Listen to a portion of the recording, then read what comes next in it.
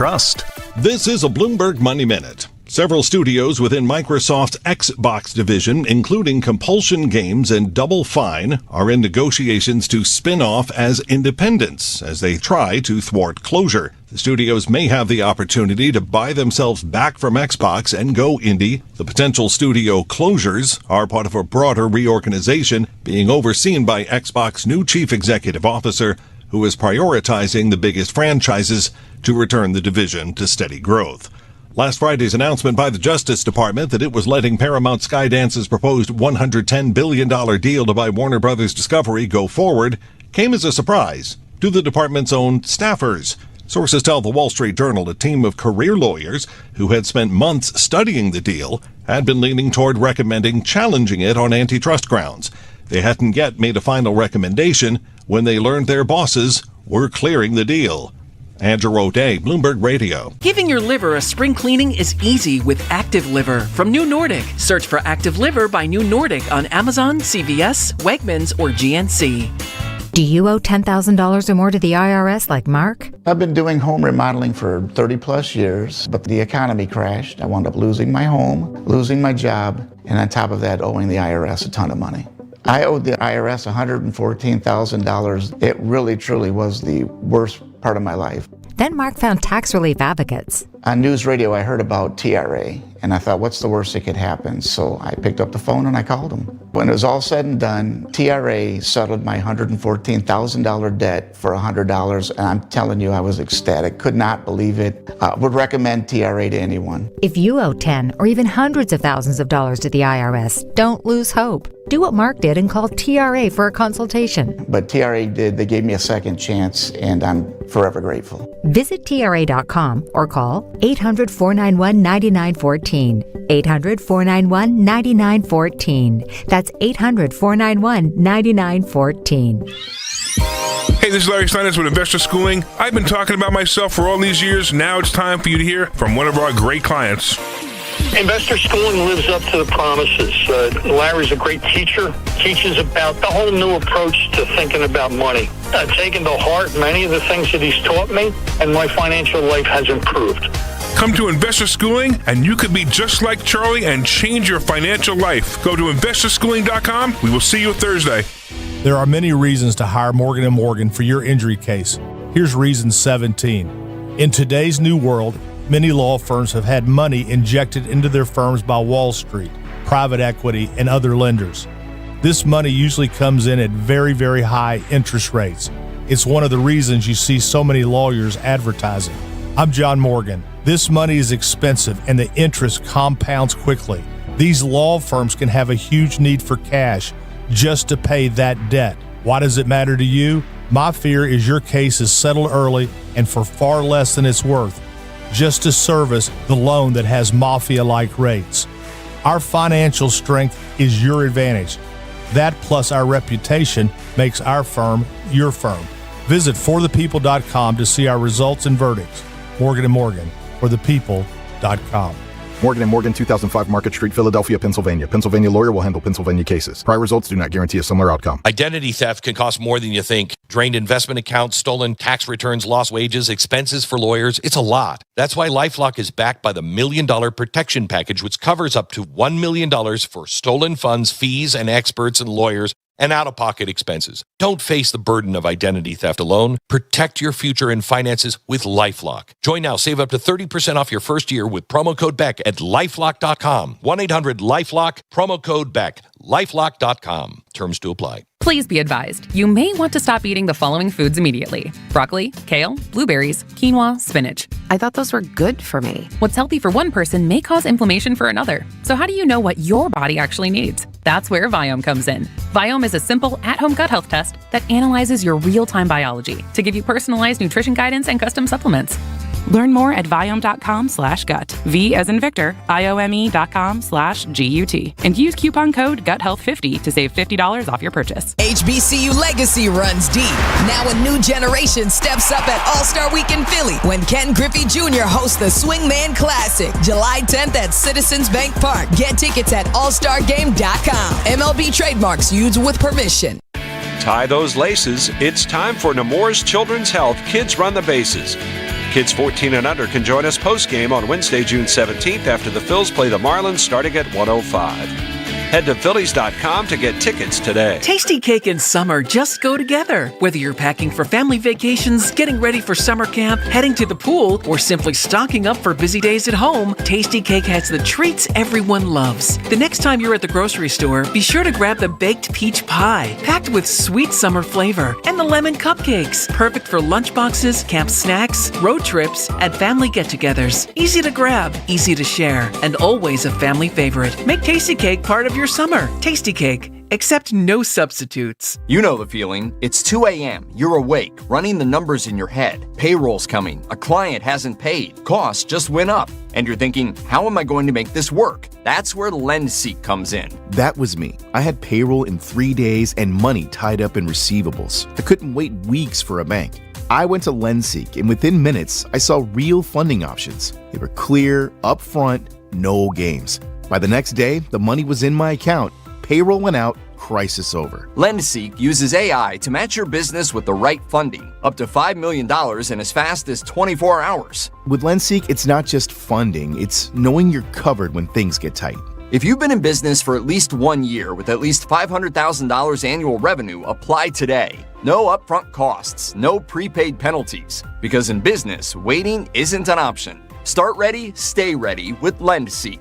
Apply at lendseek.com. That's LENDSEEK.com. It's that time of year to address some of those nagging projects around the house you've been putting off. If replacing your home's old drafty windows and doors is on your to-do list, then you need to call my good friends at Guida Door and Window. Guida will help you get your project started with 20% off all windows and doors and letting you start your project today with no money out of pocket. And once your new high-quality windows and doors have been expertly installed, you'll have up to 3 full years to pay them off interest-free. So you'll be able to start enjoying all the benefits of new energy-efficient windows and doors, including increased comfort level of your home and lowered monthly energy bills, while having the luxury of paying off your project interest-free for up to 36 months. This offer is for a limited time only. Restrictions apply. For full details, call Guida today to schedule a free, no-obligation in-home estimate at 877-GO-GUIDA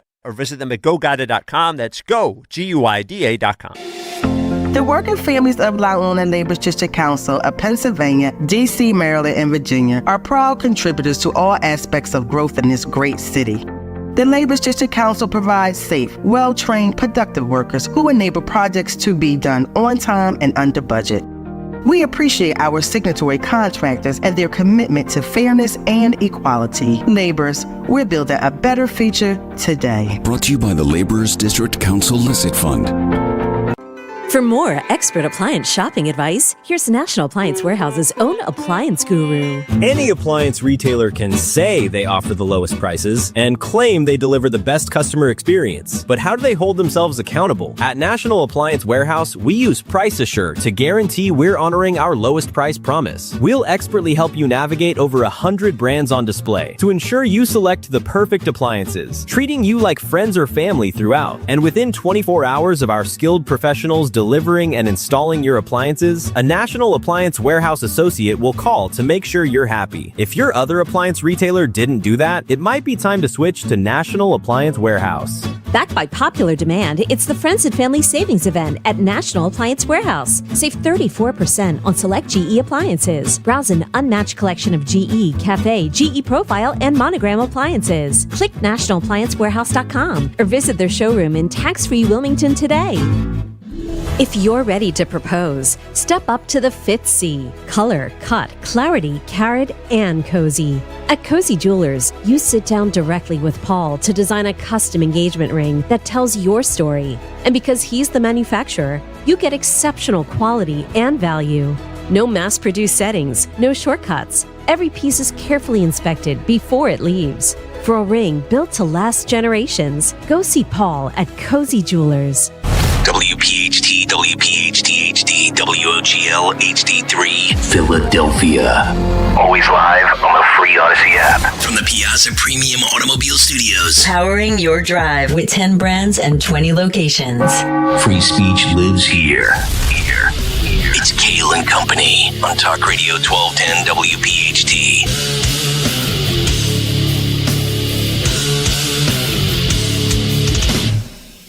And away we go, live on a Tuesday, June 16th. It is indeed Kayal and Company, right here on Talk Radio 1210 WPHT. We are always live on the free Odyssey and iHeartRadio apps, and of course, streaming live for your video viewing pleasure on YouTube. 855-839-1210. That is the phone number.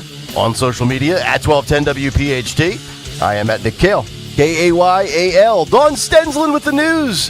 Greg Stocker, the chairman of the board. Phil Omquist, Jimmy Kelly, the associate producers. It is a Tuesday, and that means Matt Rooney will join us for a Rooney Tuesday coming up this morning at 8:30. Top of the morning, Stensland, how are you? Good morning, doing great. Yes, Trump right now in France. Yes, G7. The G7 summit. It is shortly after noon, local French cowardly time. Hello, Gregory. The New York Knicks players are projected to lose more than half of their NBA championship bonuses. Oh, Mom Donnie tax. Following the dramatic Game 5 victory over the San Antonio Spurs, sorry, my mic's out, to clinch the 2026 NBA title, each roster member earned an estimated, how about this, $770,000 for winning it from the league's $36 million postseason prize pool. Okay. However, because the team is based in New York City, top earner stars face some of the highest combined tax rates in professional sports. Mm-hmm. Total tax deductions can wipe out 54% of the initial payout. Holy smokes. So, I mean, look, we'd all be happy to have this, but remember where they started, $770,000? Yeah. Their take-home will be between $350,000 and $430,000. Wow.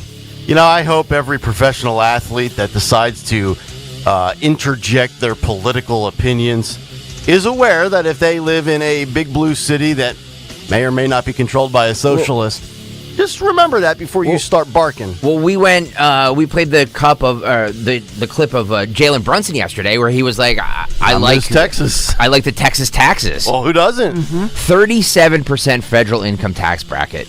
Oof. These guys are in 37%. 37% federal income tax bracket. So that would be the highest bracket I would imagine that you can be in, right? Probably pretty close to. I mean, if you're an NBA player and you're making millions upon millions of dollars, 37%. High earners in New York City face a top state rate of 11% and a city rate of 4%.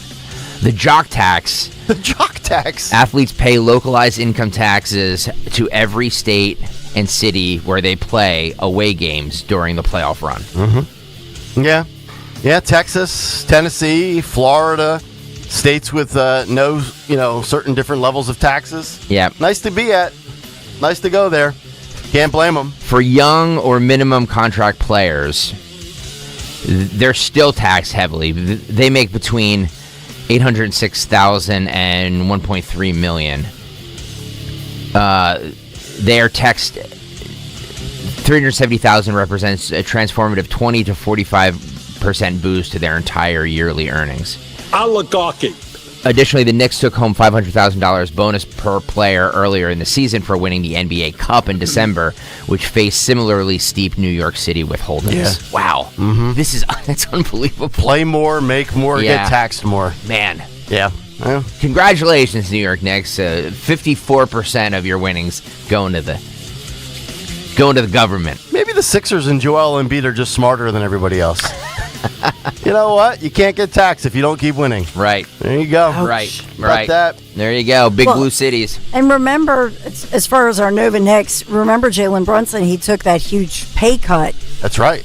By, gave up, forfeited basically $100 million so that they could hire more talent on the team to make the victory happen. And to play for Dad. Right? Yeah. You'd have to give me double to play for my dad.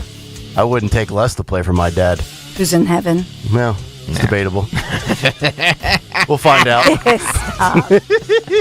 We have a lot to get to on today's program. Do we know anything about Iran?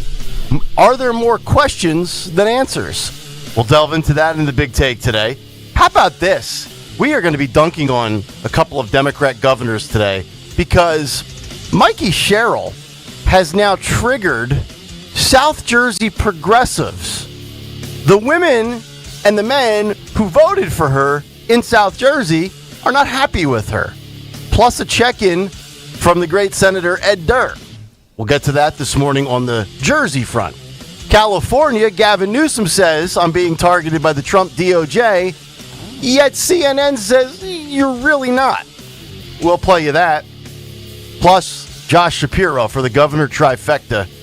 He is no centrist. We didn't get to this story yesterday, but I want to get to this today because I'm tired of this guy getting a pass for the false labeling that everybody tries to portray and project onto America. Yes, we are talking about America because he's going to run for president in 2028. I think that's a formality, even though it's not official. Rooney will be here. We have the cut sheet. We have Fight Club. And also, if we have time, an interesting story in the Wall Street Journal on whether or not remote workers are actually happy and how you can recharge your battery without taking a long vacation. The short solution if you're burned out from your gig. We'll get to that if we have time. But let's get to the news, because we always have time for the news. Round number 1, 6:07, the great Dawn Stensland. Good morning, Kayal and Company. News Live this Tuesday morning. This is June the 16th, and we are sponsored this 6:07 a.m. hour. We're sponsored by Philly Hired. We're at 58 degrees, heating up to a bright 80 degrees. Less humidity, it looks like. So full forecast just ahead. Will we get some rain? Will it heat up to another heat wave? All of these questions will be answered in the future. Let's get to it, though. In the news, there's a lot going on. We have, first and foremost today, thinking about the family of murdered Penn State student Billy Schmidt Jr., the funeral, as we've been talking about, the funeral is today. So you think of a family, parents, grandparents, sister Annie, they are preparing for his funeral today. This is South Philadelphia. He was gunned down in the street. What was that, 10 days ago? We don't have much movement on this. Not much word, just that 10 days ago, he was shot about a little over a block from his father's home. And we heard last Friday there's a juvenile being questioned, quote unquote. That's about it. No other word on movement on this case. The $20,000 reward's still posted. What's up with this? But the funeral is today, so we're following the latest developments, the tributes, the prayers, that GoFundMe that we've talked about that's not quite up to $90,000. It's still in the mid-80s as they still have the fundraiser going on there. But thoughts for Billy Schmidt Jr., as he is a Penn State student, would have been graduating this December, and obviously a Roman Catholic high school student that we've talked a lot about since he was shot down. Is there a point in time where the reward money will be increased from $20,000 in hopes of maybe somebody coming forward? I'm surprised that it hasn't yet. Yeah. I didn't know how that works as far as, is it a timeline? Is it based on funds available? It's often, sometimes it's donations, sometimes it's other organizations stepping up to increase the heat. And so that, the fact that, Nick, that's a great astute question you ask, because the fact that it has not gone up in 10 days does lead me to believe that perhaps the so-called the juvenile in for questioning that we learned about was that Friday afternoon, perhaps is the suspect. Oh, okay. Well, then there's no reason to up it. But I don't know that. I'm speculating on that one. Sure. It's just that usually, to your point, we would have heard that they would have upped it because they want to get those suspect pics out there, and they want to take an armed and dangerous person off our streets. Also concerning that they haven't reached the $90,000 goal. Know. They've been sitting on 80-some thousand. Mm-hmm. Come on, people. Let's go. So the GoFundMe is there. You can just search up Billy Schmidt Jr., and you'll find it. You'll see it. Dozens of police officers saluting a sergeant as he was leaving Penn Pres Hospital in Philadelphia. This happened yesterday morning. Now, the Philadelphia Police Department is not identifying him by name due to what they call security concerns. We know he's a 39-year-old sergeant, one of those 3 Philadelphia policemen shot Saturday night in the Winfield section of the city. And so remember, we talked about that yesterday. Mayor Sherelle Parker, Commissioner Kevin Bethel speaking out over the weekend. The other two officers remain in the hospital, though. I know that at least one of them underwent surgery. And so we had shown you yesterday that surveillance, at least one of the surveillance camera videos of the sergeant. He had been placing a tourniquet on his bleeding leg, and Police Commissioner Kevin Bethel also saying he was a veteran as well, served 2 tours in Iraq, military veteran. So police were at 54th and Arlington Streets for reports of shots fired. We know that the investigation onto the man who initiated this, according to police and is seen in that surveillance video, he's ID'd as Eric Franks, military veteran himself, longtime firefighter, served as a firefighter nearly 20 years, became agitated, and you see that in the video, according to police, as they were trying to de-escalate that. At that point, Mr. Franks, they say, pulled out his firearm, began to shoot them, and they then returned fire. He was then shot dead on the street. So we have him killed, that investigation, a lot of questions by the community. And then as well, you have 2 officers remaining in the hospital this morning. Hopefully they head home later this week. Like I say, actually both of them had surgery, but one of them with a gunshot wound to the face. So more serious injuries. So still looking into that. I want to get to this story. This is South Jersey. You mentioned New Jersey's relatively new mayor, Mikey Sherrill. Obviously, somebody who has talked about the importance of making New Jersey a sanctuary state. And so here we have the results of that, if you will. This is an ICE agent. This is Ocean County, recovering this morning after collapsing on a New Jersey street. This was moments earlier. A non-citizen illegal defiantly driving over that agent, if you will. And you'll see this for yourself in a moment, who, if you're watching on YouTube, and the description from an eyewitness. But the agent then fires his sidearm at the escapee. NBC 10 has the exclusive video, as well as a pretty incredible and very specific eyewitness interview with a lot of descriptives here. Here's the report from NBC 10. Yeah, that incident happened in broad daylight right behind me here at this light. In that video that we obtained, we're able to see the incident in its entirety. Video you'll only see on 10 shows the moment a traffic stop by ICE agents in South Jersey turns violent.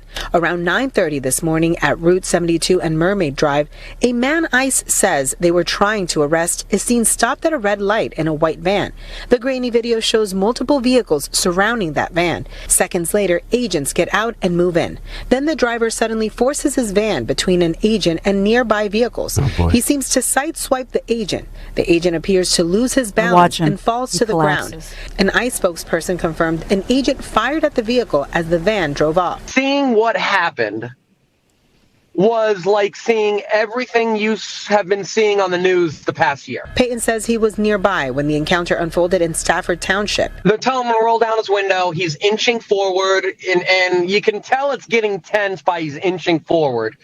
Soon as he gunned it, you just see the front of the van pin the lower half of the officer's body, into the officer's car, or the agent, into the agent's car and the work van. ICE says the target of the arrest, Frederick Castillo Ormenon from Peru, had been ordered to leave the U.S. by January 30th of this year. We were working normally with patients around 9:30 in the morning, and I did hear 3 gunshots. It was very loud. It was very distinct, yeah. Stafford Township Police responded, but says they were not involved in the ICE operation, citing the state's Immigration Trust Directive. Johnson says he even tried to follow the driver after he drove off. I start chasing after the dude, and he starts going up ahead of me. I get on the phone with cops, tell him I'm chasing after the guy. He's a half mile, quarter mile in front of me. He turns into a neighborhood, and I lost him, and that's that.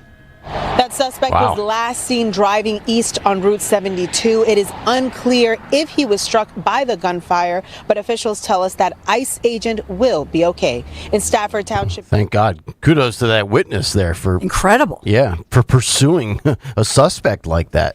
Witness, a great witness. I mean, talks in detail, could be a good court witness perhaps if they catch this guy, but they still don't have the guy. Yeah. Tell me again, ICE are the bad guys? Tell me again.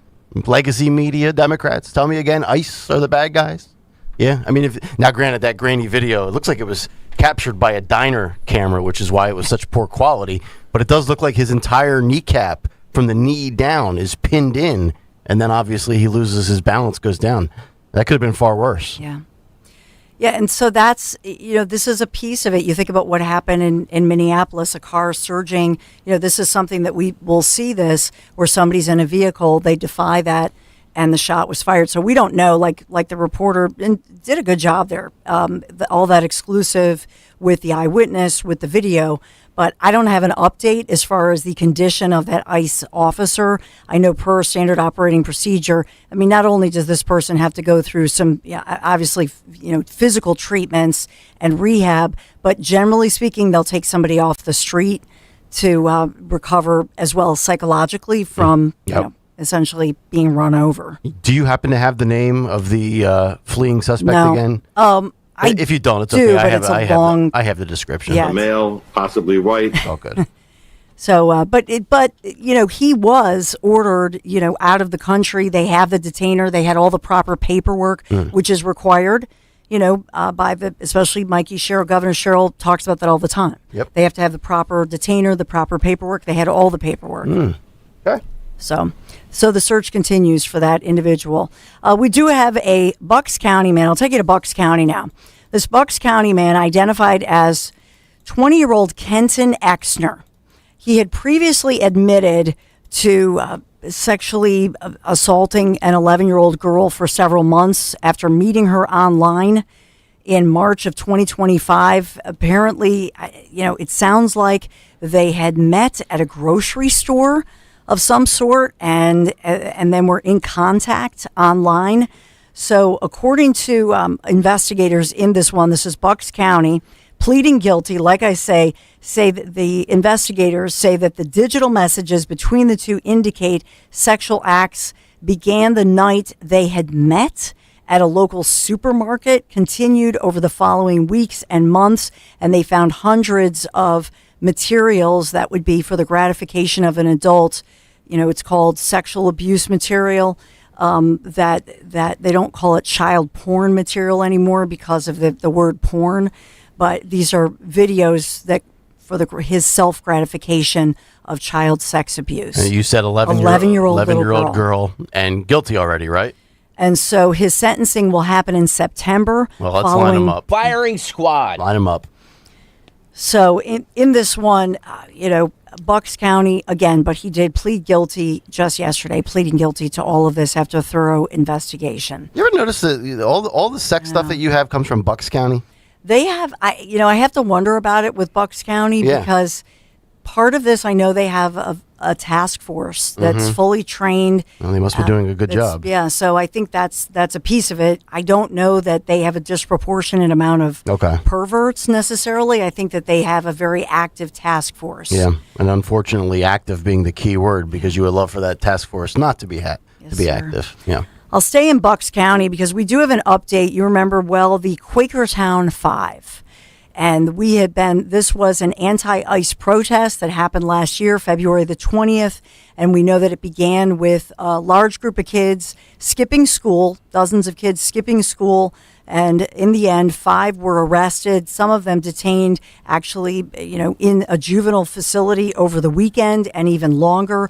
One of them had said that she was going to court because she would not do what the other 4 had done, pleading guilty. Well, now we have the story that all 5 pleading guilty, but cutting plea deals with the authorities to avoid any further court action. So all 5 Quakertown high school students here that were arrested following that February incident, entering into different diversionary programs.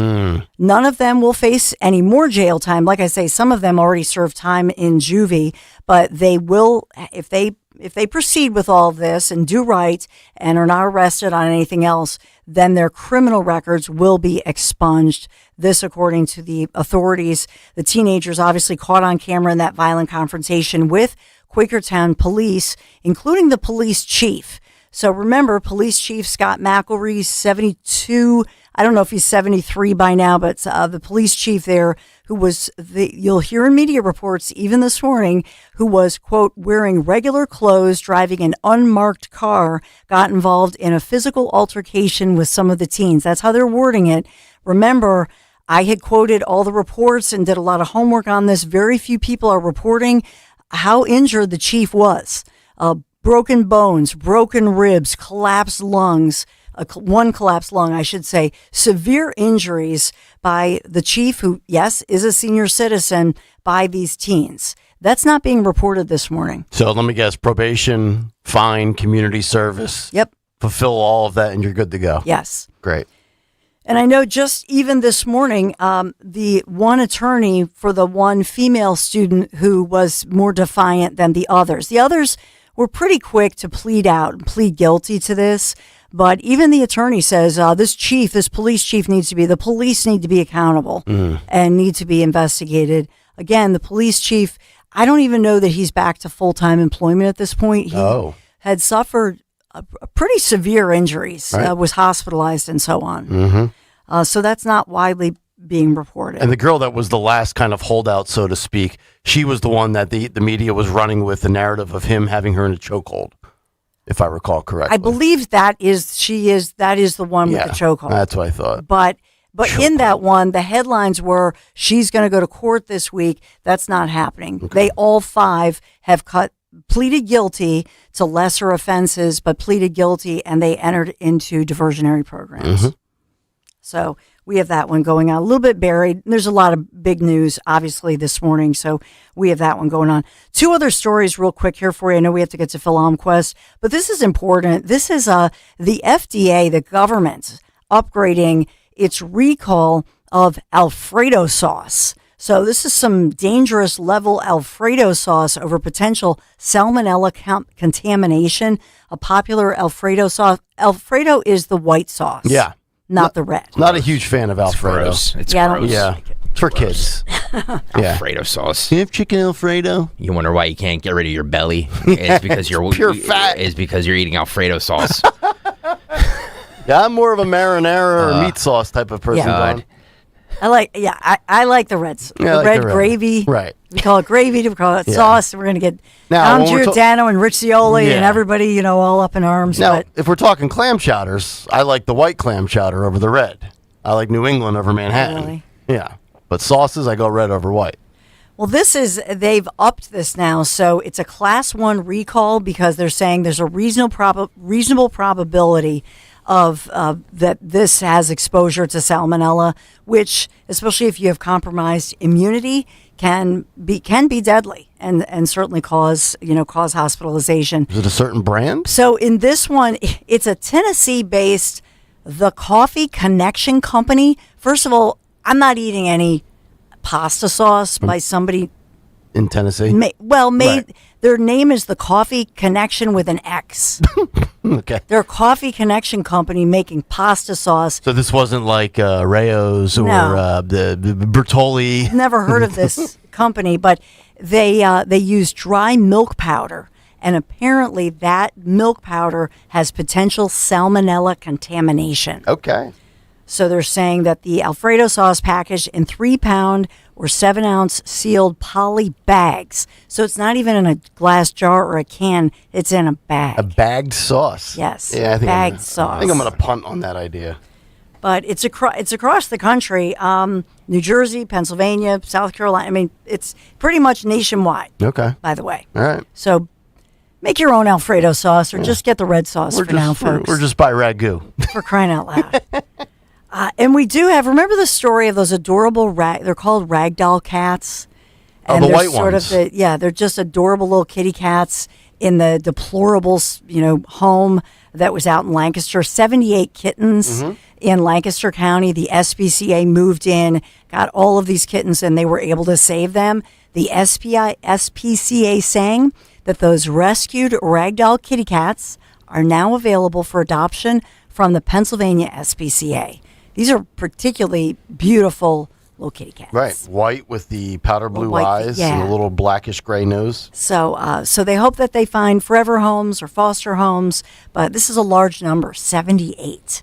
So they really want everybody, if you were thinking about adopting, please contact the SPCA. But as far as the homeowner, they were facing charges and the cats were taken away. Also investigating with law enforcement angles there, were they attempting to breed and sell these particularly beautiful cats? So that's a question. I don't have the answer. But that's so they could face criminal charges. We are sponsored by Philly Hired, still scrolling those big national job boards, doing it wrong. So if you want a job in Philly, use the site from the city of Philadelphia. Philly Hired, connecting you with local companies that actually know what a hoagie is. Find your next gig at phillyhired.com. Local jobs for local people. Don't be a jabroni. All right, already. Philly Hired. Thank you for sponsoring us. And now from Philly Hired to Phil on Quest. Thank you, Don. We will start in baseball where the Phillies blanked the Marlins yesterday 7-0 in South Philly. Zach Wheeler went 6 innings, walked 3, and struck out 9 in the win while lowering his ERA to 2.01. That's pretty good. It's possible that Sanchez and Wheeler could actually finish 1-2 in the Cy Young in the National League. It's very possible. That's pretty remarkable. They've been great. Yeah. First pitch of tonight's game is at 6:40. Also, in early All-Star voting returns, Brandon Marsh is third for outfielders. Kyle Schwarber is second for DHs. Bryson Stott is also second for second baseman, and Alec Boehm is second for third baseman. Wow. A lot of Phillies are voting right now. Yeah, but it's early voting, so it is very early. Brandon voting. Marsh could end up being like Spencer Pratt, and when the late votes come in and there's a big ballot dump for somebody else, he might cry shenanigans. That's exactly true. The All-Star Game, of course, is here on July 14th. In basketball, former Sixer and current Cavalier James Harden was arrested early Saturday morning in Houston and was charged with unlawful carrying of a weapon, which is a misdemeanor. The handgun was on the seat of a car he owned, unholstered and in plain view. Harden was booked and later released after paying a $100 bond. His arraignment is scheduled for June 22nd. First time James Harden's made the headlines in June in his entire life. Exactly right. He is a Houston resident, though. Okay.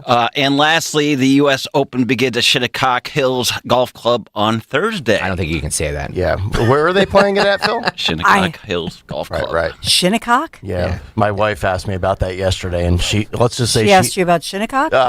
She called it Shiny Cock. She said, honey, it's very dull these days. It's not shiny, but it's a tough course. Gosh.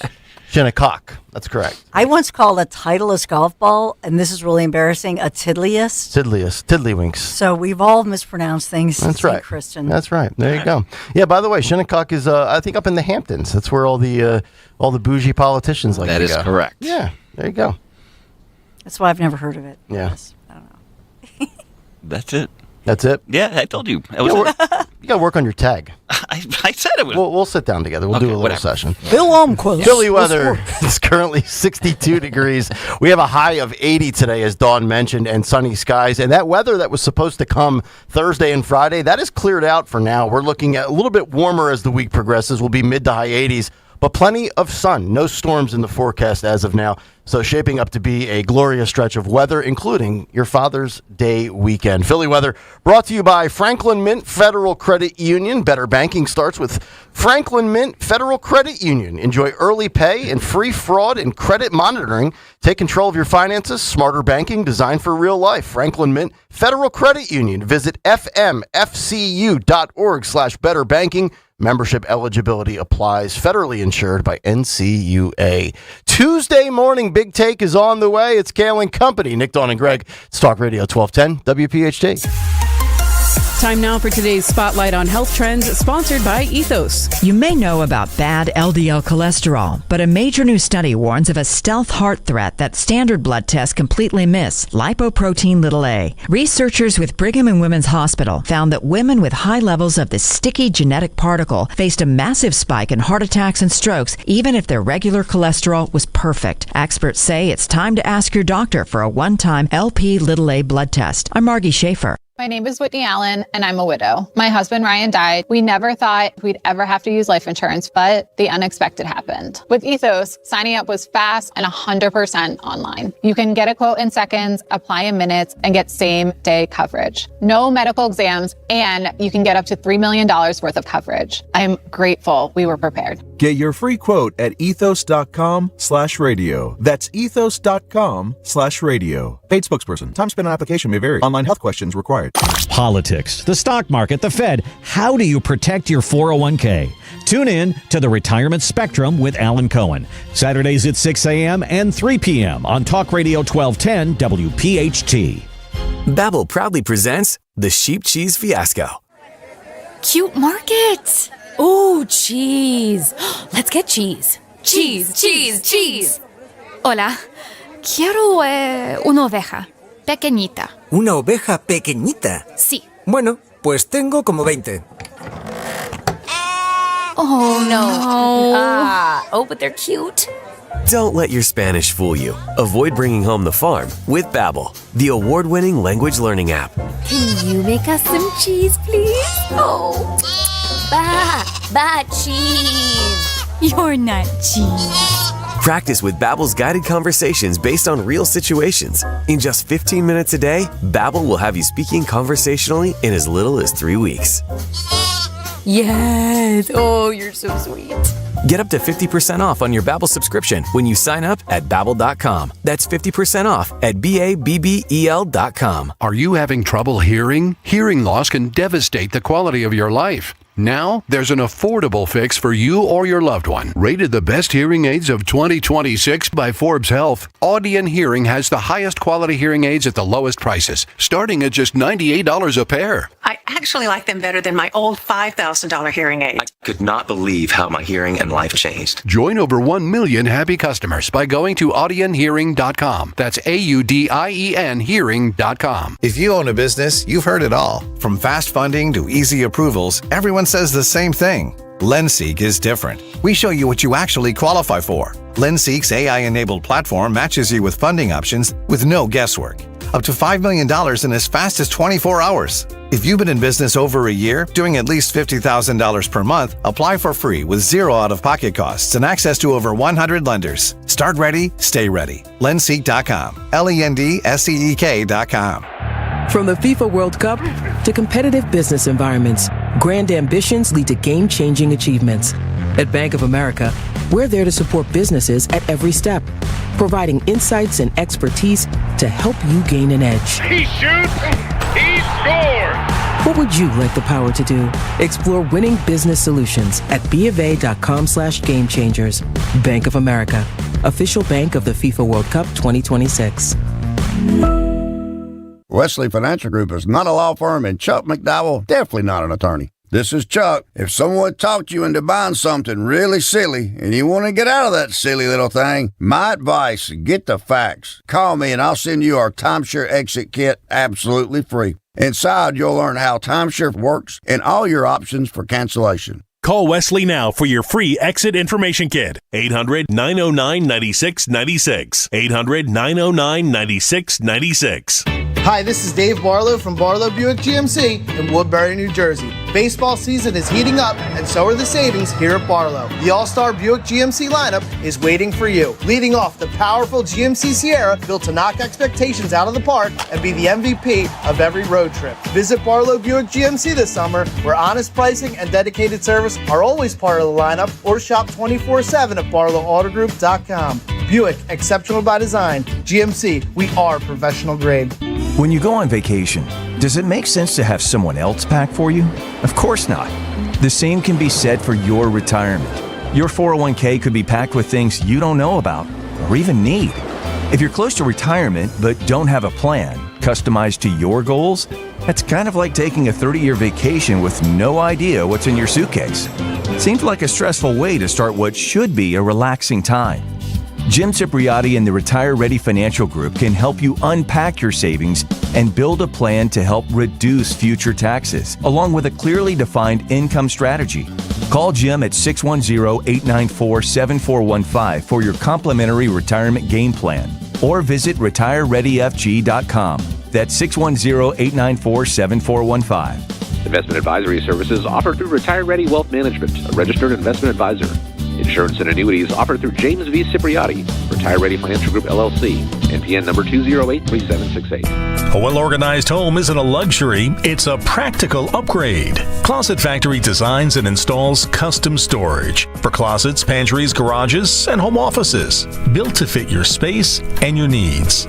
You'll work with a designer, choose the look, and get professional installation, so the project stays simple and the results last. Start with a free design consultation at closetfactory.com. That's closetfactory.com. Follow Talk Radio 1210 on Instagram and Facebook at 1210 WPHT. 6:35, Kayal and Company here on a Rooney Tuesday. A ton to get to. Matt Rooney will join us at 8:30 this morning. We have all sorts of local stories to get into with New Jersey as well as Pennsylvania. The cut sheet coming up at 7:45. And also the Trump DOJ against California Governor Gavin Newsom. All of that still on the way. But first, a Tuesday morning Big Take. The Big Take on Kayal and Company. Brought to you by Bucks County Estate Traders, Trump and Iran. More questions than answers? Do I expect the United States and Iran to sign their anticipated deal this Friday, make it official June 19th in Geneva, Switzerland? Yes, I do. Do I expect this thing to last long term? No, I do not. And in less than 24 hours, everything we thought we knew on Monday is still anyone's best guess a day later on Tuesday. And Monday brought more conflicting reports from all parties involved after Donald Trump, legacy media, J.D. Vance, and others reported on Sunday that the deal was done and agreed to. Iran is saying one thing through state TV. Bibi is saying another thing in Israel. The Trump administration is saying something else. And Trump right now at the G7 in France. But here are the latest details, followed by what needs to be answered moving forward. From a U.S. military operations perspective, retired Lieutenant Colonel Robert McGinnis writes the following op-ed at foxnews.com with this headline, quote, Trump may have won a strategic pause in Iran. Now comes the hard part. From disputed transit fees to Israel's disagreement, the 60-day window faces immediate challenges. The colonel writes, more than 2 decades ago, as a Pentagon strategist, during the run-up to the Iraq War in 2003, I found myself asking a question that received far less attention than troop movements, airstrikes, or invasion plans. What happens after the initial victory? Military planners focused on defeating Saddam Hussein's regime. I remain concerned about what would follow. Even with access to senior-level planning discussions and classified assessments, I believed too many assumptions were being made about the peace that was supposed to emerge after the fighting stopped. That same question returned to me on Sunday night when President Donald Trump announced on Truth Social that the United States and Iran had reached a Memorandum of Understanding, MOU, to end nearly 4 months of war, and that he was authorizing the immediate reopening of the Strait of Hormuz and lifting the U.S. naval blockade.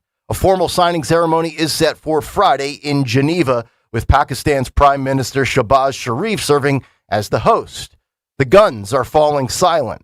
Diplomats are returning to the table. Oil futures dropped 4%, and equity markets rallied on the news. Those developments should not be dismissed, but history teaches us that ending a war and securing a durable peace are not the same thing. I agree with everything that colonel just wrote for Fox. Then we get to the Israeli perspective, our ally, and what Bibi is battling about. Israel Prime Minister Benjamin Netanyahu gave his first statement on Israeli television Monday, nearly 21 hours after Donald Trump announced a MOU between the United States and Iran. Addressing the new agreement, Netanyahu clarified that it was made by Trump before stating that the president believes that it can achieve both the reopening of the strait and the dismantling of Tehran's nuclear program, saying, quote, I said that this is his decision. I repeat, this is his decision. He is leading it, and of course, I've expressed my views in various conversations. Netanyahu also acknowledged differences between himself and Trump, saying that very often they see eye to eye, and there are also cases where they see things less eye to eye. Quote, this is a relationship between partners who have known each other for a long time. As I've said, we often agree and we often disagree. That happens in the best of families. I can tell you that I set certain parameters for our activities and we act accordingly. Netanyahu stressed that his primary responsibility remains Israel's security. Does that sound like a happy man to you? Or does that sound more like Mark Levin and Lindsey Graham? The VP, J.D. Vance, was making the media rounds yesterday. He was on CBS Mornings. He was asked about the financial incentives that are involved, a.k.a. lots of cash, to the tune of $300 billion on one front and another $24 billion on another front. But let's start with $300, shall we? Listen and watch. Walk through some of this. The Iranians are saying that they're going to have access to a $300 billion reconstruction fund. True or false?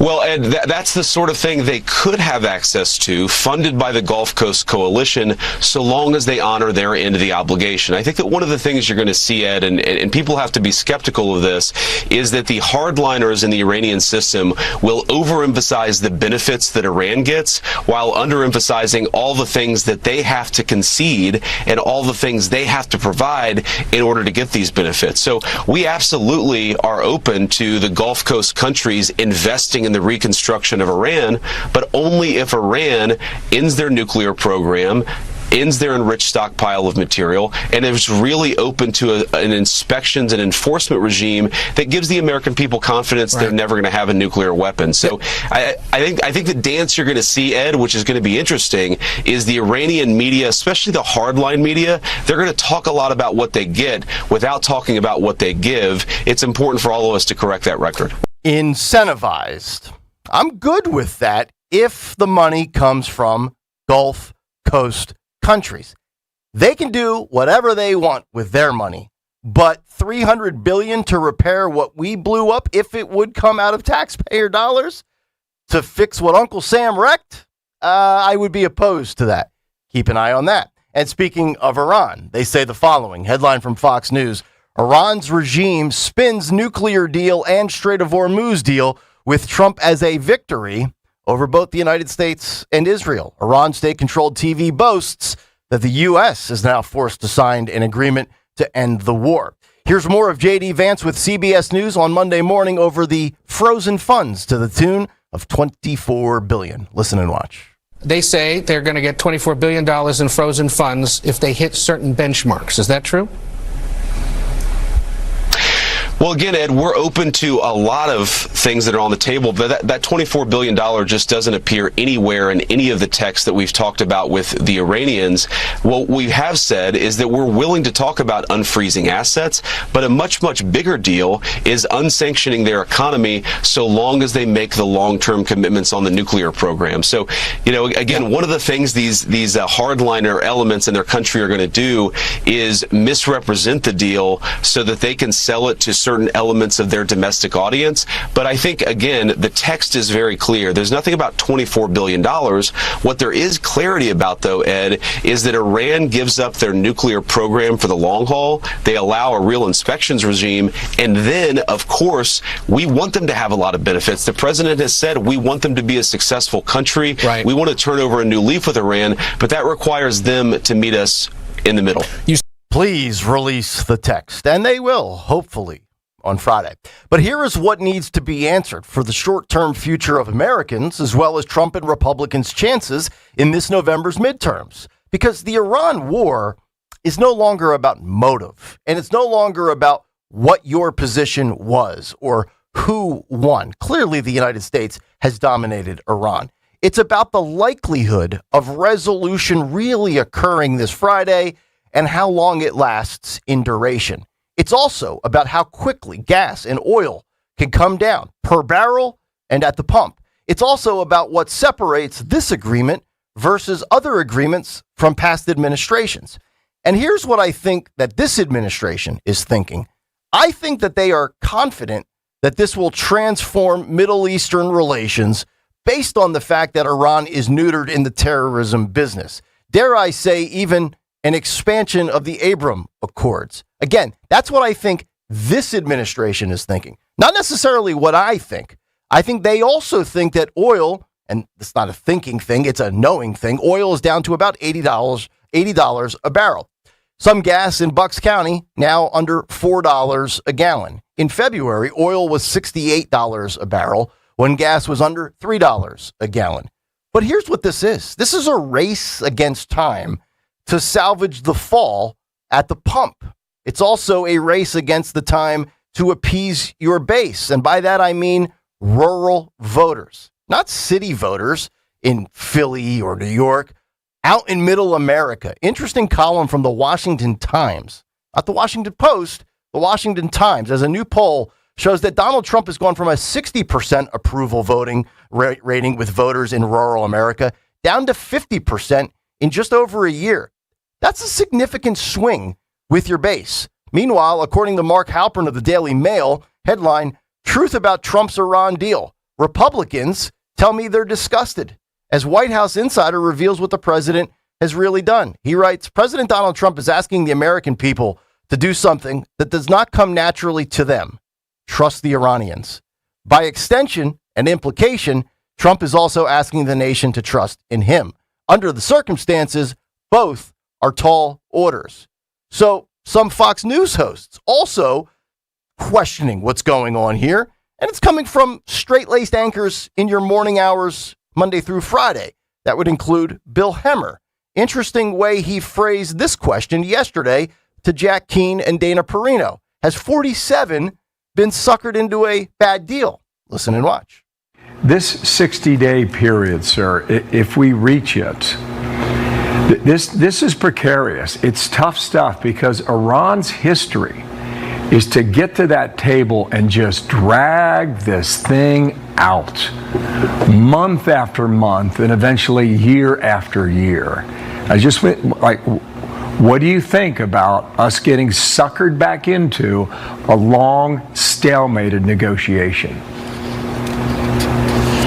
Well, certainly what we've just gone through is an indicator of just that, and I'm sure that's why you're raising it. That was on America's Newsroom with Jack Keane and Dana Perino. This is hardly over, folks. Iran wants to use this and play this game well into the summer. They know what July 4th means. Iran wants to upend Trump and Republicans for the midterms. You trust Iran? The nation that has multiple hits on Trump family members? I do not. And why is J.D. Vance so-called being the closer? Wouldn't that be a Trump thing? This thing is far from reaching sustained peace. Friday looms. They could sign it. But how long does this last? Your guess is as good as mine. But after Friday, everything becomes far more critical. And that's the big take. The Big Take on Kayal and Company. Brought to you by the good folks at Bucks County Estate Traders. Furnish your home. Make a statement for summer with one trip to Bucks County Estate Traders. Browse over 16,000 pieces, all high-quality, famous brands, meticulously cared for and curated by their experts. Visit buckscountyestatetraders.com or their showroom in Hatfield. 855-839-1210 if you want to jump in on X at 1210 WPHT and, of course, in the YouTube chat. And I just saw up on the Chiron on Fox that Trump now wants Syria to handle Hezbollah in Lebanon. So, again, when you look at the Middle East, again, this is not like fighting Italy or France or Germany, one nation. This is an entire religion, an entire region of many nations and all sorts of players that could totally upend any sort of peace deal. Dawn, your thoughts on what's transpired yesterday, this morning, and where we are versus where we thought we maybe were on Sunday afternoon and Sunday evening? So as far as gas prices, the headlines this morning within the past 10 minutes say lowest gas prices we've seen pretty much across the board since March. So I was just checking New Jersey averaging about $4.20 a gallon or lower. Like you said, when Bucks County, depends on where you are, but I saw in Bucks over the weekend and parts of Montgomery County under $4, but the regular gas averages about $4.23-ish per gallon, and that's because we have, such high taxes on it. So gas prices, that's good news, right? That we have gas prices going down. I think that's AAA Gas Buddy reporting that stock market looking good. Obviously, the Fed meets this week, and so that's important that they see that these inflation numbers, that the gas prices, obviously energy prices fuel everything. And so I think that was a piece of this that President Trump did not want to put, quote unquote, his guy who he wanted in place as the Fed chair to then be in a position where he'd have to raise interest rates. That would have been a very bad look. But it looks like with the tentative peace deal, Trump, I saw him this morning on somewhere on one of the feeds. They did ask him about all of this, and he said no tax dollars are going to be spent on this thing. He said he called it fake news. He said absolutely not. No U.S. tax dollars. And that's consistent with what J.D. Vance told Sean Hannity last night as he makes the circuit. So they're saying no tax dollars. It's Iran's money that they want back that's frozen. And so I think they have them. Like the Obama deal that everybody criticized. Well, I think a piece of this with Barack Obama speaking out, which I wish they had asked Barack Obama about immigration when they had him this weekend, as I said yesterday. But with this deal, that's the media narrative that, this isn't much different than the Obama deal. Other presidents have tried to do a deal with Iran.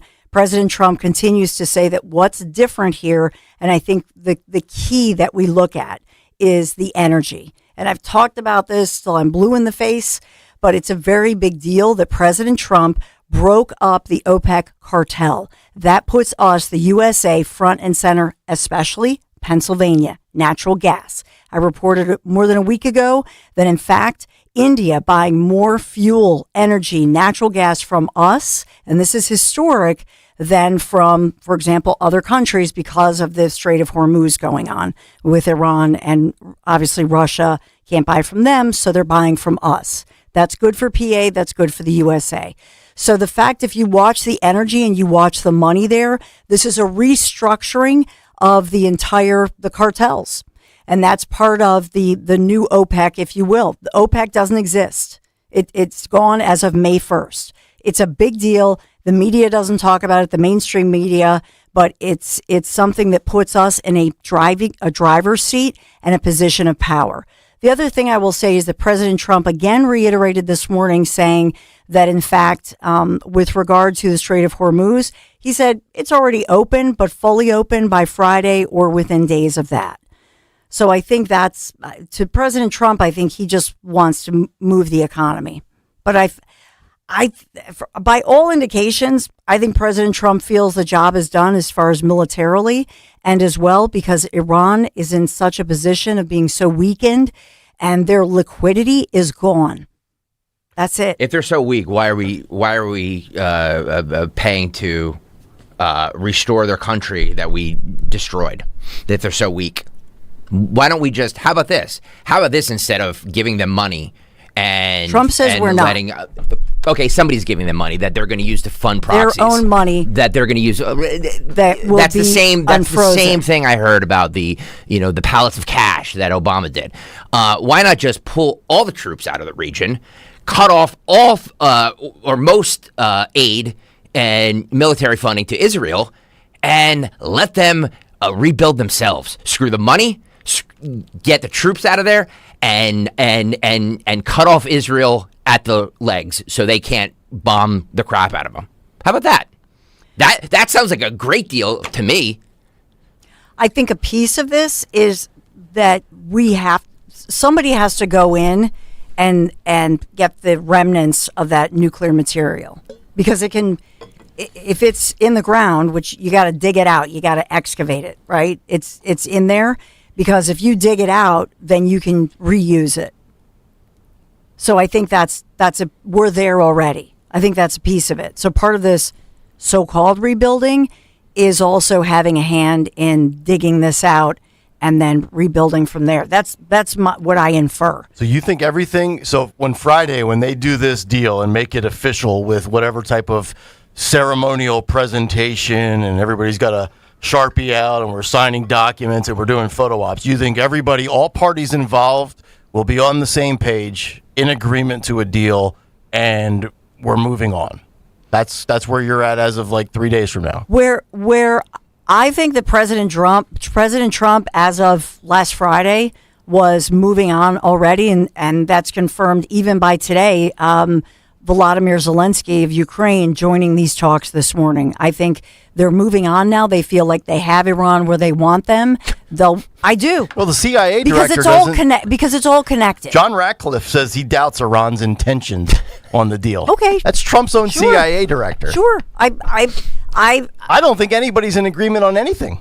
I really don't. Not Syria, not Lebanon, not Israel. I mean, Bibi's not happy. Well, that's not what I said. What I said was I infer from everything they've said, but President Trump has them weekends. But Trump can't start a war and then just say, "All right, it's over. I'm good." Well, like there's other people involved in this, right? Like what is he? What is he like the referee in the NFL game? All right, the clock has expired. Everybody go into the locker room.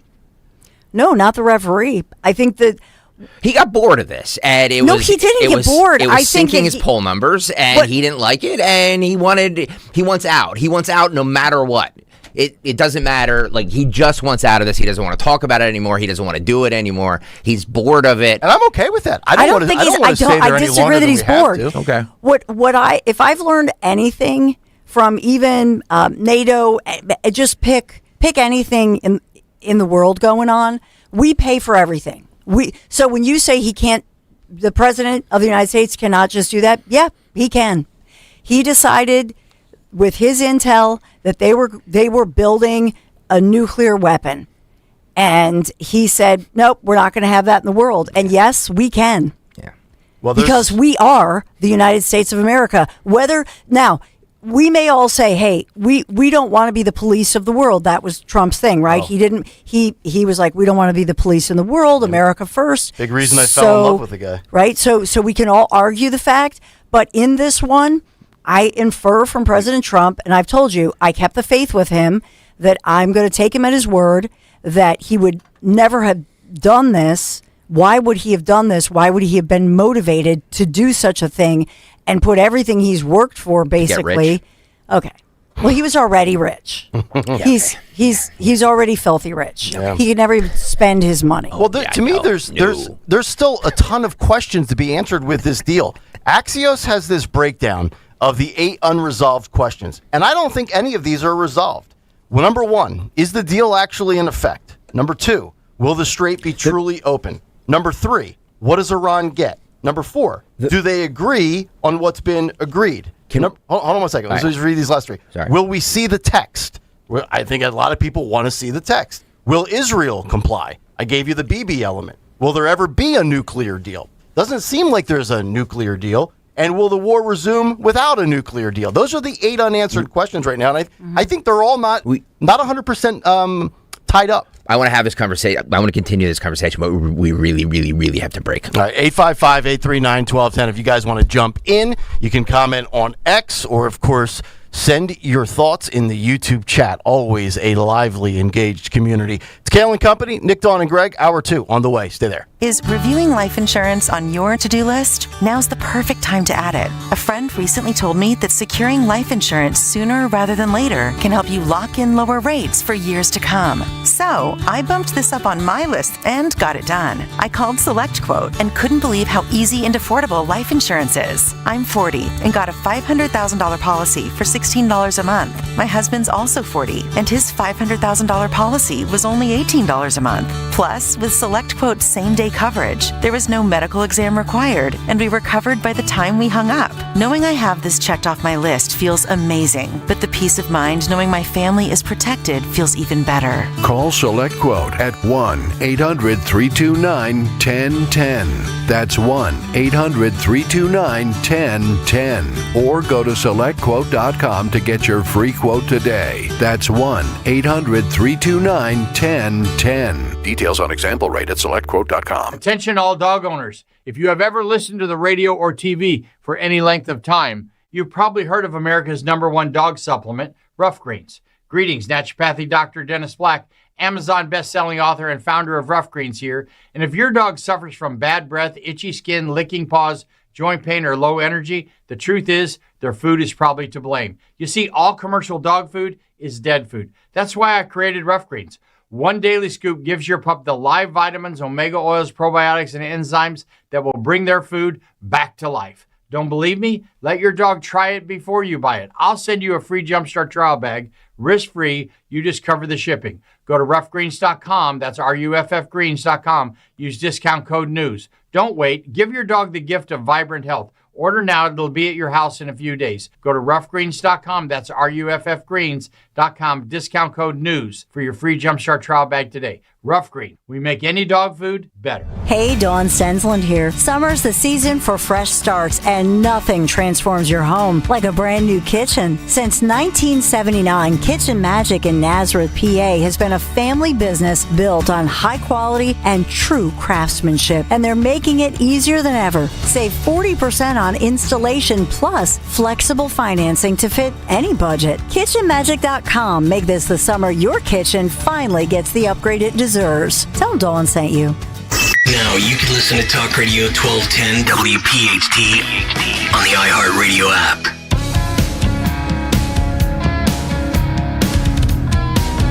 Seven o'clock. Welcome back in. Kayal and Company, hour number 2 on a Rooney Tuesday. Matt Rooney coming up at 8:30. The Cut Sheet at 7:45.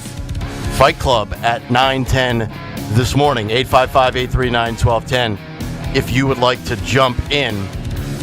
Our gal, Deb Kennedy, who loves to check in via social media, just posted this to us at 1210 WPHT. She says, "Hey, Nick, can Trump start with ending the $40 million we give the Taliban every week? Maybe I could believe him when it comes to Iran if it weren't written in the Bible. This is a religious war. It's not going to end no matter what Trump and Iran say this weekend." That's why I was so against us doing this in the first place. You know, it's a lot like Iraq from the standpoint of two things. And again, nobody's comparing it from a duration standpoint or an atrocity to American troops standpoint. But obviously, Iraq, there's a religious element. Although Saddam Hussein was more of a dictator from the standpoint of Kuwait, kind of like China trying to bully Taiwan and things like that. But you have the religious fanatic element of it, and of course the spin-off terrorist organizations that emerged after the Iraq War, or even during the Iraq War. But then there's the obsession. And I don't think we've talked about this yet. Now, I do understand that when somebody has a hit out on you and your family members, it becomes personal. So I totally get that element. But to this extent now, going back to the summer of 2025, as well as here we are a year later, I think, are we roughly around the same? Is it 1 year since the bunker buster, the Moab thing? Wasn't that June of 25 or May of 25? I feel like we're close to about 12 months since that happened.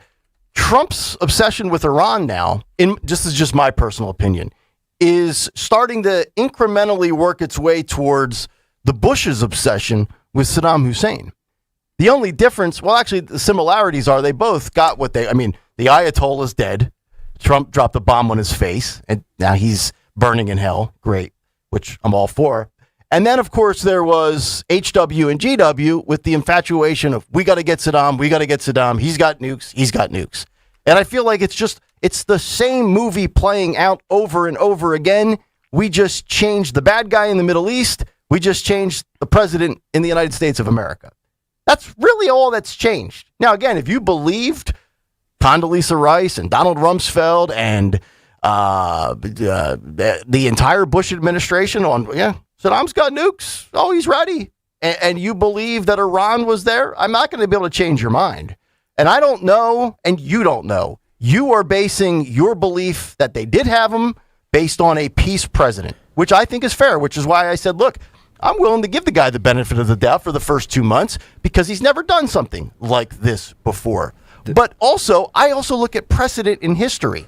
And the American government has had an obsession with creating pointless wars in the Middle East for profit.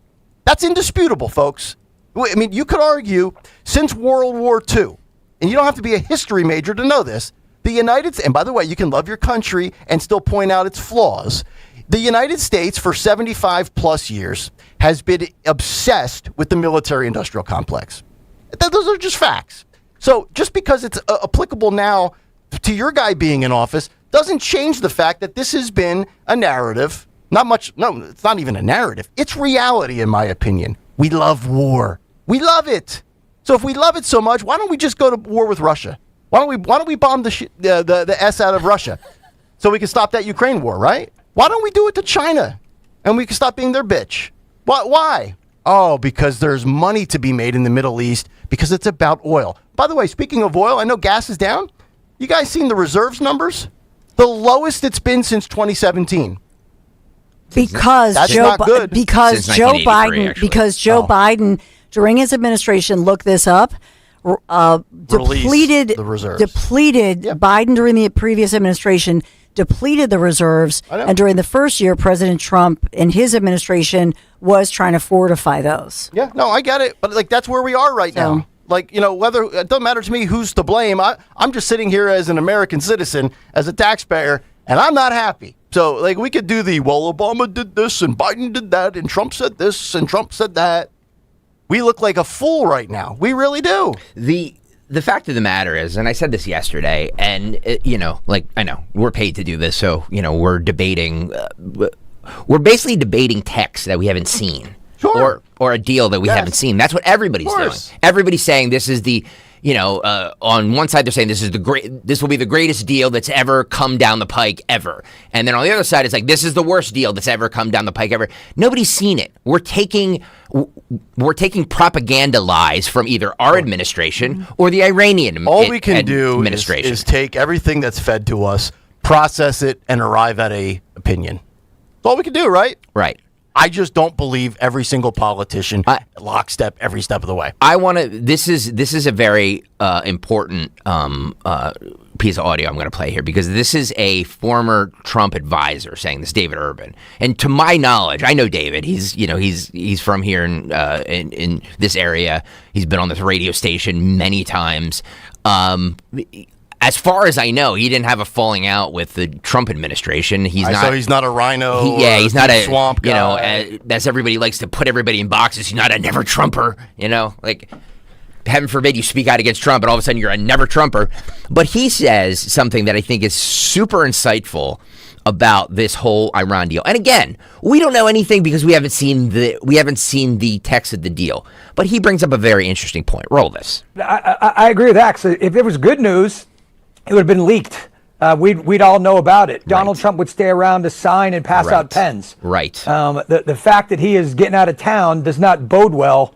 Anyone with any shred of political sense knows that politicians and cameras go hand in glove, right? So if this was something good and going to be of global significance, Donald Trump would be there. I think that this is to be viewed very skeptically. I do not trust the Iranians. There you go. Well, nobody trusts the Iranians. Nobody ever did. Nobody ever will. Well, I don't trust this administration. He's going to... Well, okay. I don't know where France to Switzerland is on a map, but isn't he... If this is being signed Friday in Geneva, is Trump not present for that? No. So Trump's going to be back here in America, wrapped up with G7, as that's being signed on Friday? I believe so. Okay. Because, I don't know what the schedule looks like as far as... Like, he's over there for the G7. How long does that last? Is he out of there on Thursday? Is there a... Does he fly from France or wherever he wraps up the G7 and then stops in Switzerland for the signing? Or is it just J.D. Vance and other people lower in the cabinet? All right, let me just ask. Which I think is a valid question. If you can, I know Dawn poo-pooed he would be in town if that would happen. Okay, take that out. But what about the fact that if this was really the greatest deal ever, it would be leaked? It would 100%. Well, if this is everything that this administration claims it will be, Trump's going to want to be front and center for it. 100%. No, I totally agree with that. So why are they sending J.D. Vance out to clean up this mess? Well, who's with him right now? I thought I saw the picture of them sitting at that stupid round table with Macron. I saw not Witkoff. I saw Lutnick. I saw Rubio. I saw Lutnick, Rubio, and Bessent were next to him. So Vance is on a completely separate schedule than POTUS right now? Sounds like it. Okay. Dawn, do you know? Do you care? Should we change subjects? Oh, I'm looking up. I had an invitation to go cover this thing. I wish to God I were there. This is Evian-les-Bains. You made me think of it when you said, where is this all? Yeah. This is one of the most beautiful places in the world where they are right now. So you picture, Geneva, Switzerland, northern France. Mm-hmm. So it's cool, crisp weather. It's on the water. A beautiful setting, by the way. But so you were asking where it was. Sorry. As far as this goes, here's what I would say about it.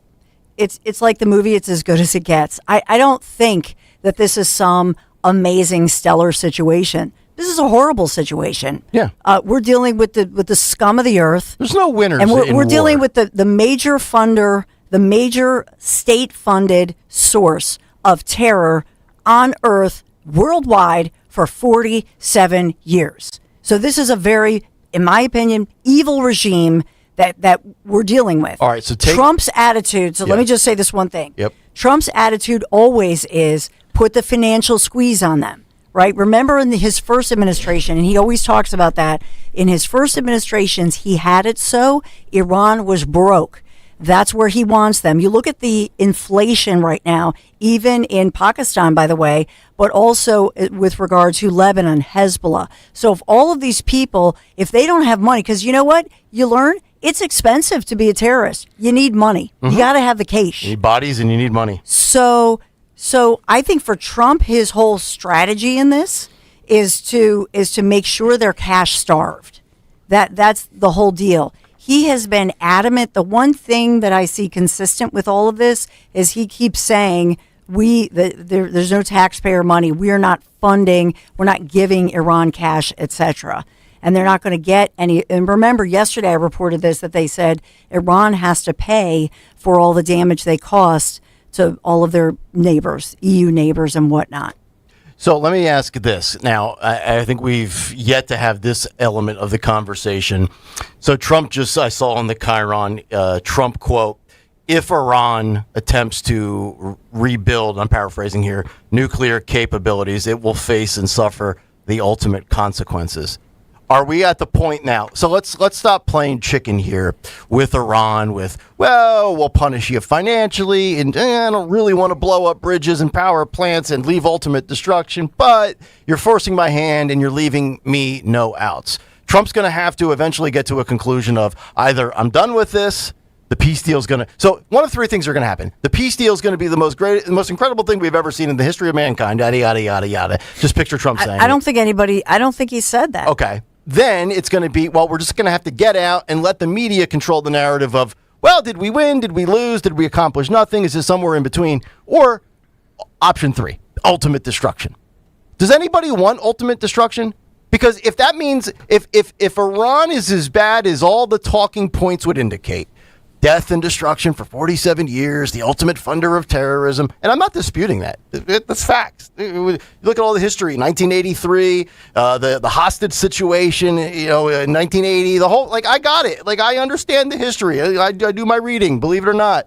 Even though people think I just whistled Dixie out my ass, I read. Then should we just obliterate these scumbags and have no remorse for it?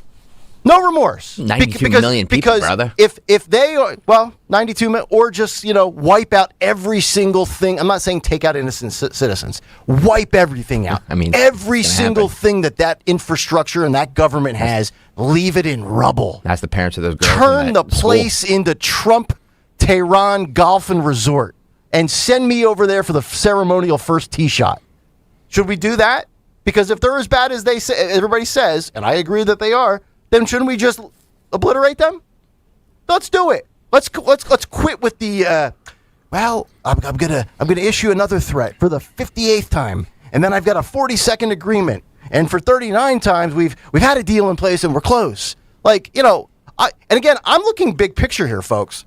I don't want to see the Democrats take control of the House and the Senate. That's what you should be thinking about. Not whether Trump is right or Trump is wrong or you believe everything he says.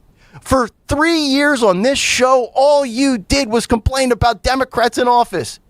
And if this thing isn't wrapped up and Americans keep that in the back of their mind because the gas pump is killing them, come November, you're going to have a president in control of a Senate and a House run by Democrats. Again, and this isn't Kamala and Joe Democrats anymore. This is the Mamdani AOC wing of Democrats. They're not sliding back to common sense. They tripled down on cuckoo crazy. That's what you should be worried about. Not whether or not people retweet what I say because I think the deal's in place. God almighty. The truth about November. I just want our audience, and I hate to generalize because I have no idea how. I mean, there's hundreds of thousands of people listening. So, and we take 4 calls a day. So I don't want it to be, and we read 6 tweets and 9 YouTube comments. So it's not representative of the whole audience. But just think about the long game here, folks. That's all I'm saying. Because I don't want to see my guy tied up with the agenda that I voted for, that I pay my tax dollars for, stalled up with stupid votes. Meanwhile, the SAVE Act. Can you imagine Hakeem Jeffries controlling the SAVE Act? The SAVE Act ain't passing either. You know what I mean? So 9%. So I'm back to begging again. I wanted one skin on the wall with the DOJ. I got it. I can't get the Save America Act passed. God almighty, I want to rip my glasses off my face right now. Oh. So if you're just joining us, Trump at the G7, lakeside, beautiful French, lakeside, northern France, borders, Switzerland, France. That's where he is right now in France. And they signed a memo of understanding to end the Iran conflict, whatever you want to call it. And so we don't have the release of the text yet. Trump says some ships have already left the Strait of Hormuz and that it's already opening, but that it'll be fully open by Friday, if not within a few days after Friday. These are just some of the headlines that I just wanted to update. And so now Trump has said that he wants to move on with Ukraine, Russia, and resolve that one. Yeah, because he's bored with this one. Well, I'm not saying he's bored with it. I think that he's the big picture guy. Let's look at this element. And he's saying that he has, in essence, weakened Iran to the point where they're on their knees, they're broke. The liquidity situation, as we've been reporting, they're out of cash, they're out of money. Does anybody buy that? Pay their people. Does anybody buy that? I mean, money is, fungible, which is why the $300 billion that whether it's taxpayer money or not is going to be used to fund proxies. You know what I mean?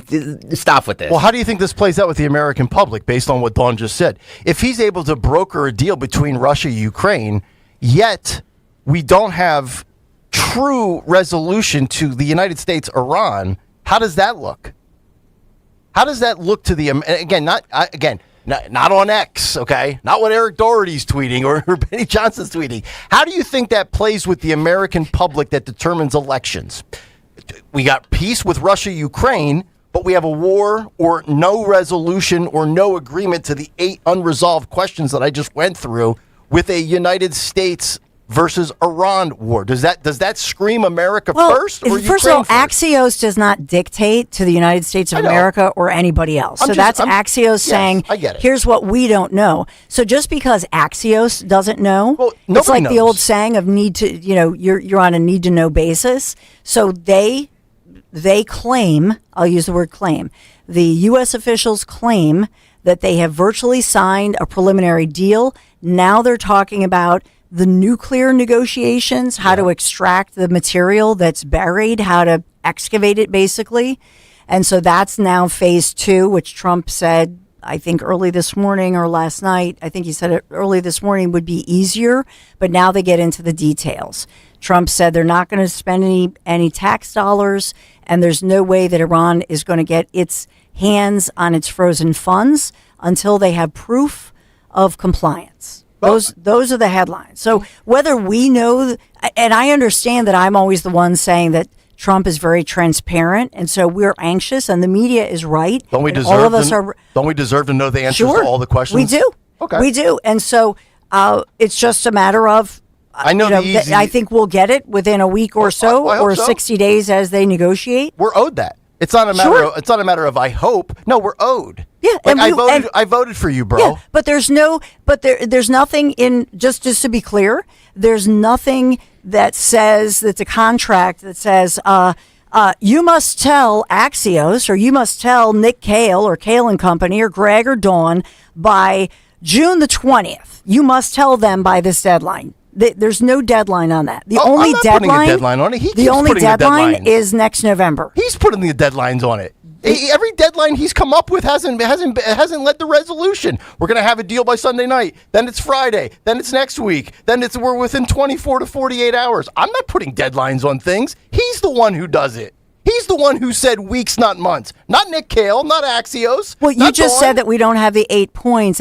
So I'm simply pointing out that there's no law. The only deadline facing politicians or lawmakers or anybody is next November, if you will. But to my knowledge, there's no law that says that, in fact, in this negotiation, they have to release their 8 talking points or their 5 talking points or whatever by a certain time. That's the beauty of our American media, that we all put pressure. That's why we need freedom of speech. That's why the First Amendment is so critical, right? Because we, the people, we put the pressure on our leaders to say we want this transparency. We want to see this, and we demand it. Yeah, that's exactly what I'm demanding. I'm just tired of money for other countries to rebuild and do this and do that, and our country's falling apart. And we don't have AC in school. We don't have this. We don't have that. And we're paying $4 for gas. Like, I'm tired of these Middle Eastern conflicts. That's why I said, I'm going to say it again at 7:20. Pull every troop out of that region. Cut off They're the already funding. leaving. Cut off the fund. No, but they're already leaving. But they've been there for decades, and not everybody's going to leave. Cut off the military funding to Israel. Well, cut it off has to happen. And don't give a penny. Look, I'm not saying a penny to Iran. I'm not saying a penny. I'm not saying we shouldn't have some military presence over there for the sake of monitoring, to do intel, to collect data as far as what these radicals are up to. I don't want another 9/11 in my country.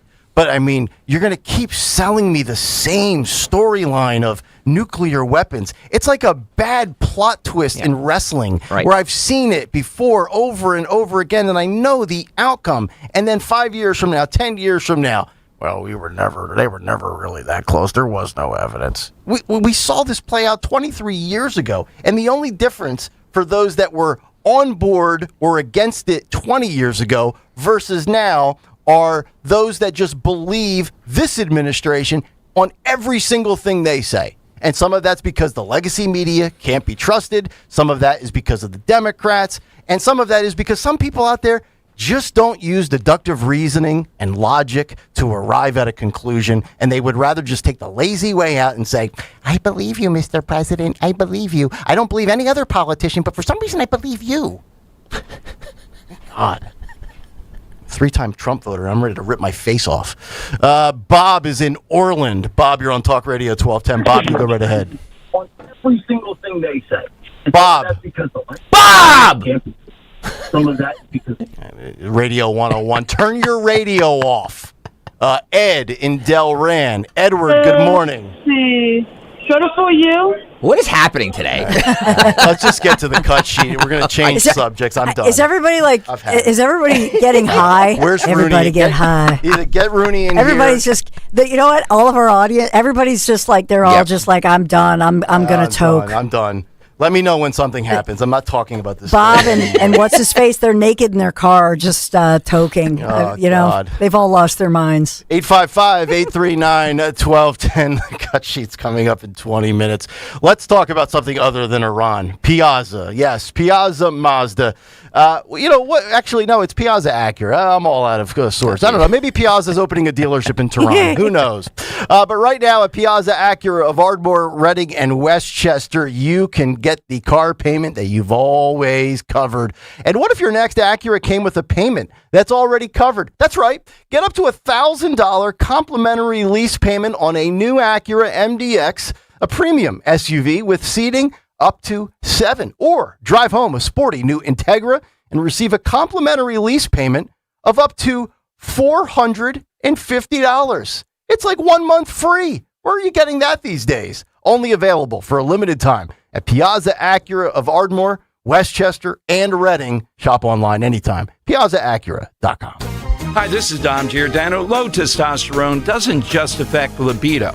It can quietly drain energy, endurance, and confidence before most men realize what's happening. You start feeling it everywhere, in the gym, on the stairs, even how you move through the day. That's why Rescue created 2 powerful formulas for ultimate male vitality, both available this Men's Health Month as buy one, get 2 more completely free. Prime RX promotes healthy testosterone levels, stamina, strength, and focus, while ActiFlex supports flexible joints and muscle recovery so movement and performance feel natural again. Go to res-q.com, use the code FEELSTRONG to buy 1 bottle of Prime RX or ActiFlex and get 2 more completely free. Or call a product consultant, 800-26-ALIVE, 800-262-5483. Move stronger, recover faster, shop online, and get 2 free bottles at res-q.com. Use that code Feel Strong. By texting 64,000, you agree to receive recurring automated marketing messages from Real Success. Message and data rates may apply. No purchase required. Terms apply. Available at ourrealsuccess.com.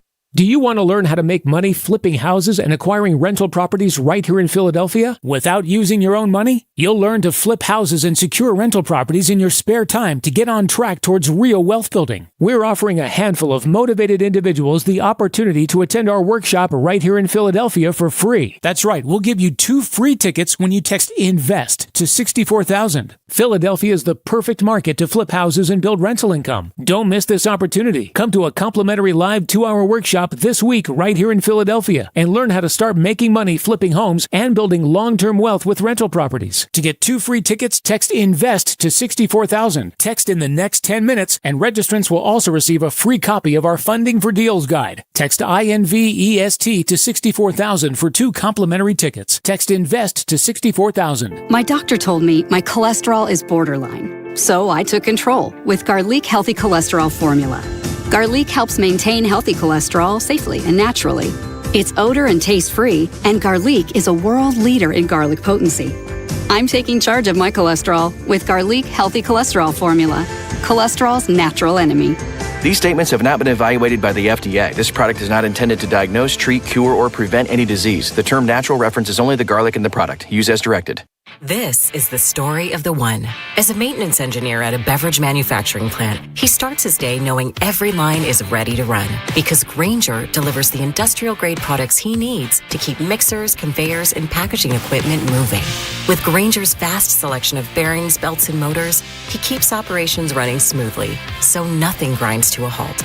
Call 1-800-GRAINGER, click Grainger.com, or just stop by. Grainger, for the ones who get it done. Langhorne.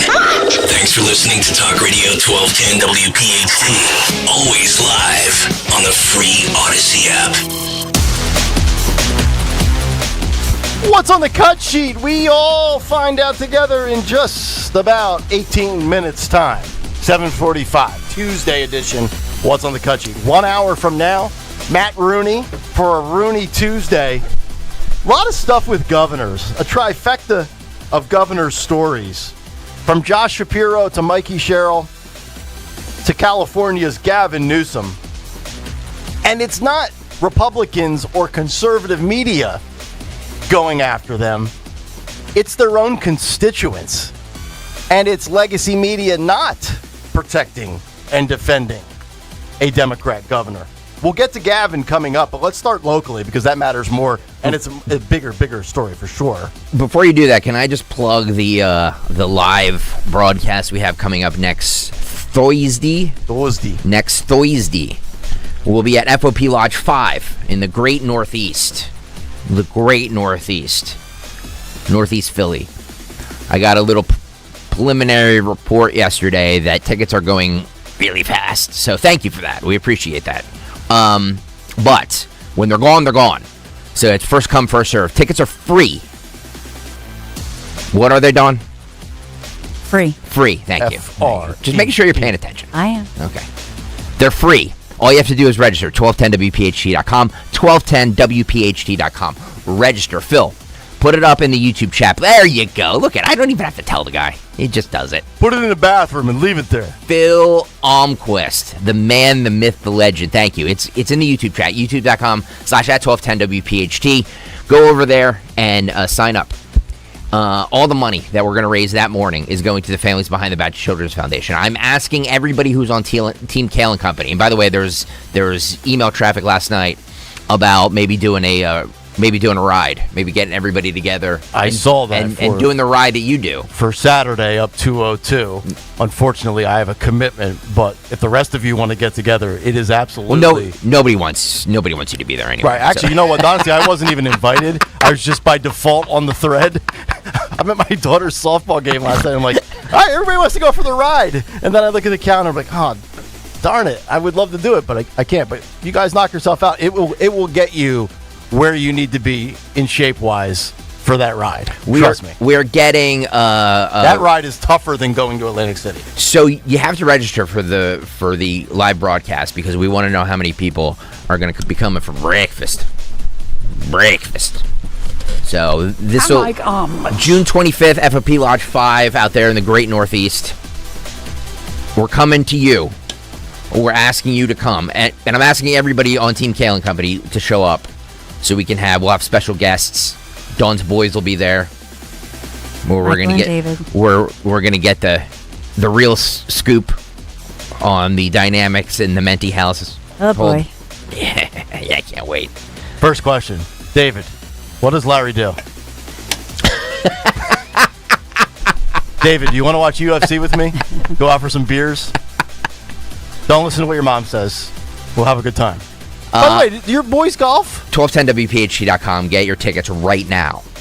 Don't wait, because they're going to sell out. Sorry, Dawn.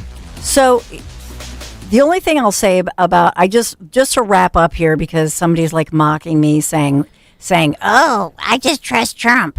What I trust. Stay out of the chat, Dawn. No, I wasn't even looking at the chat. Okay. Was not even looking at it. Okay. What I'm going to say is, and I've said this now since the spring. This deal with the UAE is a very big deal because it used to be that OPEC, fueled by Saudi Arabia, right, that they basically had they had us all because they could artificially inflate the price and control the price of our oil, of our gas worldwide. Now that's very different.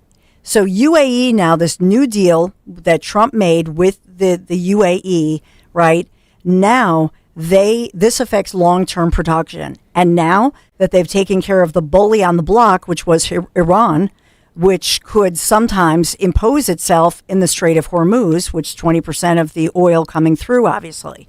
So those two things now, that's why President Trump, when you hear him talk about the oil, and once this thing gets cooking, it will be as we've never seen it before when he talks about that, because the UAE now is in control. This is since May 1st rather than OPEC.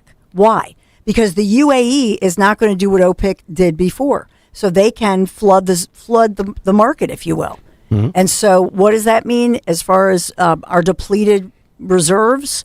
That all goes away. And as far as the deal with the UAE, driving those energy prices lower. Mm-hmm. And so that is what, when President Trump has talked about that is what he's referring to. It's a new day and a new deal with the UAE, and OPEC, as we knew it in our entire lives, is gone. That's over with. Irk kind of encapsulates my overall theme with this. He says, socialist Democrats in power scare me more than anybody in Iran. That's just the way I view it. Steve Pacraduni has checked in. He says, my 2 cents. Come on, Steve, don't sell yourself short. It's worth at least 4 cents. 4 cents. I'm so disappointed in Americans. This is Steve Pacraduni.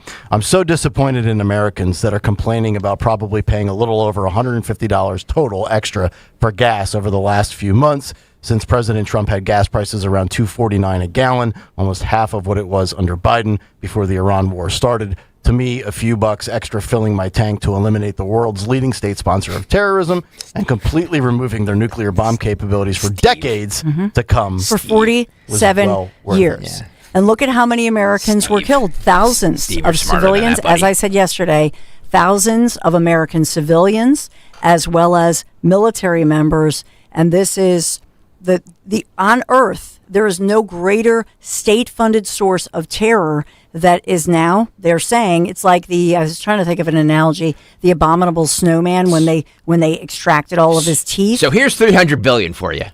Nobody's saying that. But Pacraduni's trying to, like, for decades to come. Really, Steve? Decades?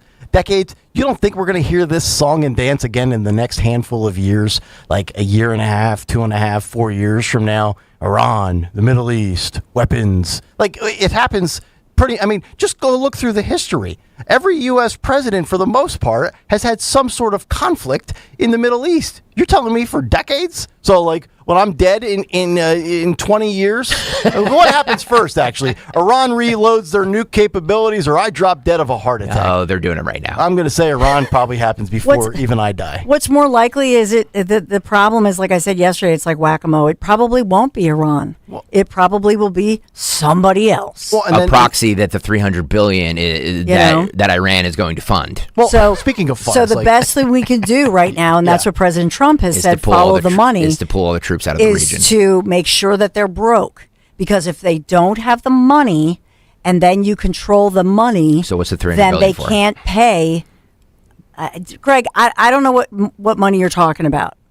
The $300 billion or the billions or whatever that. JD the said frozen assets. JD said it. No, that's $24 billion.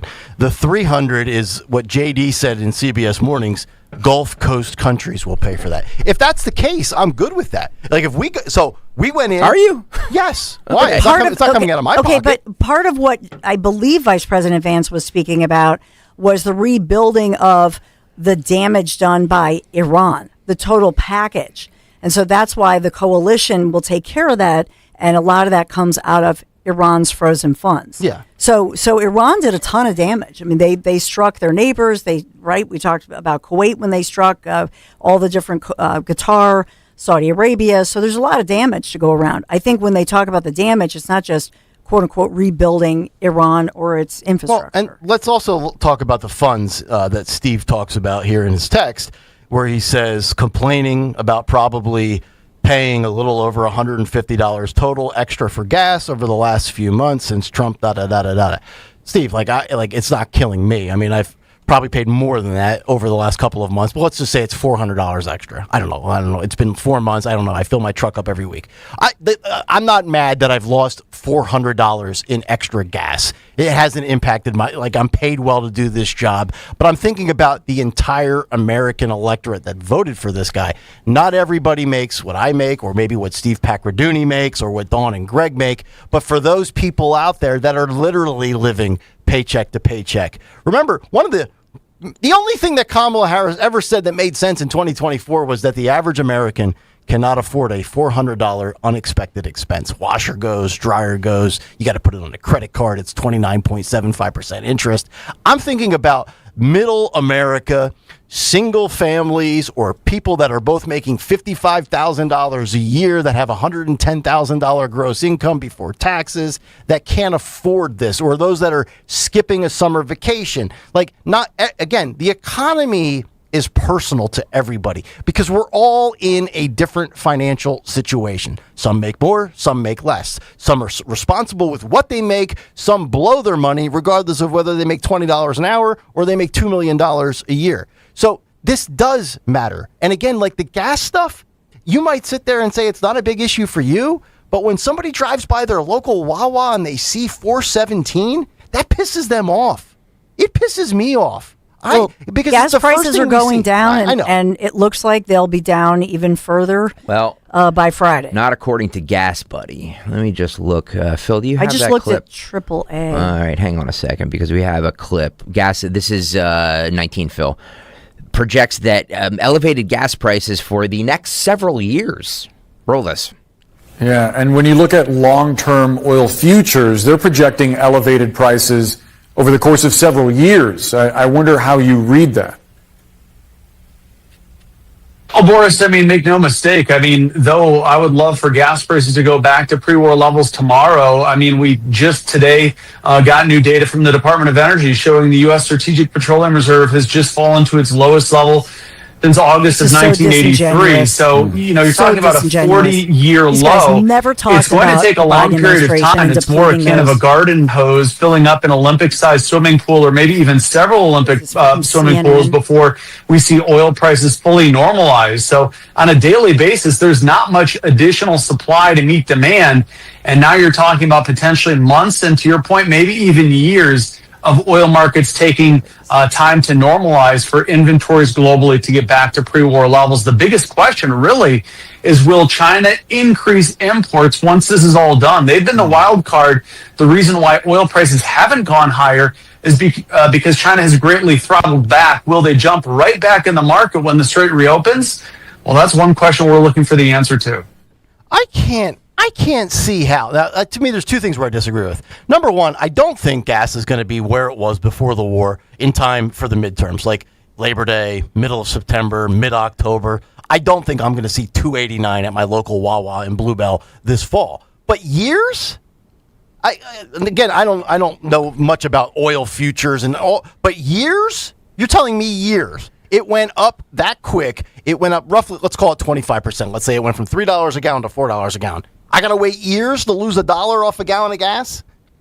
I find that hard to believe. So and again, I know nothing about this. So as far as the strategy with the UAE, because they did, like I say, as of May 1st, they officially withdrew from OPEC. So that cartel is busted up. So what does that mean? They have a much greater capability to increase pumping out, if you will, the oil. They're targeting 5 million barrels a day. They're rapidly, as we speak, expanding capacity.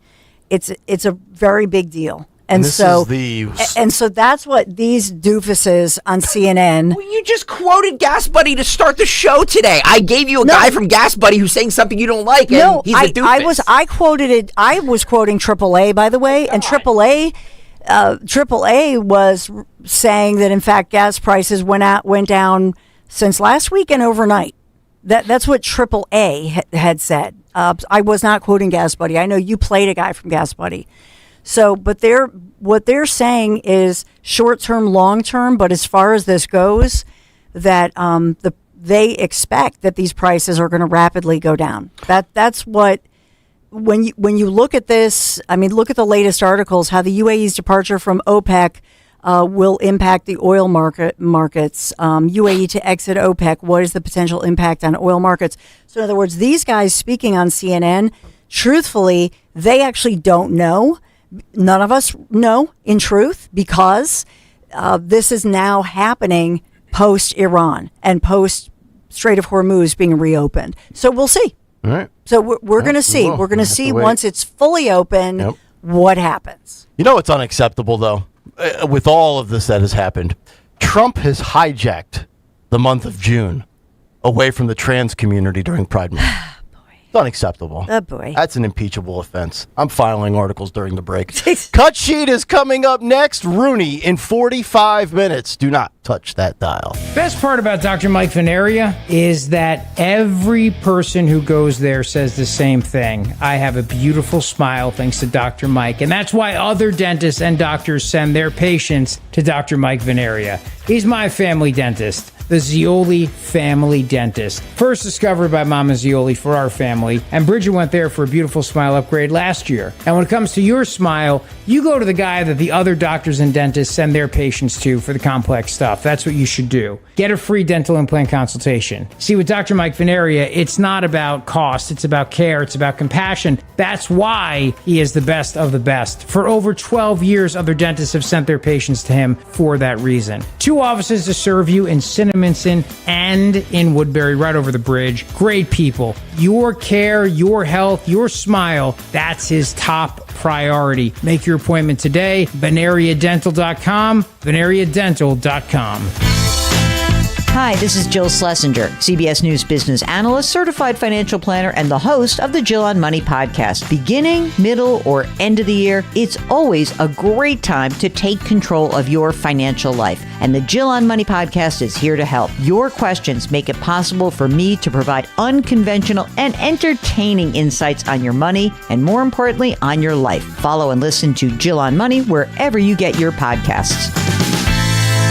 Lanny went to college and racked up huge debt. A little bit over $100,000. For a degree he couldn't use? Now what? I had a friend that went to my computer career. They even helped him get hired immediately after graduation. One of the things I love about IT is that you can work from anywhere you want. You could become an IT pro in just months, including cybersecurity and the basics of AI with zero experience at mycomputercareer.edu. My Computer Career, an elite CompTIA certification partner. It worked for me, and I know it can work for you. This is one student's experience. Individual results vary. If you own a small business, the pressure never lets up. Something's always coming at you. That's why business owners turn to LendSeek for funding.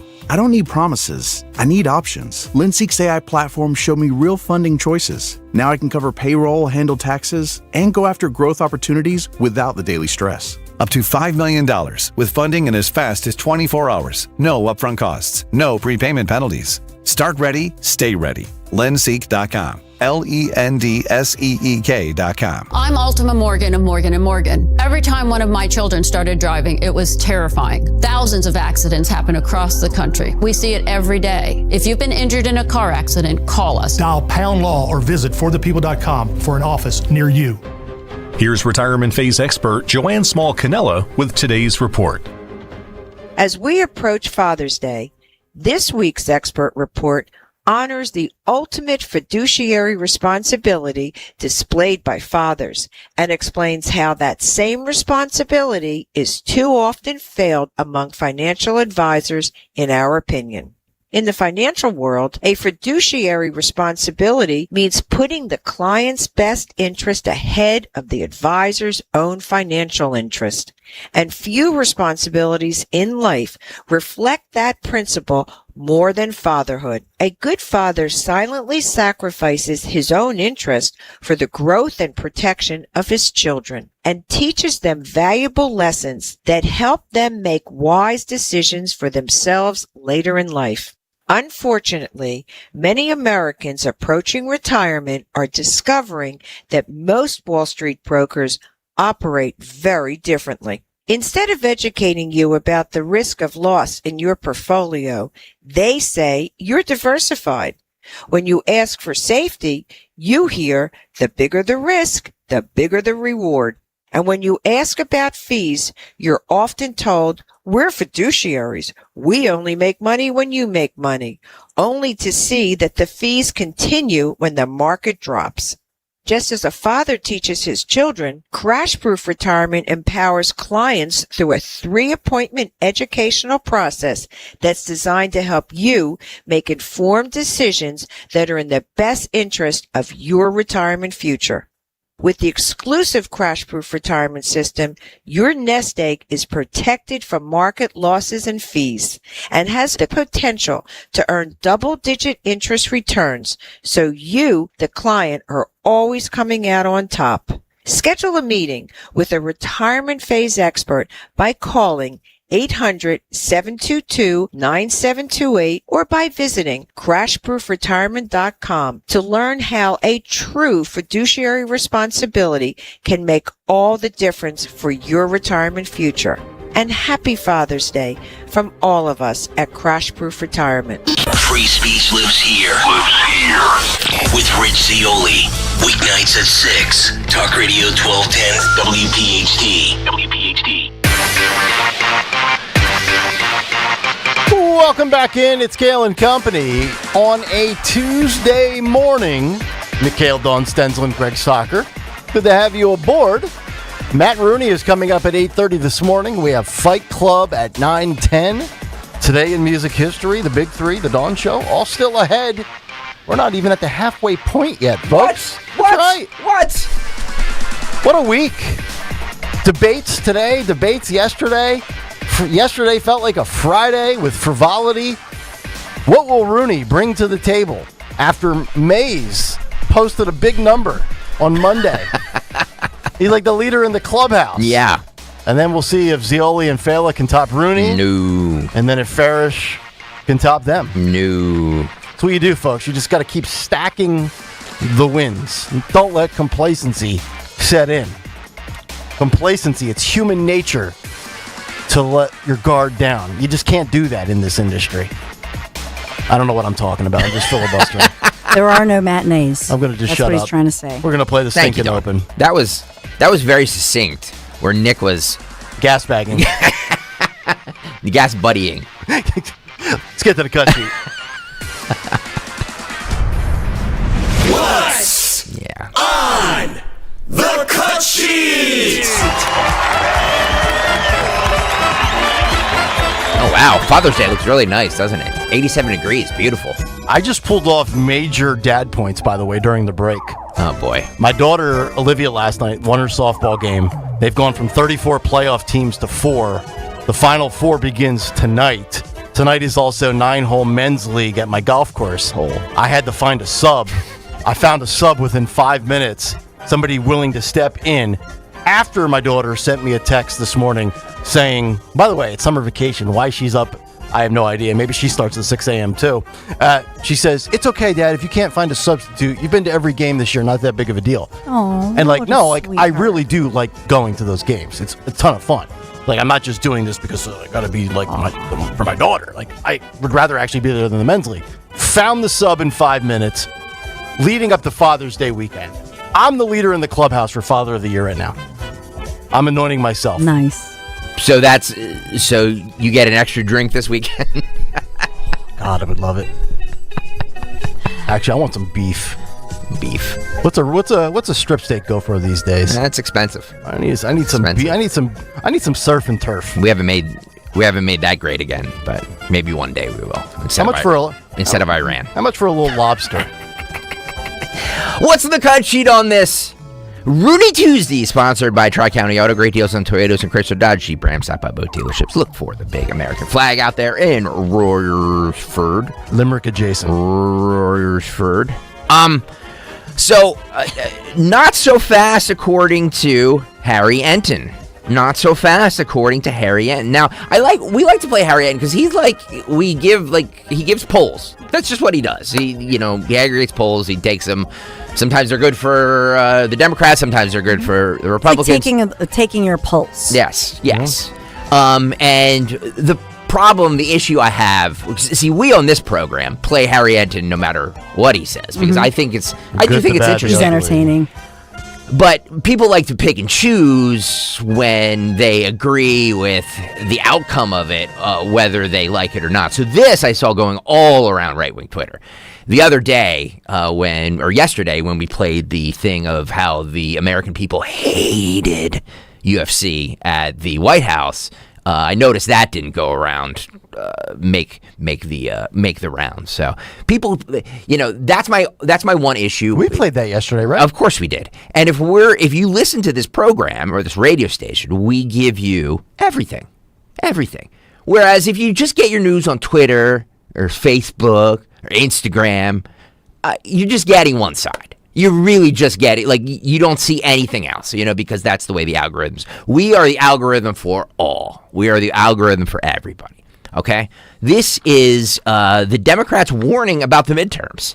They're sitting here dancing on the good ship lollipop, talking about the blue wave that's happening in the midterms. Maybe not so fast, according to Harry Enton. Roll, Harry.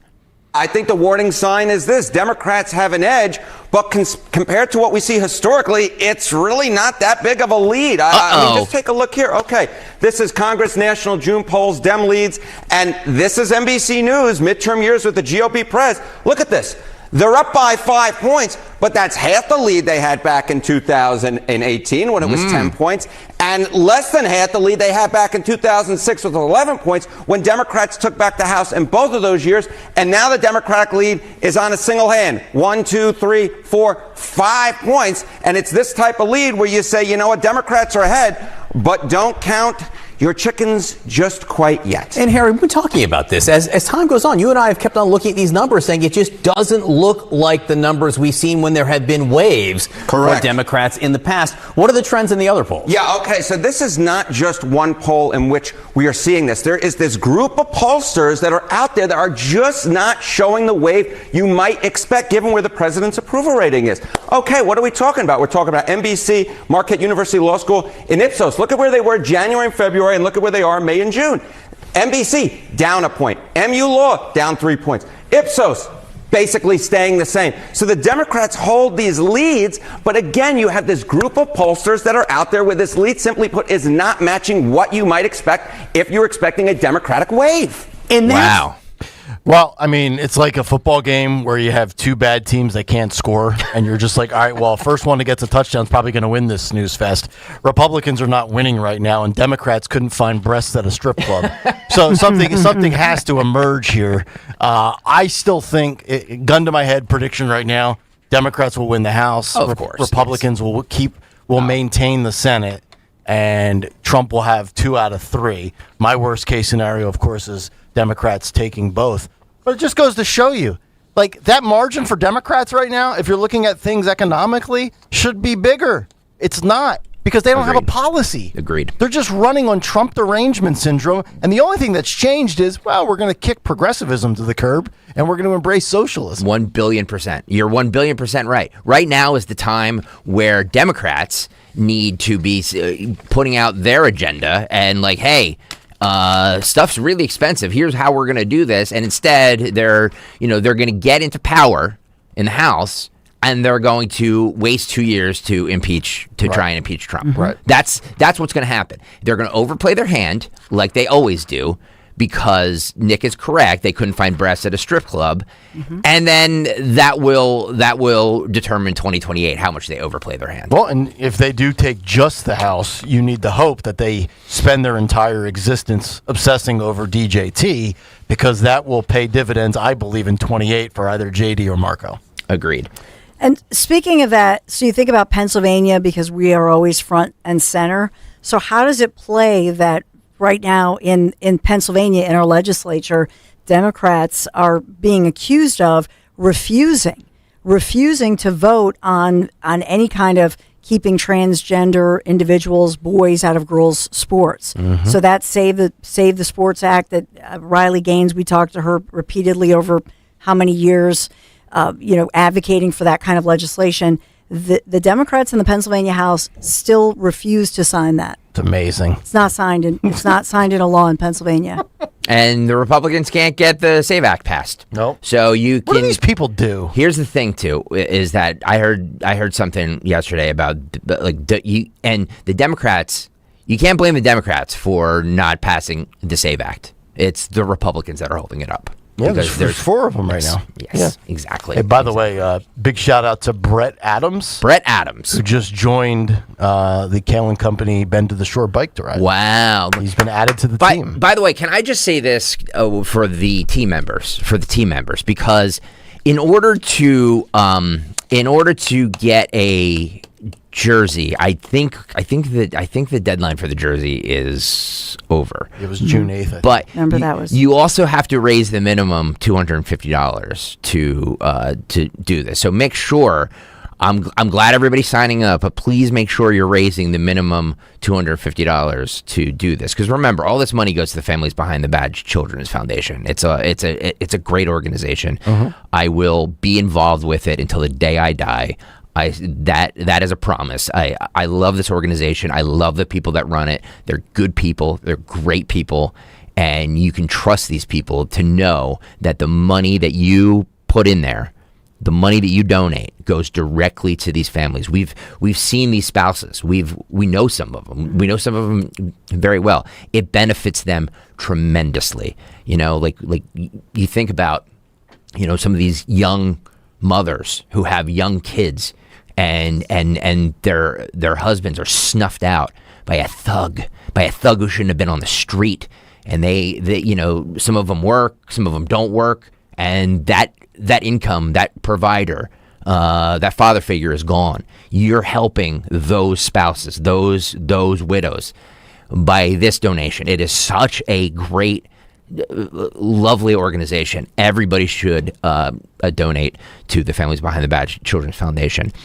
That is a reminder to say we will be out at FOP Lodge 5 in the Northeast on June 25th, Thursday, June 25th. We did it on a Thursday for the general manager of the radio station, because Thursdays work for him better. Right, Fridays are typically better for me, but who cares? Yeah, nobody cares about you. Right. We care about the Just as long as John doesn't get his tanning interrupted. General manager. Topless John, we call him. But please go register for the live broadcast. All the money we raised that morning goes to the Families Behind the Badge Children's Foundation. I'm begging you, register because you have free breakfast, special guests. We just ask you to make a small donation, a little donation to the Families Behind the Badge, and you were so generous with this organization back in May when we did this at the FOP Lodge 56 there in South Jersey that we know everybody's going to step up. So 1210WPHT.com or on the YouTube chat. The link is right there. Sign up and join us, please. Sorry, I didn't mean to get long-winded. No, it was great. It was a hell of a 3-minute promo. I had an air check with myself yesterday, and I realized that I was way too long-winded. I was filibustering. Good to see you tighten it up. I was filibustering way too much yesterday, and I had a very strict meeting with myself. That's why we need to nuke the filibuster, folks. I've been saying. So I wonder how it affects Mitch McConnell, by the way, and I didn't report this in news yesterday, that he was hospitalized. No, so he's one of the 4 Republicans and obviously all the Senate Democrats who voted against the SAVE Act. So then that changes the margins if Mitch McConnell's not there to vote. Then it would go down to 3, right? Yeah. You'd have Murkowski, Tillis, and Collins, Tillis, Murkowski. It's amazing. I want to politically annihilate Collins on one front, yet we need her to beat Graham Plattner on another front. Isn't politics fun?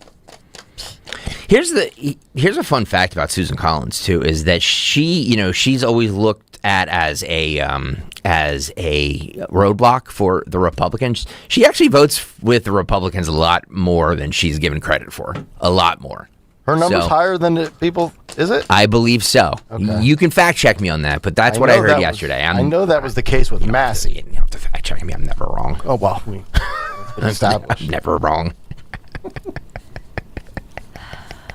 Yep, Susan Collins votes with Republican Party colleagues on the vast majority of legislation, roughly 90 to 96% of the time. Thank you, Greg Stocker. Thank you. Now, Heritage is funny. Then you look over at... what's her conservative score? Because that's a different... That's a different measurement. So Heritage Foundation, Heritage Action... I guess it's in the 40s, right? They give her, 36%. Wow. But that's her score. So what is it?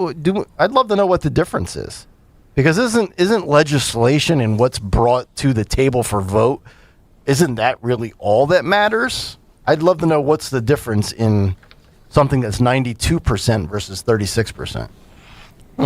Interesting. I believe the first number I gave, because I was just looking at how many times, such as in the Save America Act, does she actually vote with her colleagues? Right. And that one hovers between 90 to 96%. So we say the Democrats are going to squander their if they take over the House, they will 100% squander, because that's what Democrats do. Hakeem Jeffries was on Good Day New York, the local Fox New York show there with Rosanna Scotto. She's been there like 100 years, hasn't she, Dawn? She's been there a long time. She's Rosanna Scott. How long? Yeah, she's been there forever. Yeah. So he, first of all, Nick, take a look at the look. Well, at least he took the stickers off. Doesn't he look like a little kid? He does. Who has? All right. Yeah. So some people can't do the fitted flat brim hat look. I'm actually one of them. I can't either. I need a creased, better fit. You know who can really well? Spike Eskin. He has his. Yeah, he's had that look forever. His flat brimmed hat game is on point. Yeah. Hakeem Jeffrey. I'm with you, Nick. I look okay in a backwards hat. Not right. Like when you show up for Odyssey Earth Day. Yeah. You put your backwards hat on as you're picking weeds. Not frontwards though, and especially not the flat brim. No, I cannot pull the flat brim. I need more of a rounded, curvy brim, a lot like my figure. Wow.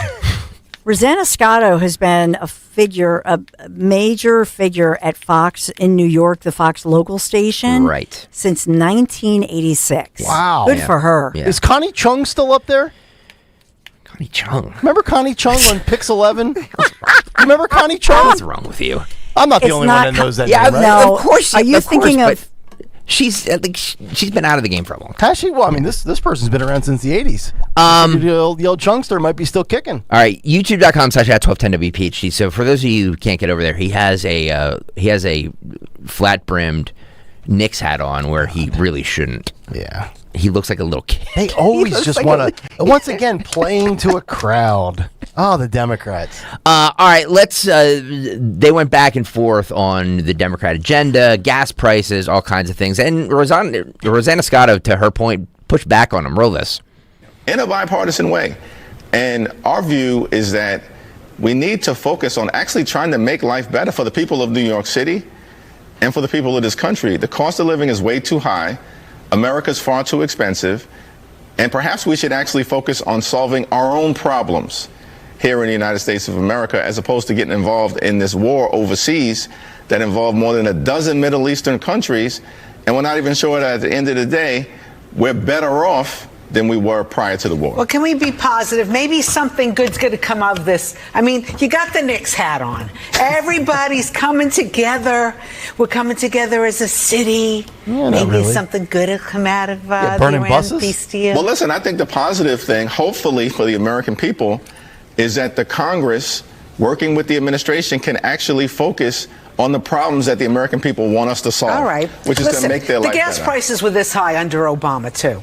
So, well, listen, and Biden. Thank you, President Biden. Didn't we have gas prices at over $5? Oh, yeah. Well, there were gas prices in the immediate aftermath of and I remember eggs 22, 23. She's right. A dozen. But listen, that's in the past. We're moving forward. We got a big Knicks celebration happening on Thursday. Absolutely. What are we going to do? Are you going to be part of it? I hope to be there, but I'm trying to work some travel logistics out because of pre-existing commitments.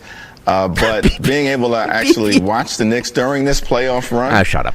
BPO on the YouTube chat says he looks like a character from Fat Albert's gang. I know. Why is he dressed like that? Phil, can you scroll back where we see the side shot? You see his white shirt and his beige pants. Like somebody what from did he the just get done? Fat Albert gang. Was he just filming a show?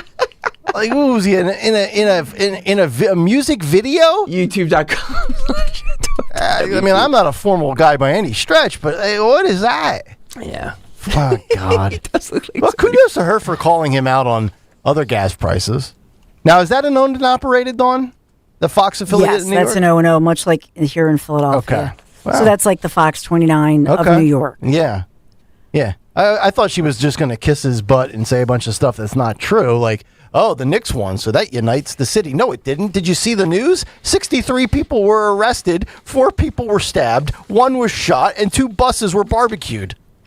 The funny thing about them is I didn't realize this. She actually emceed and hosted Jeffrey's ceremonial swearing-in event. So they're very friendly. They go way back. They've known each other for a long time.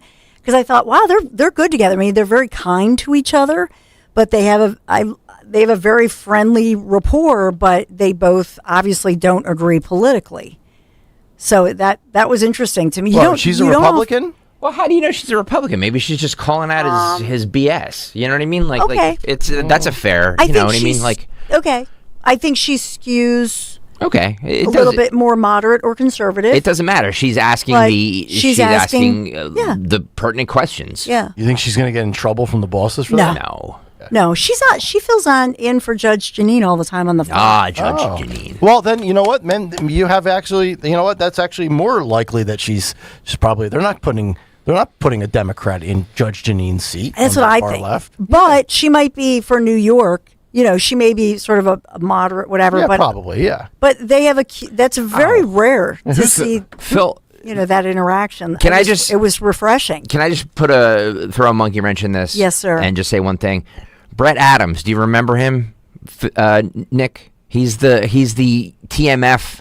He is the TMF Veteran Spotlight. Oh, so we had somebody that followed through with their word from just a couple weeks ago. Okay, great. So Brett Adams, thank you. Look at that. They answered your call. See, so that's 2 Travis Manion Foundation. Yeah. I mean, they should get first dibs at dunking you in the tank. Why? Since you called them out and they still ended up adhering to their word. Well, 2 of them did. I mean, there was. They get the first 2 pitches at the tank. We asked many of them, and many of them said yes, and then we didn't hear from any of them. Joey Faye and Brett Adams are the only 2 Travis Manning Foundation members that have stepped up. I think Joey and Brett should get the first 2, and as you're coming up from the water and you're climbing back onto the diving board that you're sitting on, Dawn should just run up and push the button again. And just keep doing it over and over. By the way, who's the milquetoast guy next to what's her face? Who's that stiff? What does he offer? Is he just a good-looking guy? My God. Usually TV news. The stereotypical, white anchorman. I went to Syracuse, and here's what's in the news today. By the way, were you thinking of? Okay. Who? Are you sure you were thinking of Connie Chung? Yeah. Wasn't Connie Chung on Pix 11 like in the 90s? That was Kaidi Tong. What did Connie Chung do? She was news, right? She was married to Maury Povich. Right. Wasn't she on Pix 11? Or do I have my New York? Because my dad was a big New York guy. My mom was more Philadelphia. And I remember because when I was in the Lehigh Valley, we would get New York and Philadelphia affiliates for Fox. We did too, yeah. Things like that. I think you're thinking of Kaidi Tong. Let me see here. Connie Chung went to CBS Network. Connie Chung is 79. And she was on ABC, CBS, NBC, CNN, and MSNBC. She was the one that she had the Magic Johnson HIV story. That's what it says in her Wikipedia. I didn't know that. Let me see here. I'm almost certain Connie Chung was Pix 11. I think she was. You'd figure Phil would know this because he knows everything else. I think Maury Povich was on Pix 11. Yeah. I don't think. No, Connie Chung was. I remember her from mostly CBS. Okay. Now, who's the other one you said? Kaidi Tong. How do I spell that? Kaity. One more time. Kaity. Ty, and it's Tong. Tong. Yeah. Kaidi Tong. Well, she's 78. Then there was Siani Lee here in Philadelphia. The Chonger and the Tonger. Siani. Let's see here. As I'm looking here. Career.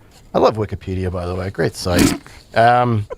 WCBS in 89. This is fascinating radio. I'm filibustering here.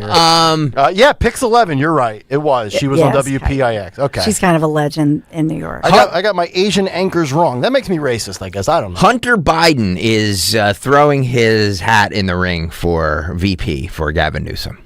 Hunter Biden. There you go. Well, Gavin and Hunter. He is Newsom Biden. So he's doing this thing now. This is cut 11, Phil. He's doing this thing now where he's he's on Twitter and he's like just trolling people.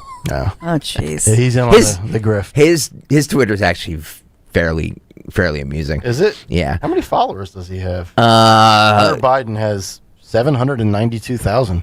Wow. He's almost 800K. Cut 11, go. By presidential candidate Hunter Biden, 2028. Come on, Hunter. What's going on? You got more buzz out there than you got the President of the United States, Donald Trump, talking about your candidacy for President of the United States. I had to give you a break for just one day at least. Here's the deal. I'll run, but only as your VP, because the truth of the matter is the vice president's residence is a lot cooler. It's a lot easier job too. I need to take a bath after I listen to Gavin Newsom. Forget Hunter for a moment. Gavin and Hunter. Oh, God. Can I tell you something? Hunter is more likable than Gavin. I agree with Dawn. Why? Because I agree with Dawn 100%. Addict? Because he has... No, he's just... shown weakness with his addiction? Well, and as I said years ago, there's something about, like, we've seen him naked. Yeah. And there's something about that vulnerability, I'm really being serious, that vulnerability. Of his whole life. His mom died in a car accident in Delaware. He's been naked all over the place. He's been an addict. He went through all of that. And so somehow, I know it's this weird psychological thing, but he becomes vulnerable, but also you feel like you know him. You know his whole story. Because all of us dads out there, neglect and don't acknowledge a daughter that we have in our life. And, then the grandmother also doesn't acknowledge the child and the grandfather. Yeah, the Bidens are like they're like the family from Seventh Heaven. They're just a bunch of wholesome, good Christians. No, that father from Seventh Heaven was like a... He was a pedo, wasn't he? Yeah. Didn't see that coming. Oof. But then again, I didn't think the Brady Bunch dad would be gay, but here we are. But Hunter, Really? just to be... He was America's dad, and then he came out, he was gay. For his little girl with London Roberts, the former stripper. Scumbag move. The Navy, little girl named Navy, that adorable little girl. He did pay $20,000 a month until he settled the suit, and then he paid a total of $750K, and now he still pays the monthly child support. It's just not $20K. So he never did not pay. He always paid. But he doesn't have a relationship with his kid. But that's a scumbag move. Yeah. Like, just because you have the ability to pay $20,000 a month in child support, it's like the bare minimum you can do. Like, I get it. You had a kid with somebody you weren't married to, but, it's not the kid's fault. This girl's going to grow up without a dad in her life. Yeah. That's sad. Rainn Wilson. Rainn Wilson is Dwight Schrute from The Office. From The Office. Says The Office probably wouldn't be made today, telling Fox News Digital that media trends have shifted left and that cancel culture makes it difficult for edgy comedies to thrive. I disagree with this. I think we've kind of moved past that a little bit, but all right. Roll this. I do feel like you couldn't make The Office today. I think that would be too hard to be as politically incorrect as the show was. I think there has been a bias in the media towards more what we call liberal policies. They're willing to overlook the Plattner Nazi tattoo, but if it was someone from the other side that had a tattoo that was questionable, they would be all over MSNBC about it. So it's the hypocrisy that gets me the most. It's the hypocrisy of both sides need to have kind of equal standards of behavior. Well, look, I agree with everything he said there about the double standard for sure. Rachel Maddow's suit would explode and spontaneously combust if a Republican had a Nazi chest tattoo on her Monday night program where she's still getting $20 million a year to work one day a week. Not that I'm bitter. But as far as the cancel culture goes, I didn't think The Office, and I have a kind of a warped sense of humor and I'm not really offended by much. I don't think that would be canceled in today's day and age. We just had the UFC at the White House. I think things are different. Now, if you want to argue Married with Children wouldn't get past the pilot episode today, okay, I could see a network not touching that in 2026. You just said the magic word there, Nick, network. I agree with you on maybe it wouldn't be on CBS or NBC or stuff like that. But think about who has, Shane Gillis has a show on Netflix. Kill Tony has a show. Tony Hinchcliffe, Joe Rogan, you can get on spot. There are a lot of this whole cancel culture thing is kind of nonsense because there are edgy shows out there and comedians out there and all that. You just have to look to find them, and they're not necessarily on CBS, ABC, or NBC. You could find something on Comedy Central or HBO Max or agreed. Yeah. So the most. The Office, which is hysterical. I watched it with my sons after the fact. Does that hold up, Dawn? And I know you said Blazing Saddles doesn't hold up. I think it does hold up, but the most politically incorrect episodes were Diversity Day, Gay Witch Hunt, and a Benihana Christmas. In this one, Michael Scott's ignorance, it focused on his ignorance and cultural insensitivity to satirize corporate inclusion policies. So So The Office was NBC, right? Yes. And that would have been, what time frame did that series run from? 2005, 6 to I don't 12, 13? Yeah, something like that. So obviously I never watched it when it was, I watched it with Michael and David when they were they were in, 9th grade or something. Right. Yeah. Years later. So to me, it does hold up. But the question is, would NBC make it? Would they still make such a politically incorrect? It's kind of like, Archie Bunker. You know what I mean? Who, that show, All in the Family, is touted with, in fact, exposing all of these inappropriate or racist or sexist or whatever, and then making everybody laugh at it. Yeah.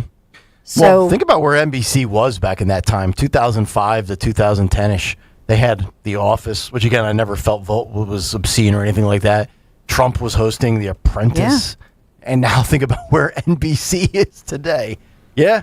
You know what? Maybe The Office would not run on NBC. Definitely on a network or on a channel, but not a network, so to speak. But I mean, if they were really trying to, you can stream it on their Peacock, their streaming service. So if they were really trying to bury it, they would remove it from the. They would remove it. Can you go back and watch old Apprentice episodes on Peacock?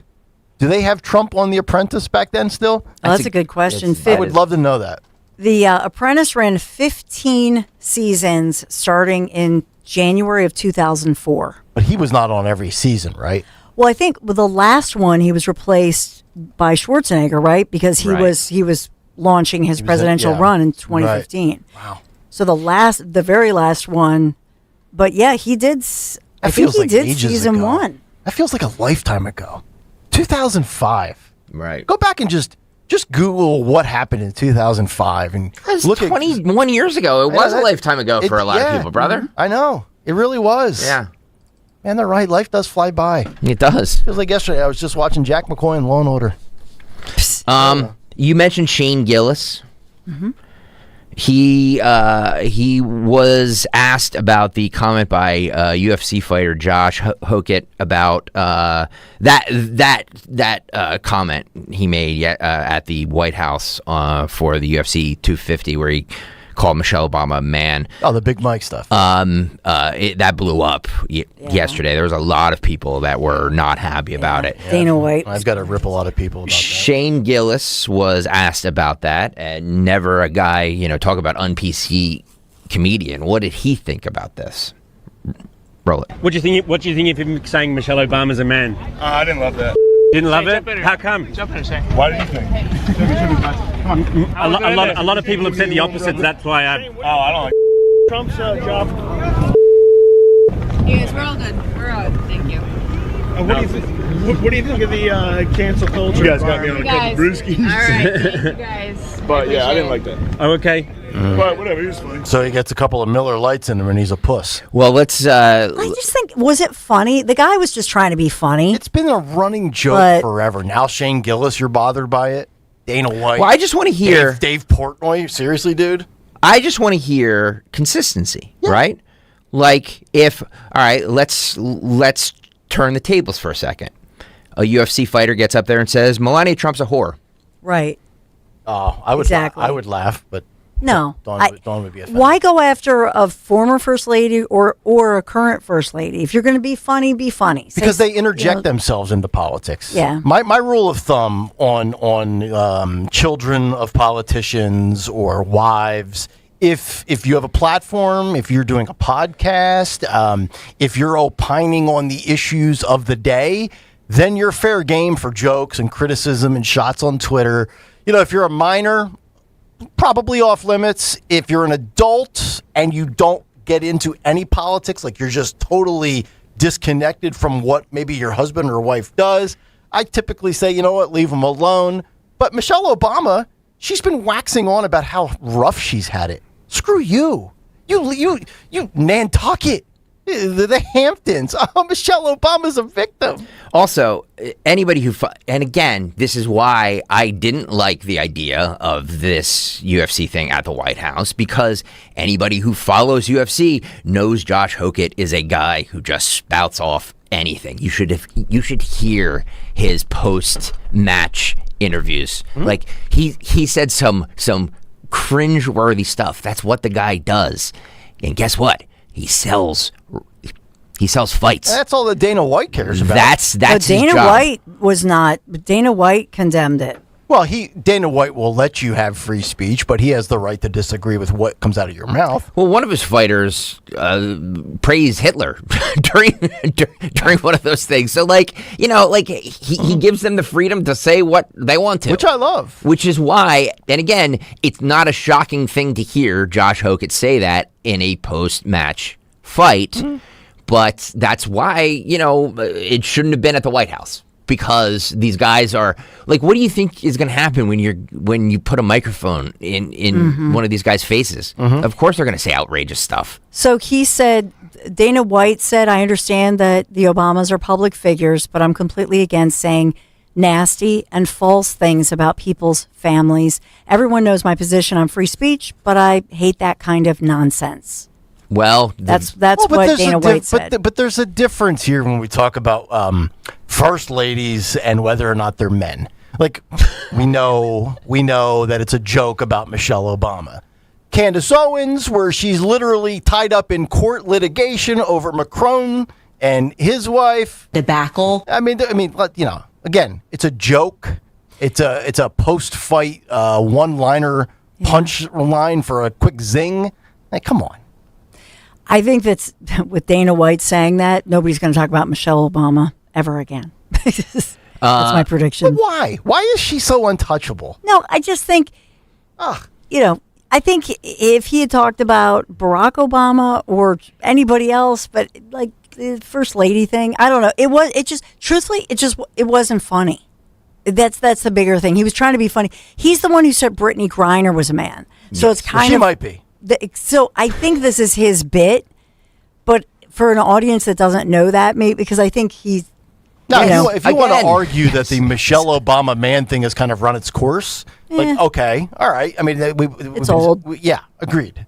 But I still think it's pretty funny. I just want the consistency because Dawn, to her credit, is against this, but I just want the consistency that all the people that love this, and I have no problem with it because I'm with Nick. Like, words don't offend me. You know what I mean? I just want the same people who think this is hysterical that would have the same reaction if Josh Hokett came up there and said Melania Trump's a whore. I just want the same reaction. That's it. No, this audience would be completely offended by that. That's my point in this. That's my point in this. Or if somebody made like an Erica Kirk joke. 100%. Oh, it's out of line. It's out of line. Right. It's out of line. Well, yes. Remember what we were doing with the Pete Davidson stuff. Agreed. And I hated I hated that Charlie Kirk joke. And my point with all this is like, you have to either be okay with all of it or be okay with none of it. Well, and people like to pick and choose depending on their political beliefs, whether it's okay or not. My thing was with Davidson was, look, okay, I got it. It was a joke. I actually thought it was funny. And my thing was, well, I guess I would be willing to bet he's probably not happy that. So, like, to me, hey, Pete, by the way, are you happy that Charlie Kirk was assassinated? And if he says, of course not, man, then there's if you are really happy that Charlie Kirk was killed, that makes you an awful human being. Well, let me ask you this because it's the 91 LXXer brings up a great point. The Trump administration, everybody always talking about suing for defamation. Do you think Michelle Obama should sue? She won't win. So I don't think she'll waste her time on it. Well, I mean, nobody's sitting here saying I have evidence that Michelle Obama's a man. Candace Owens is the one who tries, and that's why she's been put through the ringer in court, because she literally campaigns on it on social media that Bridget Macron is a man. Well, the ladies from The View took it to a whole nother level. They compared what the UFC fighter to slavery. Let me guess, Behar? No, she's off for the summer. Oh, that's right. Yeah. This is Sunny. So it must be a Sunny. Sunny Hostin wrote this. I do want to address the derogatory slur made about the former First Lady Michelle Obama, because I think it's important to address. And we won't dignify what was said by repeating it. But you should look it up. And I think the reason that it's important is because for a long time, and the roots are in slavery, black women have been slurred and made to feel that they were unattractive, made to feel that they were masculine, made to feel that they didn't have the femininity that a white woman would have. And so there's this intersectionality between racism and sexism that was on full display at the White House. The crowd laughed at the statement, and the President of the United States smirked and never addressed what was said. That is beneath the dignity of the office of the President of the United States, and it's beneath the dignity of the American people. Quit your job! Oh, I wish she would be fired. I really do. Why? For giving an opinion you don't like? Because she's not a victim. She's another one making 7 figures with her husband, who's a doctor who makes a boatload of money, and she sits there and plays the victimized female minority on television. She wouldn't be on TV if she wasn't a minority female. She's got the IQ of salad dressing. She is a miserable bitch. I can't stand that woman. I hate her. She is atrocious. She is paid by Disney, supposedly a film. All she ever does is spew vitriolic rage to everybody. She is just, I guarantee, another one that if she left Cush Legacy Media, would there be no market for her ability? You think Sunny Hostin would start a YouTube channel today and make millions? Well, we can we can sit here and say how despicable and deplorable the View is, and nobody watches it, but the vice president's going on today. I know. So he must see something that we don't. Yep. You know, because we love to talk about how that thug Brendan Carr and his witch hunt against the View, and we want to shut this down, and ABC should fire them, and they should fire Jimmy Kimmel. That doesn't stop this administration from going on that show, though, does it? No. They love to get on that show. They must see some value in it. I don't. I mean, I don't know. Do you know how they do ratings-wise? I mean, I know I hate the show, but does it do well comparatively? I'm sure it does. Yeah. I'm sure it does. You know? Who else is home at 11 o'clock? At least with Whoopi. You and unemployed females. Right. But I'm napping while the View is on. So the only view I have is the back of my eyelids. Yeah. Dawn and I aren't. You are, though. Right. That's correct. Yeah. At least Whoopi Goldberg has a comedian background and was funny in a couple of movies. Joy Behar, typical, cranky Brooklyn, high-rolling, sitting in her luxury apartment watching soap operas nonsense. But at least that she's had a legacy run where she was on the original cast with Barbara Walters, correct? I think she's been on it since the inception of the show back to 97 or 99 when the show launched. I think there was I actually looked up the Wikipedia of The View one day. She was gone for a few years and then she returned. I think as Barbara Walters retired in 2014, maybe. I don't see 1 ounce of value that Sunny Hostin brings, much less who's the one that's on CNN at night sometimes? Ana Navarro. I almost called her Ana Cabrera. Ana Navarro, just miserable. They're just again, like Dawn, I say on CNN, all these women, these anchors that had that just miserable. Like, have you ever seen Sunny Hostin laugh? Has she ever smiled? Yeah, but what a great life to be miserable about. So you're right about ABC. It launched with Barbara Walters. It was her concept, 1997, the summer of 97. It was Meredith Vieira. Yeah, Meredith. Yeah, and then she hosted... Then Star Jones. Yep. Debbie Matenopoulos, comedian Joy Behar was the original, you're right. Hasselbeck's wife was on there for a while. Yeah, remember? Elizabeth Hasselbeck. Elizabeth. Yeah. She was the more conservative. Right. Whoopi Goldberg, I guess, was one of the originals. And Sunny Hostin, hosting, whatever. She's the Joy Reid of The View. That's what she is. That's her role. She is there to play the angry victim role of her everything political. Oh. That's what she's there for. We have to break. Let's make way for Matt Rooney because I have a lot of Jersey centric stuff I want to get into Matt Rooney with. So let's we got to get to the Mikey stuff. Yes. Governor Cheryl. I will get to that with him. All right. As will you. Rooney Tuesday is next. Stay there. But first, let's talk about Bucks County Estate Traders. Oh yeah, if you're tired of cheap mass-produced junk, go where I go. Bucks County Estate Traders. New patio set. Absolutely love it. It's going to be perfect for Father's Day, 4th of July, grilling and cooking out, no matter your style. They have something for everybody. 16,000 pieces, high-end furniture, built with the kind of quality craftsmanship that has withstood the test of time.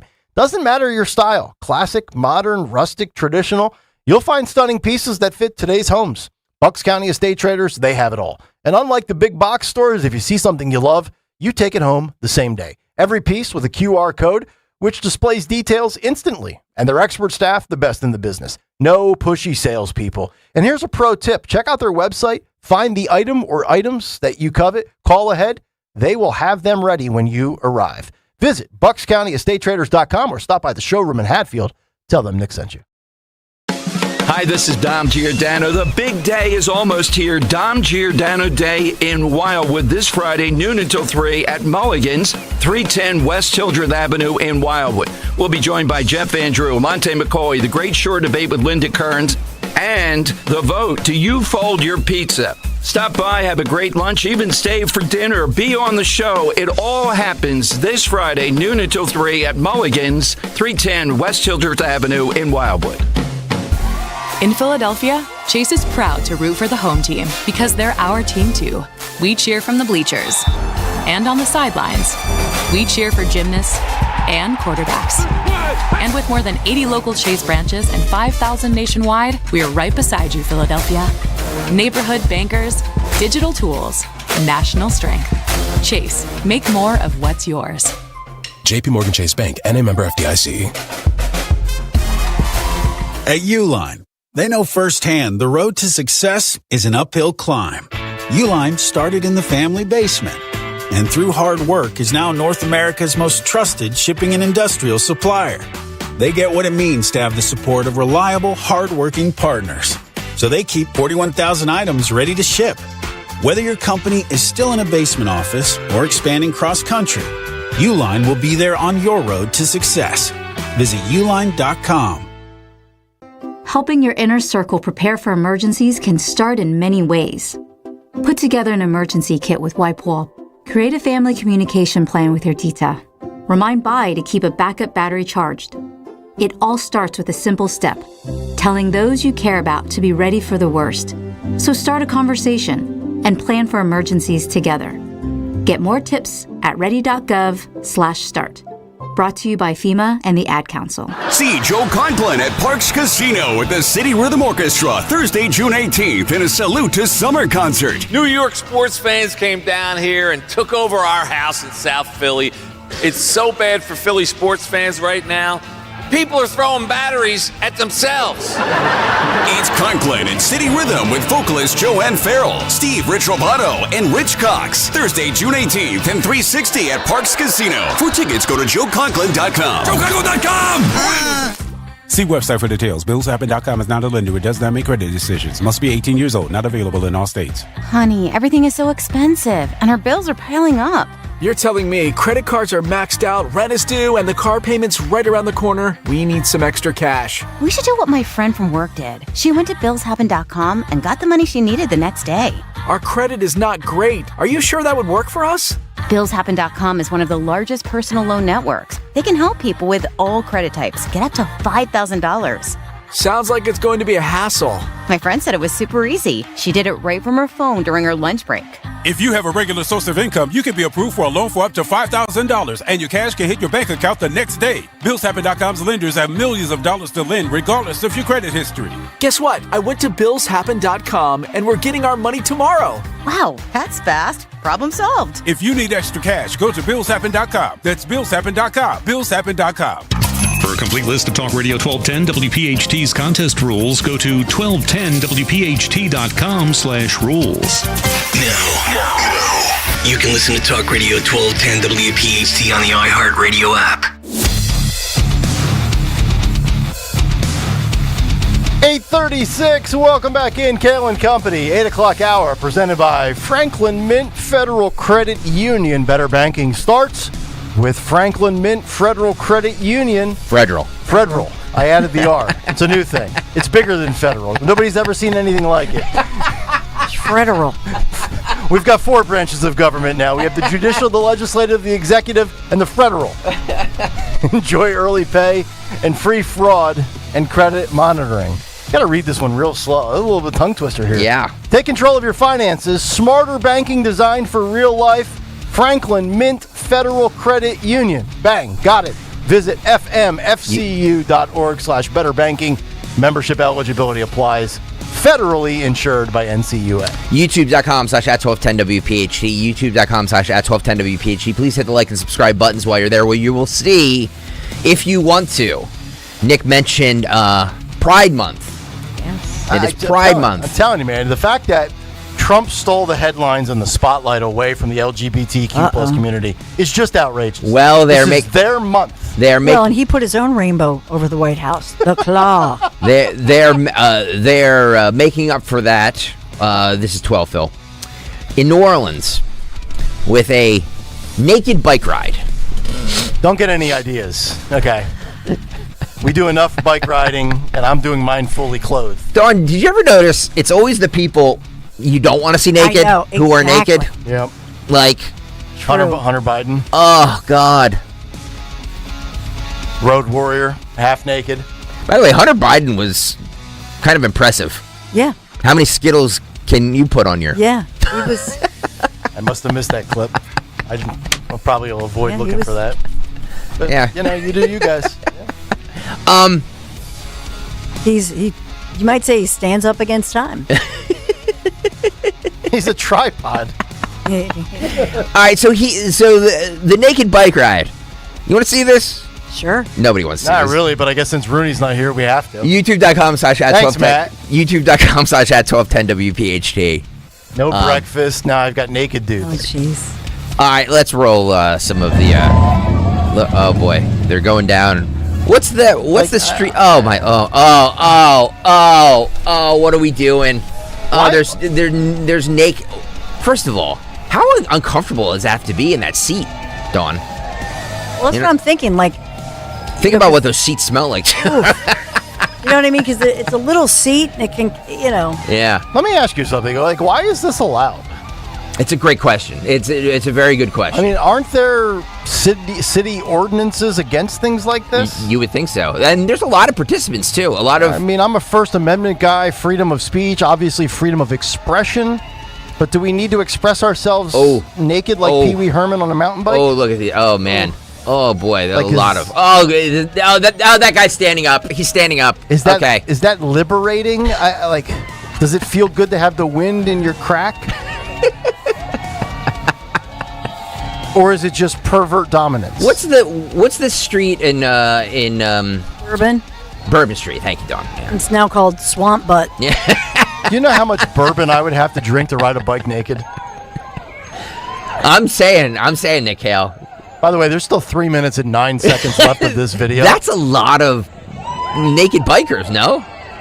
Now, are we sure that they are all they're really in the buff? They're totally... I mean, you can see them. You can see them, can't you? Well, I mean, thankfully, we're not seeing the actual... Yeah. Look at this guy. He just comes... He's fully clothed. EKZ brings up a good point. Hopefully, these bicycles aren't rented. That's disgusting. What's next in Philly? Are we going to do naked scooters? We've had naked... Yeah, we do naked bike riding. rides. But there's a guy with a sock on his member. Is that a tube sock? Yeah, it looks like one.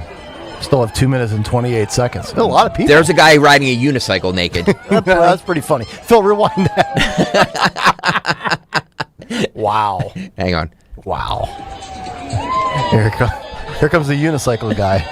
Look at this guy. Here he comes. He's having to Nope, that's not him. Nope, not him. There. Nope, that's not him either. That guy needs a shit. Look at this guy. There he is. Look at that, Dawn. riding a unicycle with his... You can't even see the seat. It's all the way up there. Yeah. Wow. It's a lot of dudes, too. You know what I mean? Like, not too many women. A lot of dudes. Oh, there's an African-American gentleman. Yeah, where's the chicks at? Yeah, well, there's one. There's one, you see. Yeah. But no, Nick, I agree with you. How is this legal? I thought that there were. And I'm not on Bourbon Street, they do the... Yeah. the flashing, right? I'm not sitting here trying to clutch my pearls or anything like that. I'm not going to sit here and play that card. But I would imagine there has to be something that.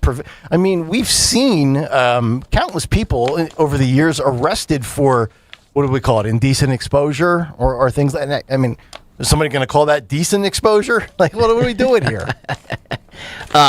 East Coaster asks where this is. This is New Orleans. New Orleans. Where they do have strict laws against public nudity. Thank you, Dawn. Thank you. And so, because I know that the police are out. If you've been there for Mardi Gras and you want the beads, you're not allowed to show, for example, female... Your boobs. Top parts. Sure. So... What do you think Senator Kennedy is saying when he sees this in his state? He probably has... are about 10 exits past normal. Yeah, he's probably not too happy with it. Probably has something funny to say. Yeah. Maybe we should look into this next year, Nick. We can do the naked bike ride. Am I not allowed to eat a Belvito in peace? Oh, he's eating. You're really going to ruin my breakfast now by poisoning the audience with thoughts of my fat Keisha riding on that beautiful Easton bike. So the naked bicycle event is they have to pay a special permit for that. Right. So they can be naked then, right? Disgusting. By the way, Dawn, did you say that the women can be arrested for Mardi Gras for flashing over beads? Yes. That's outrageous. True. Speaking of, since I have you over here on YouTube,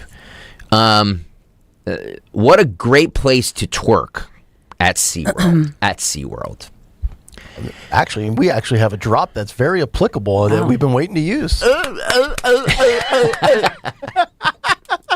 So this woman is seen twerking at SeaWorld in San Diego, while her baby is strapped to her chest. So she has one of those harnesses on. What do you call them, Don? Those like front facing backpacks. Yeah. Isn't that what Mayor Pete wears? That baby holder that has the baby. Well, these nasty women are up on top of the seating area there in San Diego, there at SeaWorld, twerking. Future business leaders of America being raised right before our very eyes. Can you imagine? And you wonder why these kids are going to grow up to have criminal records. Well, it's because mommy was seen doing this. Roll this. Look at that. Look at that poor child. Look at that poor child, Dawn. Oh my God! Look at these degenerates. Yeah. Look at this. Strapped in, and she's twerking. Like, what is that? Like, what is that, Nick? With the like, is that like a mating call or something? It's kind of primitive, isn't it? It is. Because she wants to make another baby. It is. Is it females trying to express dominance? It is gross. No, I don't think that's a dominant pose. Not like a dog lifting his leg to pee on a spot? No. Okay. She's saying come. Come, mount me. Invade me, yes, Yeah. thank you. Invade me. Mount me, baby.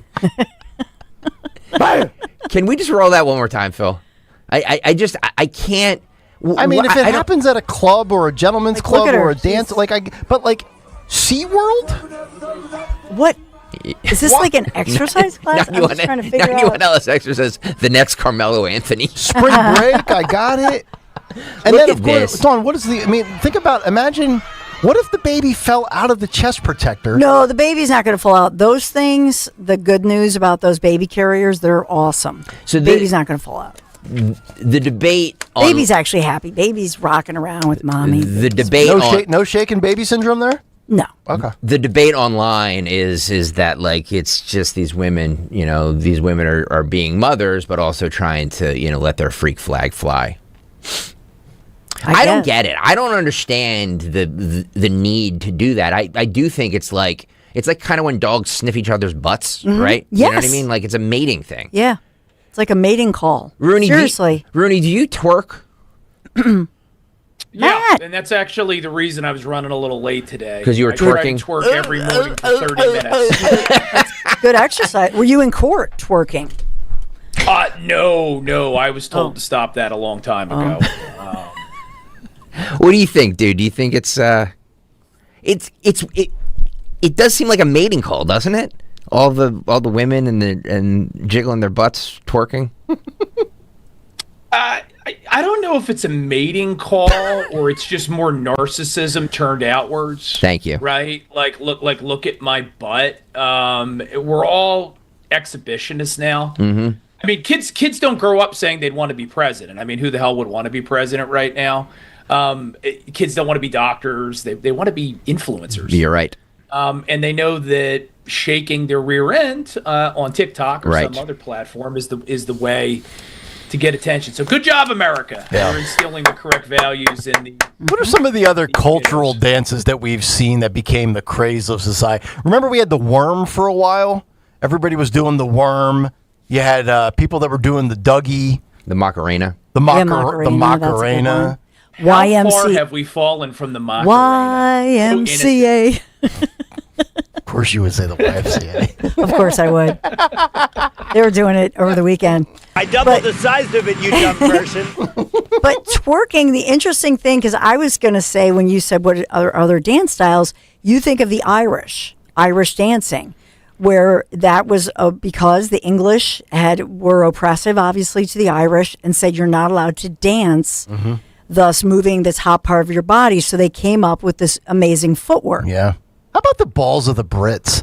They controlled us till we separated. They controlled the Irish. Yeah. Now they just allow a bunch of Islamic radicals to invade their town and elect guys like Starmer. Isn't that crazy? It's amazing that the Brits ever controlled anything. What a bunch of turds. Right.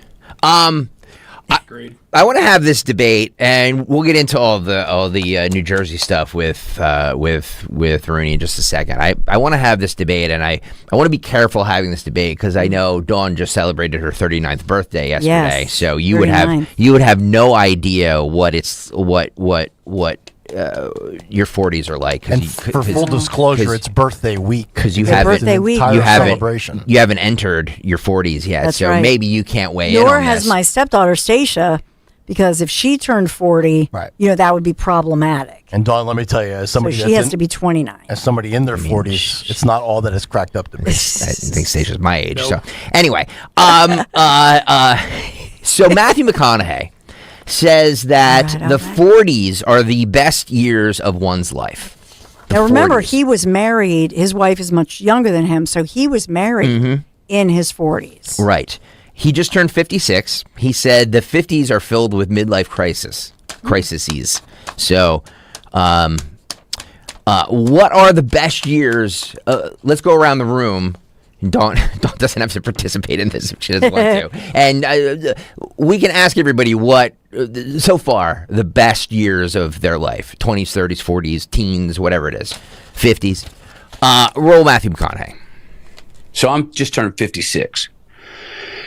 And by the way, he looks great. 40s were my favorite decade. I think I really customized. And I found that to be true for a lot of people. Yeah. Especially a lot of the men I talk to. They go, man, 40s, ooh, you get rid of all that stuff where you're wasting your time and you're honing in on the stuff that turns you on. Look, 50s, I'm still in the first few years of 50s were a little wobbly for me. So you go, oh, is this that midlife crisis? And I go, well, what is that? I don't like the word crisis on that. Sounds like a midlife, for lack of a better word, opportunity. It's a time where, for whatever reason, man looks back and goes, what have I done? And now where am I going? And I think my hunch is that most people go through what they call a midlife crisis. And if it's hard for them or not healthy for them, it's because maybe they're not giving enough credit to what they actually have done to get there. You know, it's like, oh, no, I did that. Yeah. Done. He's an odd cat, isn't he? He's a little strange. He is, but he looks like he enjoys when life. He almost ran for governor of Texas. That would be awesome. But don't you agree he's a guy that looks like he enjoys life? Yes. He really enjoys life. Yes. He's figured it out. He's just like yours truly. He knows what turns him on and what doesn't, and he just does what he likes. All right, let's do a poll question, and I want to go around the room. 30s, 40s, 50s. And some of us can't talk about 50s, but for us, 20s, 30s, 40s. Nick Kayal, what say you? Best or worst? Best decade of your life. Best. Yeah. At the expense of sounding like an old afternoon radio host down the hall doing sports for years, I've never had a bad day in my life. They were all different, but they were all fun. Right. I had to deal with issues with work and the pandemic and health issues in my 30s with surgeries that I didn't want. That was like the Zioli phase of my life. But no, I don't really. Before fatherhood or after fatherhood? Thank you, Road Warrior. You said it more succinctly. Before or after fatherhood? Well, now it's pretty fun. When they were 2 and 3, the first few years. Wanted are to rip fun. my eyeballs out. Anybody who says the first few years are fun is lying. This is a lie. Yeah. Well, the first couple of weeks and months when they just kind of, need to be swaddled, wiped, and placed into a bin or a bed or a drawer. A drawer. Best decade? The 40s have been a good start. Yeah, I was going to say my 40s have been good. I liked post-college graduation 20s, even though I was dead broke. Yeah. Those years of like... My 20s were great. I love my 20s. Yeah. 20s and 40s, I'll go. Okay. 30s, yeah. Matt Not Rooney. 30s? Not 30s. Yeah, 30s, it wasn't bad. Yeah, I didn't love my 30s either, to be honest with you. Yeah. Matt Rooney, what say you? I agree with Matt McConaughey. I think 40s so far has been the best decade. Now, Nick and I are almost the same age. You wouldn't believe it. People always assume I'm his younger brother. better looking, wealthier, Out wild, finished law school, the whole bit. Yeah. But more hair. More hair. But no, seriously, like I think, especially you look at your older relatives, obviously in your 40s, you start to feel it a little bit more, your recovery time from a night of drinking isn't what it used to be. Right. But stuff's not breaking yet, knock on wood. Right. But there's also, to the extent you're experiencing decline, it's now socially acceptable. When you are 32, going to bed before 10 o'clock on a Saturday night is embarrassing. Yeah. Now, passing out at 8:30, watching a Netflix series with my wife on Saturday night after the kids finally go down, not only socially acceptable, but almost kind of encouraged. Yes, embraced. Up at 6 o'clock in the morning. Yeah. So that pressure to be fun is now completely gone. All right, so that's awesome. Let's do because I agree. I think the 40s so far have been the best decade for me so far, and it's not just the first few weeks there, months there with the newborn, especially during a pandemic. Was not super great, but it's been pretty good. So YouTube.com/@1210WPHT. Phil, put up a poll question.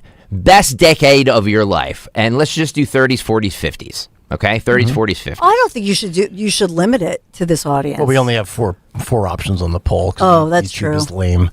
So's X. That's true. But I just think here's the thing.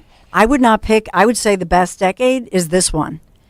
Like for me personally, because I'm like a cat. I've lived so many different lives and careers. Right. That are so different that I can't pick one. They're all amazing.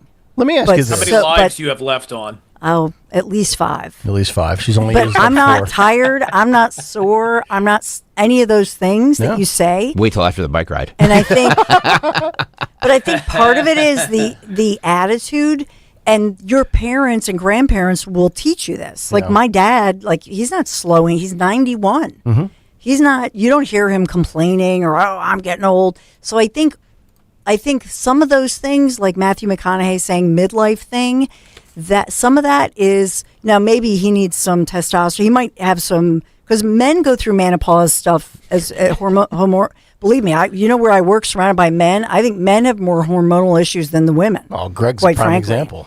But Low T. in all seriousness, maybe Matthew needed some little boost of testosterone or something. He could have had something that he needed. Well, and if he needed it, he would get it because he's got lots of money. Because he's got a lot of money. Yeah, he's fine. But I would just say this, that part of that is your state of mind. Well, and that in life, the one thing I can say, it's something that it's one of the few things we all have control over, and that's our daily That's why total attitude. retirement is a bad idea, Dawn. Yep. I don't know if you agree with that, but Think about all the people who die. You have their party, and then they die. Uh-huh. Like, I would love to work less at some point in my life. Hopefully I get there, God willing. But the person that just stays at home all day and watches TV, sitting in their recliner, that's Nightmare. the beginning of Lights Out. Nobody has ever done nothing better than me. I To can me, that fill would up be the hours torture. of a day. You get bored, though, don't you? A little bit, but that's why I golf. And where I drink or I gamble. All right, go. Let me ask you this, Yeah. though, because, Dawn, when we're doing this show 13, 14 years from now, and then you officially enter your 50s, I don't understand the midlife crisis. Like, why is that a regret thing? Because the only, I don't well, know. first of all, it won't be a midlife It might be crisis for hormonal. me. It'll be an end-of-life crisis because most Kales die in their 50s.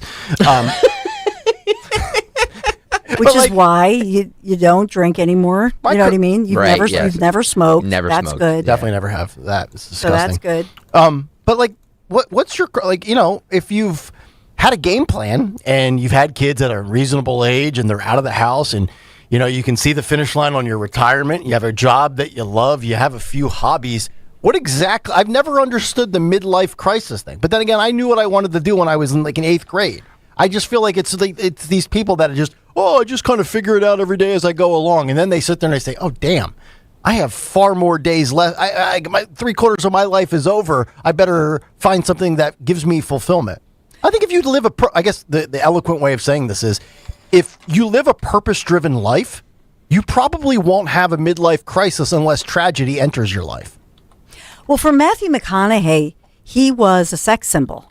So if you remember, he was in movies where he was the eye candy. He was in some of those movies that were very, they were fluffy. Had no substance. Then it turned out he was in some great movies where, guess what? He's actually a great actor. Remember that Detectives series that he did? He was so great in. True Detective, yeah. True, yeah. So that was good. Remember that?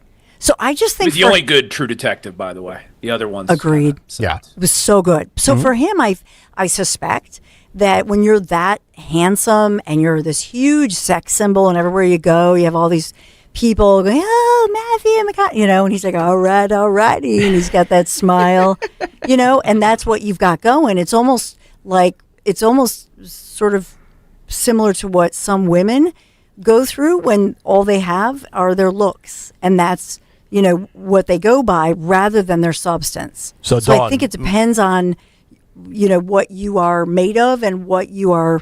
For him, he was famous for his good looks, but then he evolved and proved that he's a great actor. You would consider him hot?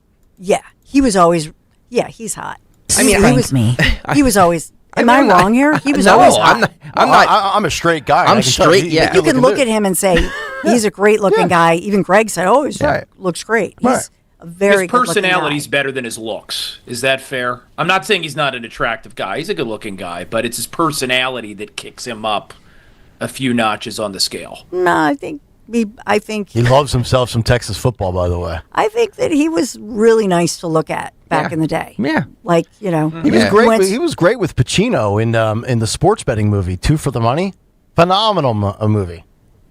Audience of one, I get it, but God, you have bad taste in I am the king of bad movies. Oh okay, God, it's not just the narrative. Go vote. Best decade of your life. 20s, 30s, 40s, 50s. YouTube.com/@1210WPHT. YouTube.com/@1210WPHT. Where when we come back, we have Fight Club. Dawn talks about kitchen magic. Go vote. Go vote. Go vote. Early and often. Talk about the magic, because while the sun's out and the summer's in full swing, Kitchen Magic wants to help you fall back in love with your kitchen. Yeah, Kitchen Magic, family-owned business right here in Nazareth since 1979. For more than 45 years, high quality and craftsmanship have been their promise. This summer only, listen to this, are you ready? 40% off installation. 40% off installation. Flexible financing options for every single budget. Don't put this off. Don't wait for someday. Just visit my friends at kitchenmagic.com and let's build something beautiful together. Kitchenmagic.com. Make sure you tell them Dawn sent you. This is the sound of Jack buzz cutting his way to a small fortune. To Jack, every time he cuts his own hair, that's $50 right in his pocket. If Jack sees DIY buzz cuts as a saving strategy, Wells Fargo is right behind him. And with their mobile app, tracking his savings is easy. Oh, ouch. However you make money work, we can work with that. Mobile carriers' message and data rates may apply. Wells Fargo Bank, N.A., member FDIC. Finding great candidates to hire can be like, well, trying to find a needle in a haystack. Sure, you can post your job to some job board, but then all you can do is hope the right person comes along. Which is why you should try ZipRecruiter for free at ZipRecruiter.com/free. ZipRecruiter doesn't depend on candidates finding you. It finds them for you. Its powerful technology identifies people with the right experience and actively invites them to apply to your job. You get qualified candidates fast. So while other companies might deliver a lot of hay, ZipRecruiter finds you what you're looking for. The needle in the haystack. See why 4 out of 5 employers who post a job on ZipRecruiter get a quality candidate within the first day. ZipRecruiter, the smartest way to hire. And right now, you can try ZipRecruiter for free. That's right, free at ZipRecruiter.com/free. That's ZipRecruiter.com/free. ZipRecruiter.com/free. ZipRecruiter. Attention all dog owners. If you have ever listened to the radio or TV for any length of time, you've probably heard of America's #1 dog supplement, Rough Greens. Greetings, naturopathic Dr. Dennis Black, Amazon best-selling author and founder of Rough Greens here. And if your dog suffers from bad breath, itchy skin, licking paws, joint pain, or low energy, the truth is their food is probably to blame. You see, all commercial dog food is dead food. That's why I created Rough Greens.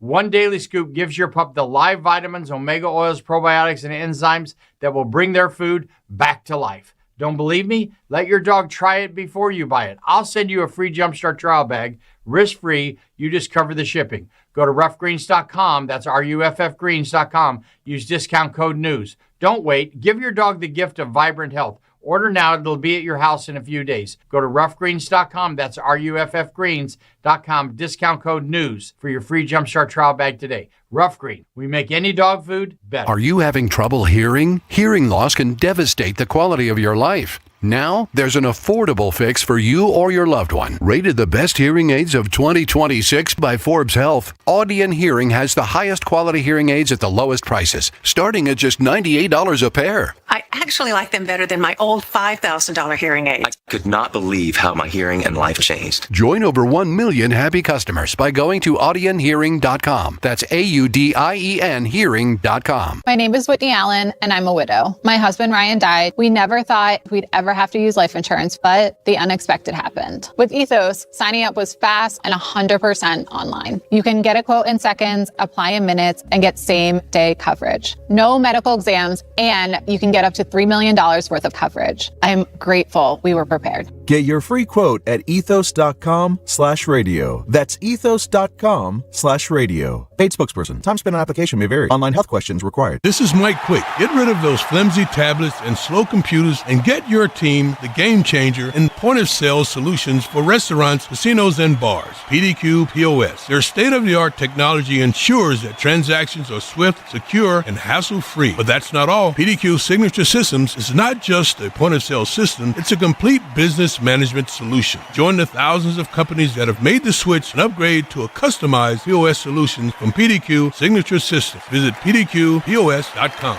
You know what I love? American-made products, baby. That's right. It's Rich Zioli. American-made products, and that's what you get from Emmons Roofing and Siding. Owens Corning shingles are made in New Jersey. Certainteed siding made right outside of Philly. Provia windows and doors handcrafted in Ohio. And because Emmons is platinum with Owens Corning, your roof comes with a lifetime workmanship warranty. That's accountability on American-made quality from an American company right in our backyard. EmmonsRoofing.com. EmmonsRoofing.com. Hey, this is Larry Stitus with Investor Schooling. How many times are you going to listen to my voice before you finally go to investorschooling.com? I can't believe you haven't signed up for a class yet. You're going to learn real estate investing. You're going to learn stock options trading. You're going to learn things about money that you didn't even know existed. Go to investorschooling.com right now.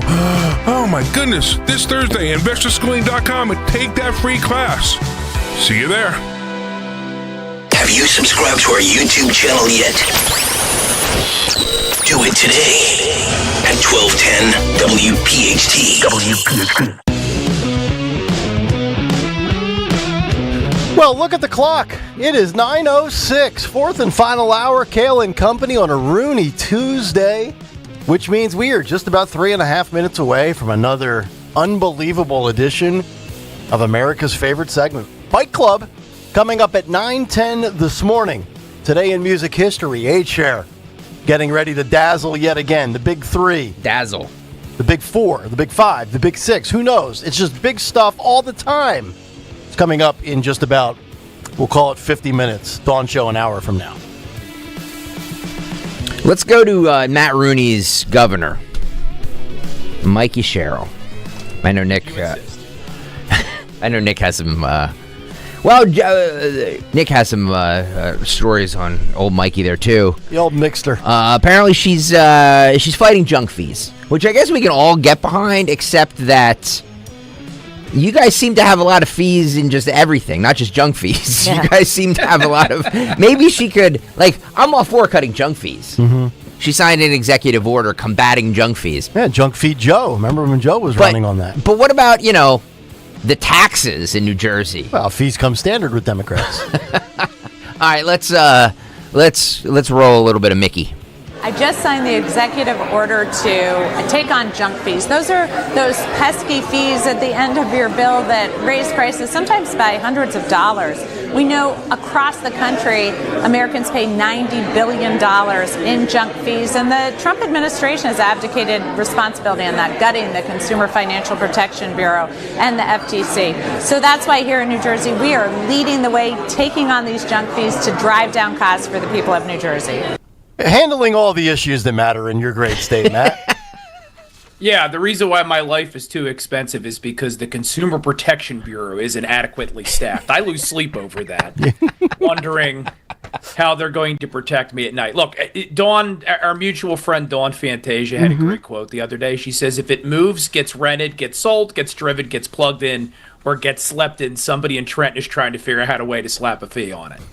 And that's where we're at. I mean, how much time do you have? We have a societal benefits charge that they've added to our utility bills. There's a $5 a day domestic security fee in New Jersey on rental cars. Yep. For what? In case it's death by a million paper cuts, Rooney. Right, exactly. So this is, once again, a Band-Aid on cancer. And we know what she's doing here, right? This is a cover for the fact that she ran on one issue besides Orange Man Bad last year. It was that she was going to freeze our electric bills. My electric bill is not frozen. I have not talked to a single member of my state, another resident, who can tell me that their electric bill is frozen. They continue to rise. So I just hope people start to see this performative crap for what it is. We see it. I think most of the listeners of the Kayal and Company program see it, but we need 51% of New Jerseyans to finally get it. Is your house frozen? As in, can you afford to crank the AC up enough to make it frozen on the inside with those unfrozen electrical bills, Mr. Rooney? So air conditioning is my favorite modern miracle. I would give up indoor plumbing before I gave up air conditioning. Sorry to my neighbors, but you would see me squatting in the backyard before I turned the air conditioner on. So that's going to be the last thing to go. So I'm the wrong person to ask. But no, it's insane. I mean, my bill is up at least 60% from last year, and our habits haven't changed. If anything, I've put in some new windows that are supposed to be energy efficient. So in theory, same usage, I should be paying less. And I keep saying it. I apologize, but people need to hear it. It's not rocket science. We had 6 more power plants when Phil Murphy came to office than when he left. When you're not generating enough power, you got to buy it from somewhere else. Then they're building these data centers that they can't figure out how to power. We know the president's talked a lot about that. It's a complete mess. And the saddest part about it is, even if Jack Ciattarelli had won last year, even if Mikey Sherrill resigns and we got a Republican through some miracle next year, which isn't going to happen, there's no quick fix. It is now a generational problem in New Jersey because you got to rebuild your generation capacity. And nobody could snap a finger and build a new nuclear power plant. They take 7 to 10 years. Would love to get your thoughts on this. The Philadelphia Inquirer, of all places, actually with a headline about Mikey Sherrill's first real test. South Jersey progressives and immigration rights activists not happy with how Mikey Sherrill has handled the protests outside of Delaney Hall. They write, all eyes are on Governor Sherrill, first-term governor who campaigned to fight against President Donald Trump and ICE. She's pushing for the closure of the Delaney Hall Immigration Detention Center while grappling with the backlash for how she's handled the unrest outside of it. They go on to write, the South Jersey progressives and immigration rights activists who campaigned for her see Sherrill's choice to put in place designated protest zones and to deploy state troopers as a betrayal. Sherrill said the decision was her attempt to, quote, lower the temperature. Quote, it's her first real test of how she manages the duties of being the highest public safety officer of the state, leading New Jersey, and then still protecting the immigration community who lives here, a former campaign advisor to Mikey said to the Inquirer. Rooney, your thoughts on the wokesters down in the south end of Jersey? Not too happy with their gal. I'm going to decode the Inky Okay. for you, which you should avoid reading at all costs because it kills more brain cells than most hard drugs. They're saying that she's not being nice enough to these protesters. They're not protesters. They are agitators that are being shipped in from around the country to engage in domestic terrorism, specifically baiting federal agents and police officers into violent conflicts. Now, there is one guy, to be fair, that I saw in a video from my friend Wake Up NJ, who was wearing like a pink flamingo floaty. So my best guess there is that he got lost on his way to a pride parade. June is very confusing for the left. All their holidays come at once. It's the beginning of riot season. It's Pride Month. It's Hate America heading into 4th of July. So you can understand why it's a lot for them to absorb. But look, the whole idea that Mikey Sherrill somehow has a responsibility to coddle protesters that are not protesters, they're rioters, some of them probably paid, is absurd. But the reality is that she could have stopped this unrest from day one by agreeing to cooperate with the federal government in removing criminal illegal aliens from our state. We had, Nick, yesterday in Ocean County, New Jersey, Stafford Township. Yep, we an played ICE it. officer. Dawn had it in the news this morning. Yep. Got hit by a car. How many times are we going to see this same movie? Where is she? Yep. She's taking pictures of herself, selfies with Brazilians on the way to watch the World Cup. Yep. We had the clip from NBC 10 that Dawn played. Like, this is the culture that these Democrats have created where it's okay to pull out and potentially run over an ICE agent. It's okay. Right. So the Inquirer should just be honest. They're not happy. It's them. I don't know who these progressives are. They're not happy that Mikey's not being nicer to their paid actors. That's really what they're saying here. They can go to hell. Stay on your side of the bridge, Inquirer. You have no idea the hell we're living in. You should, because you see what these same policies have done to the city of Philadelphia. I don't even like to go there anymore unless there's a sports championship, because candidly, it's a hot time of year to wear a bulletproof vest. Thank you. I just love the fact that you told the Inquirer to go to hell. Wait a second. I want to come down to Jersey and hug you. It's a crappy paper. I agree. Would you say? Would you call Philadelphia an S-hole? Matt Rooney. 100%. This is what the left You hear does. that, Dawn? They take great Don't be cities like that. and Don't they be all destroy snotty like them, that. and then they blame conservatives for the fruits of their own labor. Yeah. You know, I mean, I'd love to love Philadelphia, but I've tried. They're not making it a place you can love. Last time I walked around Independence Hall, you had a little oasis, but you move 1 inch off the path, there's trash everywhere. Right. It's hard to straighten Sirens garbage out. constantly.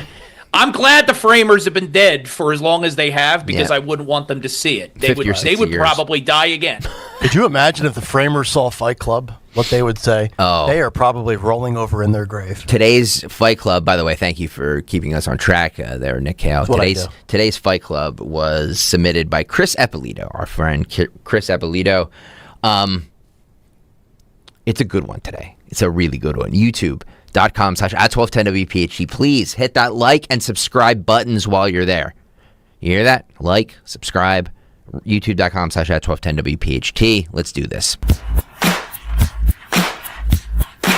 No grievances to report this morning. Our three hosts, however, that's a different story. It's a Rooney Tuesday edition of Kayal and Company Fight Club, where, oh my, we disagree with this Iran deal, or something President Trump said. Oh, let the dogs come out barking, right? Sit, Cujo, sit. Good dog. Disregard that opening statement. I guess I do have a grievance. And in the words of a former night host with little or no ratings, that's right, I said it. Fights equal ratings, you dope. You got knocked the out, man. We're gonna knock you out. I'm not looking for a fight, but if you want one, you came to the right place. He is not happy about this Iran deal, by the way. Mark Levin is not happy. Of course he's not. He's not happy. Mark Thiessen, not happy about this Iran deal. Bibi said he's not going to abide by it. So They don't even know what's in it. that's what I said. That's what I said. Like, it's just, we don't know. Everybody's arguing.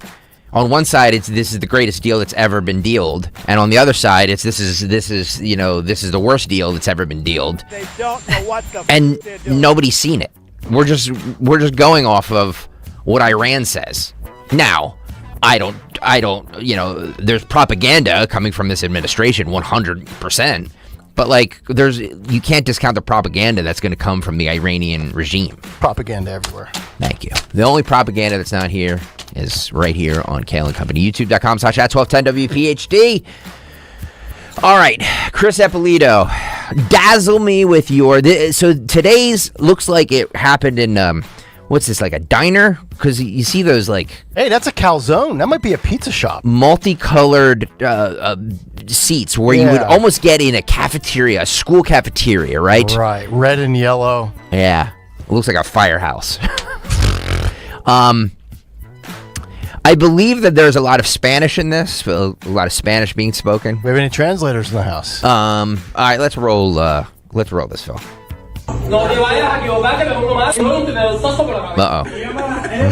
Uh-oh. Hi, puppy. What is this? Look at this broad. No, that's I think that's a guy, Nick. No. Listen to her speak. Him speak. We don't. See? Oh! Uh-oh. Where did this shit come from? Are these two hookers? Look at this. They're dudes. Those are dudes? I think so. No. Listen, did you hear them speak? All right. Well, we don't. Rewind. There's a lot of people in there. I have no idea if it's Rewind if it's the chicks talking. Go back to the very beginning. By the way, that calzone looks fantastic. It does look good. Look at that. I'm glad you said it, Nick, because that's what I'm fixated on. Oh, the cheese, a good ratio. This is that blonde, that person in the blonde hair is a dude. Listen to them speak. Roll this again.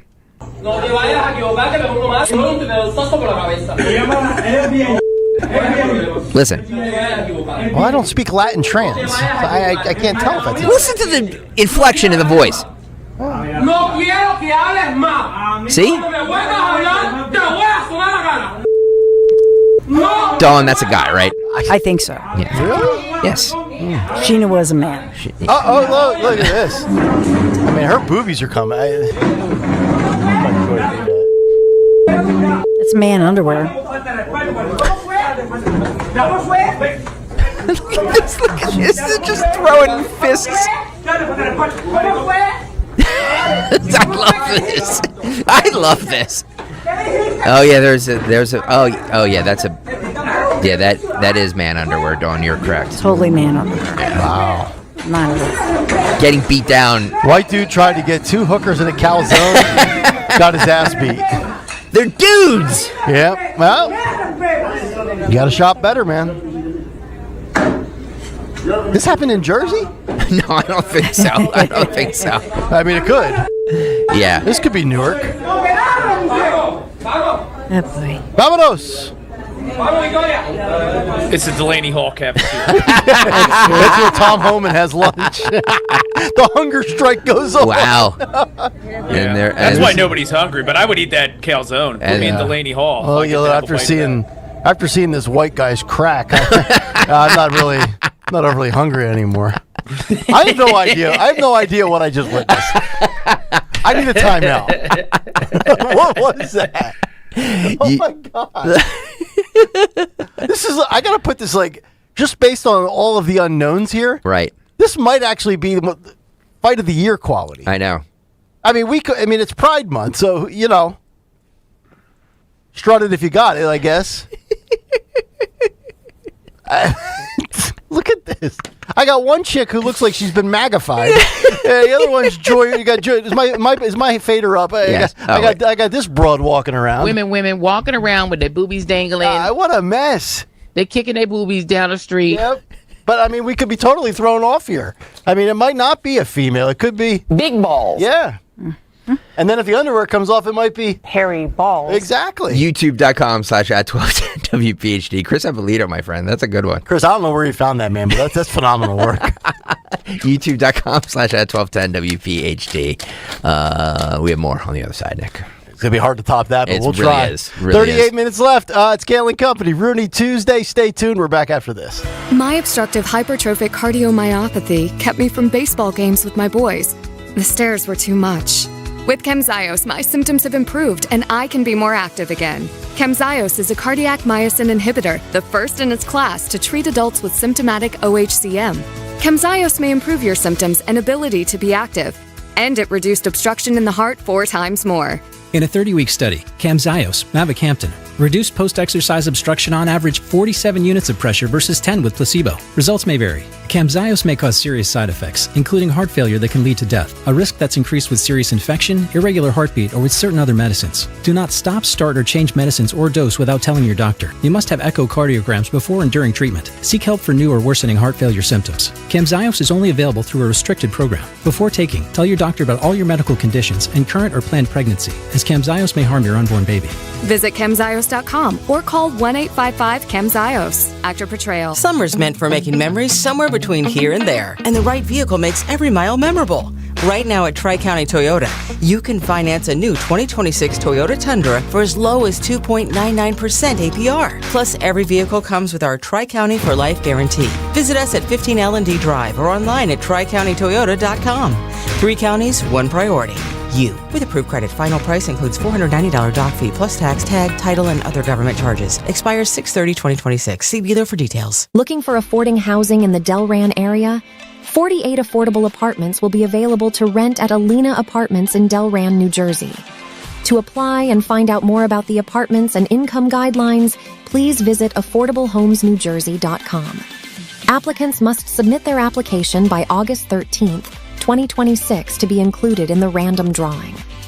The website to find out more information is affordablehomesnewjersey.com. When it comes to your home, you shouldn't have to roll the dice with a small contractor or pay the high prices of a giant one. At Lemus Remodeling Group, a family-owned company, you get the perfect balance. Expert exterior remodeling from a team that's nationally recognized and neighborhood trusted. From roofing and siding to windows, doors, and gutters, the Lemus team delivers quality work, honest pricing, and a home that feels brand new. Call 610-GO-LEMUS to schedule your free consultation today or visit their website at GoLemus.com. Lemus Remodeling Group. Trust Lemus for a lifetime. By texting 64,000, you agree to receive recurring automated marketing messages from Real Success. Message and data rates may apply. No purchase required. Terms apply. Available at ourrealsuccess.com. Do you want to learn how to make money flipping houses and acquiring rental properties right here in Philadelphia without using your own money? You'll learn to flip houses and secure rental properties in your spare time to get on track towards real wealth building. We're offering a handful of motivated individuals the opportunity to attend our workshop right here in Philadelphia for free. That's right, we'll give you 2 free tickets when you text INVEST to 64,000. Philadelphia is the perfect market to flip houses and build rental income. Don't miss this opportunity. Come to a complimentary live 2-hour workshop this week right here in Philadelphia and learn how to start making money flipping homes and building long-term wealth with rental properties. To get 2 free tickets, text INVEST to 64,000. Text in the next 10 minutes and registrants will also receive a free copy of our Funding for Deals guide. Text INVEST to 64,000 for 2 complimentary tickets. Text INVEST to 64,000. From the FIFA World Cup to competitive business environments, grand ambitions lead to game-changing achievements. At Bank of America, we're there to support businesses at every step, providing insights and expertise to help you gain an edge. He shoots, he scores! What would you like the power to do? Explore winning business solutions at BofA.com/gamechangers. Bank of America, official bank of the FIFA World Cup 2026. Wesley Financial Group is not a law firm, and Chuck McDowell, definitely not an attorney. This is Chuck. If someone talked you into buying something really silly and you want to get out of that silly little thing, my advice, get the facts. Call me and I'll send you our timeshare exit kit absolutely free. Inside, you'll learn how timeshare works and all your options for cancellation. Call Wesley now for your free exit information kit. 800-909-9696. 800-909-9696. Prioritize yourself and make your dream of an attractive, healthy smile a reality at PI Dental Center. The professionals at PI Dental have been transforming patients' smiles for over 38 years. Board-certified specialists, Dr. Glenn Wolfinger and Dr. Robert Slough, perform complex dental makeovers with their Teeth in a Day protocol, where dental implants are placed and restored with fixed fixed teeth in just one day. It's time to invest in yourself. For a smile that's monumental, trust PI Dental. Visit PIDentalCenter.com. The June heat is here and Philadelphia humidity is officially on the rise. Don't wait for the AC to start working overtime to realize the windows are failing. Call Window Nation now. During the June sale, buy 4 windows and get 4 free. That's right. Upgrade the entire house and get half of those windows absolutely free. Plus, get started with 0 down and no payments or interest for 2 full years. The experts at Window Nation provide a weather-tight seal in just 1 day or less. Beat the heat and save big on those utility bills. Schedule your fast, free consultation today at windownation.com. I'm John Morgan of Morgan & Morgan. After suffering an injury, you may face many hard questions. What will tomorrow bring? Which firm should I choose to represent me and my family? At Morgan & Morgan, we will hold your hand every step of the way. From our one-click sign-up, mobile apps, and 24/7 availability, we make it easy to get your case started right from the comfort of your couch. All firms are not the same. The choice is easy. Morgan & Morgan, for the people. Injured? Visit forthepeople.com for an office near you. Cancer. If you've been diagnosed recently, it doesn't have to be as devastating as it may seem. Chances are you didn't just get cancer recently. What you need to do is visit the team at Innovative Medical Associates. Dr. Molly Fantasia, the PhD doctor and founder of Innovative Medical Associates, has helped hundreds over the years with her unique hydration protocols geared specifically to cancer support. The team is comprised of Dr. Molly Fantasia and her doctors, plus her outstanding nursing staff. With almost 30 years in practice, Innovative Medical Associates can help you navigate the journey through cancer and beyond. To set up your initial complimentary consultation, contact Innovative Medical Associates at 856-489-0505, 856-489-0505, or visit their website, innovativemedicalassociates.com. That's innovativemedicalassociates.com. Make that appointment, and you'll be on your way to treating cancer as only Innovative Medical Associates knows how. Summer is here, and that means pool days and patio nights. But is your uneven concrete making your backyard feel more like a construction zone than a vacation spot? Stop worrying about stubbed toes and stumbles. Keystone Guncrete can level your pool deck and patio quickly and cleanly, saving you thousands over the cost of pouring new concrete. We'll have your backyard party ready before your water even gets warm. Head to KeystoneGuncrete.com. Remember, Guncrete is spelled with a K. Mention 1210 and we'll take $50 off your project. Giving your liver a spring cleaning is easy with Active Liver from New Nordic. Search for Active Liver by New Nordic on Amazon, CVS, Wegmans, or GNC. WPHT, WPHT HD, WOGL HD3 Philadelphia. From the Piazza Premium Automobile Studios, powering your drive with 10 brands and 20 locations. Always live on the free Odyssey app. Hi, this is Dom Giordano. You know, when it comes to complex dental care, experience matters. At Bentz Dental Group, board-certified prosthodontists, Dr. Robert Bentz and Dr. Emily Bentz, bring advanced training and expertise to every case. They use the latest technology. Their team delivers accurate diagnosis from the very start and builds personalized treatment for you. Whether it's wear or tear or more advanced concerns, you are in expert hands. Get the smile you really want. Call 610-272-6949 or visit BentzDentalGroup.com. Don Stensland this morning at 10. Kayal and Company now on Talk Radio 1210 WPHT and the free Odyssey app.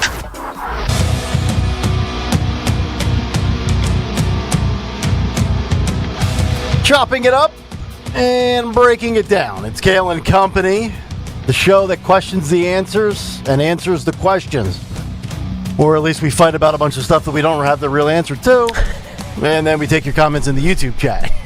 And of course, we welcome in great guests like Matt Rooney, who will from time to time tell a local publication that they can go to hell. Exactly right. Rooney, you've made the board. Congratulations. Nice work. It only took 5 years, but I finally made it. I don't know, Matt, if you were listening to the show yesterday, but I got a very snarky email who was very upset. A listener was very upset with me because he thinks I've changed in the last year and I'm way more narcissistic and condescending and I talk over Dawn and I insult Nick and he's never going to listen again, except on days when Harry Mays, Matt Rooney, Tony Bruno, Jimmy Fallon, Rich Zioli, and Sean Farish are on. Those are the only days he's going to listen. Just those. So every day, because someone from every that list day, is on almost yes. every day. But I just wanted to let you know that he's never listening again except on days when you're on. So Congratulations. Thank you, Matt. So thank you for keeping that listener around. We really appreciate it. They can go to hell. It's the least I can do. That listener doesn't have to go to hell. But for what it's worth, I disagree. I think that you, my friend, have been consistently narcissistic. Consistently since obnoxious. I've known you. The level has remained. Yeah.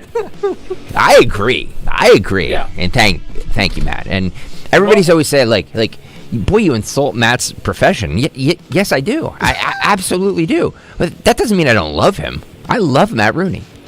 Matt knows how much I love him. I think that people that get offended at that kind of stuff never played sports.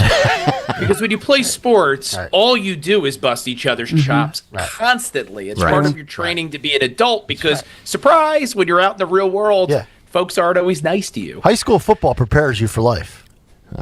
Okay. It does. Al Bundy. It does. If you can play high school football, the sky's the limit. So was that your best decade? Oh, look at you! I have no problem. I peaked in high school. I played football. I graduated high school, and then I got married. I am Al Bundy. Big decade. I'm what happens to high school football players that peak at 18. Thank you, Don Stenson. There's almost like there's a method to your madness. Go vote, youtube.com/@1210WPHT. What was your best decade? youtube.com/@1210WPHT. Thank you, Don Stenson. We talked about one sugar honey iced tea. What did Fair Sound Friday when you want to add a TY to it? You know? Oh, sugar honey iced tea. TTY, I forget, but yeah. Whatever. Yeah.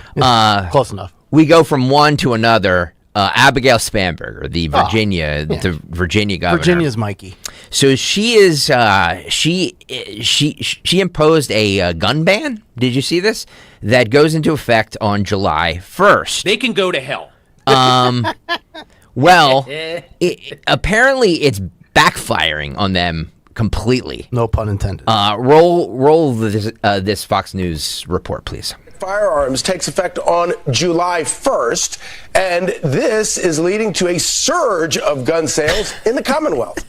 All right, Chanley Painter joins us with all those details. Chanley, good morning. Hey, good morning. So this legislation in Virginia was signed into law last month. It bans the future sale, manufacture, import, and transfer of semi-automatic rifles or pistols that have a magazine capacity of more than 15 rounds. So essentially, starting July 1st, under the law, it will be a misdemeanor to buy, sell, transfer, or make an assault firearm. But get this, since the Democrat-led effort was introduced earlier this year, the number of background checks Charlie, turn your mic off. for the purchase of a firearm went up drastically, according to the FBI. For example, in just the month of May alone, more than 75,000 background checks were conducted. That's more than double the amount from last year, where only some 37,000 were conducted in May of 2025. In a statement after she signed the law, Virginia Governor Abigail Spanberger wrote this, quote, "Firearms designed to inflict maximum casualties do not belong on our streets. We are taking this step to protect families and support the law enforcement officers who work every day to keep our communities safe." Well, as you may guess, many gun rights advocates and gun shop owners are. All right, so three things. Chanley Painter would. Number two, Jimmy Kelly, obviously board ops for Fox and Friends weekend. And then number three. Oh, man. Somebody turn off Charlie Hertz. Lots of hot takes. I mean, he's back there with his. It's like the guy yesterday. Who was the guy on that clip that we played that had the Sharpie? Oh, yeah, he was right. writing all over his pages while he's interviewing somebody. Yep. You know, I want St. Kristen to come on sometime and look at hot men. I agree and with you, Don. ask her like would not, whatever. The last page of my contract, there's an exclusive. Do you think she would say that about Nick? Would or would not? No, it's a would not, and it's been that way for a long time. Well, that would be my punchline. I'd show her all these, like, Matthew McConaughey in the mid '80s, and then And then the last one would be you know who. I signed an executive order years ago that bans all significant others from this program. It just goes to show you, too, because we've been talking about age today. Nick and I are like the same age, but we're in different 40s eras. Like, he sees an attractive woman and says wood, whereas I saw that calzone and immediately thought wood. Well, the calzone is a wood, too. There's no doubt. I'll take anything I can get these days. I love when Dawn Sensen But I puts prefer you in the your place. calzone, I'm just saying. I love when Dawn Sensen puts you in your It place. needs to be done. It does need And to I be done. embrace it sometimes, for sure. We all need that person in our lives. But it just proves bans don't work. We've been saying it for Agreed. how long? Agreed. Right? You're going to tell the people that you can't have something. They go out and they want it more. Well, this brings me to what I think it went into effect yesterday, the UK social media ban. Yep. So for children under the age of 16, you have to do age verification to go on social media. I just that's a mistake. Anytime you ban something, people want it more. You have to make it uncool. You have to just and people don't get that. They never get that. They're just going to be like, yeah, ban. Bans don't work. And I'm against it. But even if the argument for it was parents haven't done a good enough job in keeping their kids sheltered, then that's just a shame that we've reached the point where there are so many neglectful parents that basically check out themselves and zoom and doom and scroll and swipe all day long. And then their kids, it's a learned behavior, right? Right. Unbelievable. Matt Rooney, you're not doing any bans, are you, in your household? No. I mean, my kids are young, granted. Mine too. So they're not on socials yet. I think what I'm going to do is I'm going to let them use them, but I'm going to restrict them, and I'm going to be a little bit of a helicopter parent. Just like when your child learns how to drive a car, right? It's a different kind of responsibility, arguably equally big stakes. So they need someone to teach them how to use it responsibly. Kids didn't get better at drinking, if you want to look at it this way, by moving the drinking age to 21. It actually made 18-year-olds, 19-year-olds, when they got to college, gravitate towards binge drinking. Right. So we need to teach responsibility. Agreed. And Rooney, how old are your kids right now? 4 and 7. So does the 7-year-old have a cell phone yet? A cell phone? No. At what age do you think you'll Wait till 8th. Are you waiting till 8th grade like Dawn, or 30 years old? I haven't thought about the exact year. I think it's when they get to the point where I'm dropping them places and leaving them, where they're not directly supervised by an adult. Like if I'm dropping them off at the movies and then picking them up. Wait. Can I? What age would that be? Can I push back on you, Matt Rooney? Since 28. We all are products and children of the 80s and 90s. Did your parents do that for you when they dropped you off? Did you need a cell phone on you? Like, come on, man. Like, just drop them off and let them be kids. We had change for the payphone. I'm gonna push back on you though, Yes. because when we were kids, you had stuff like payphones, right? Like I remember my mom giving me like some change to make a call from the movies because they had a payphone at the movie theater. What the hell do you use now, right? That you don't have as many options. What do we need payphones for? But what if you need to make a call? You never used a payphone as a kid to call your parents? Of course. You know where I grew up. Do you think there was a plethora of payphones up there? Got that Clark Kent look about him. He likes the. Who's got the Clark phone Kent? booth. Rooney? Rooney. Yeah, I could see Rooney going into a Yeah. phone booth, coming out as Save Jersey Man. Yeah. Apple is introducing a major software update that gives parents more control over their children's devices. This is cut 4, Phil. It's kind of in the theme of what we're doing right now. 4. Okay. Now to some big news from Apple today. The company announcing new safety features for kids and parents, changing how they will use their devices. Senior business and tech correspondent Jolene Kent tells us what's new. This year, we're taking a big step, expanding our child safety features.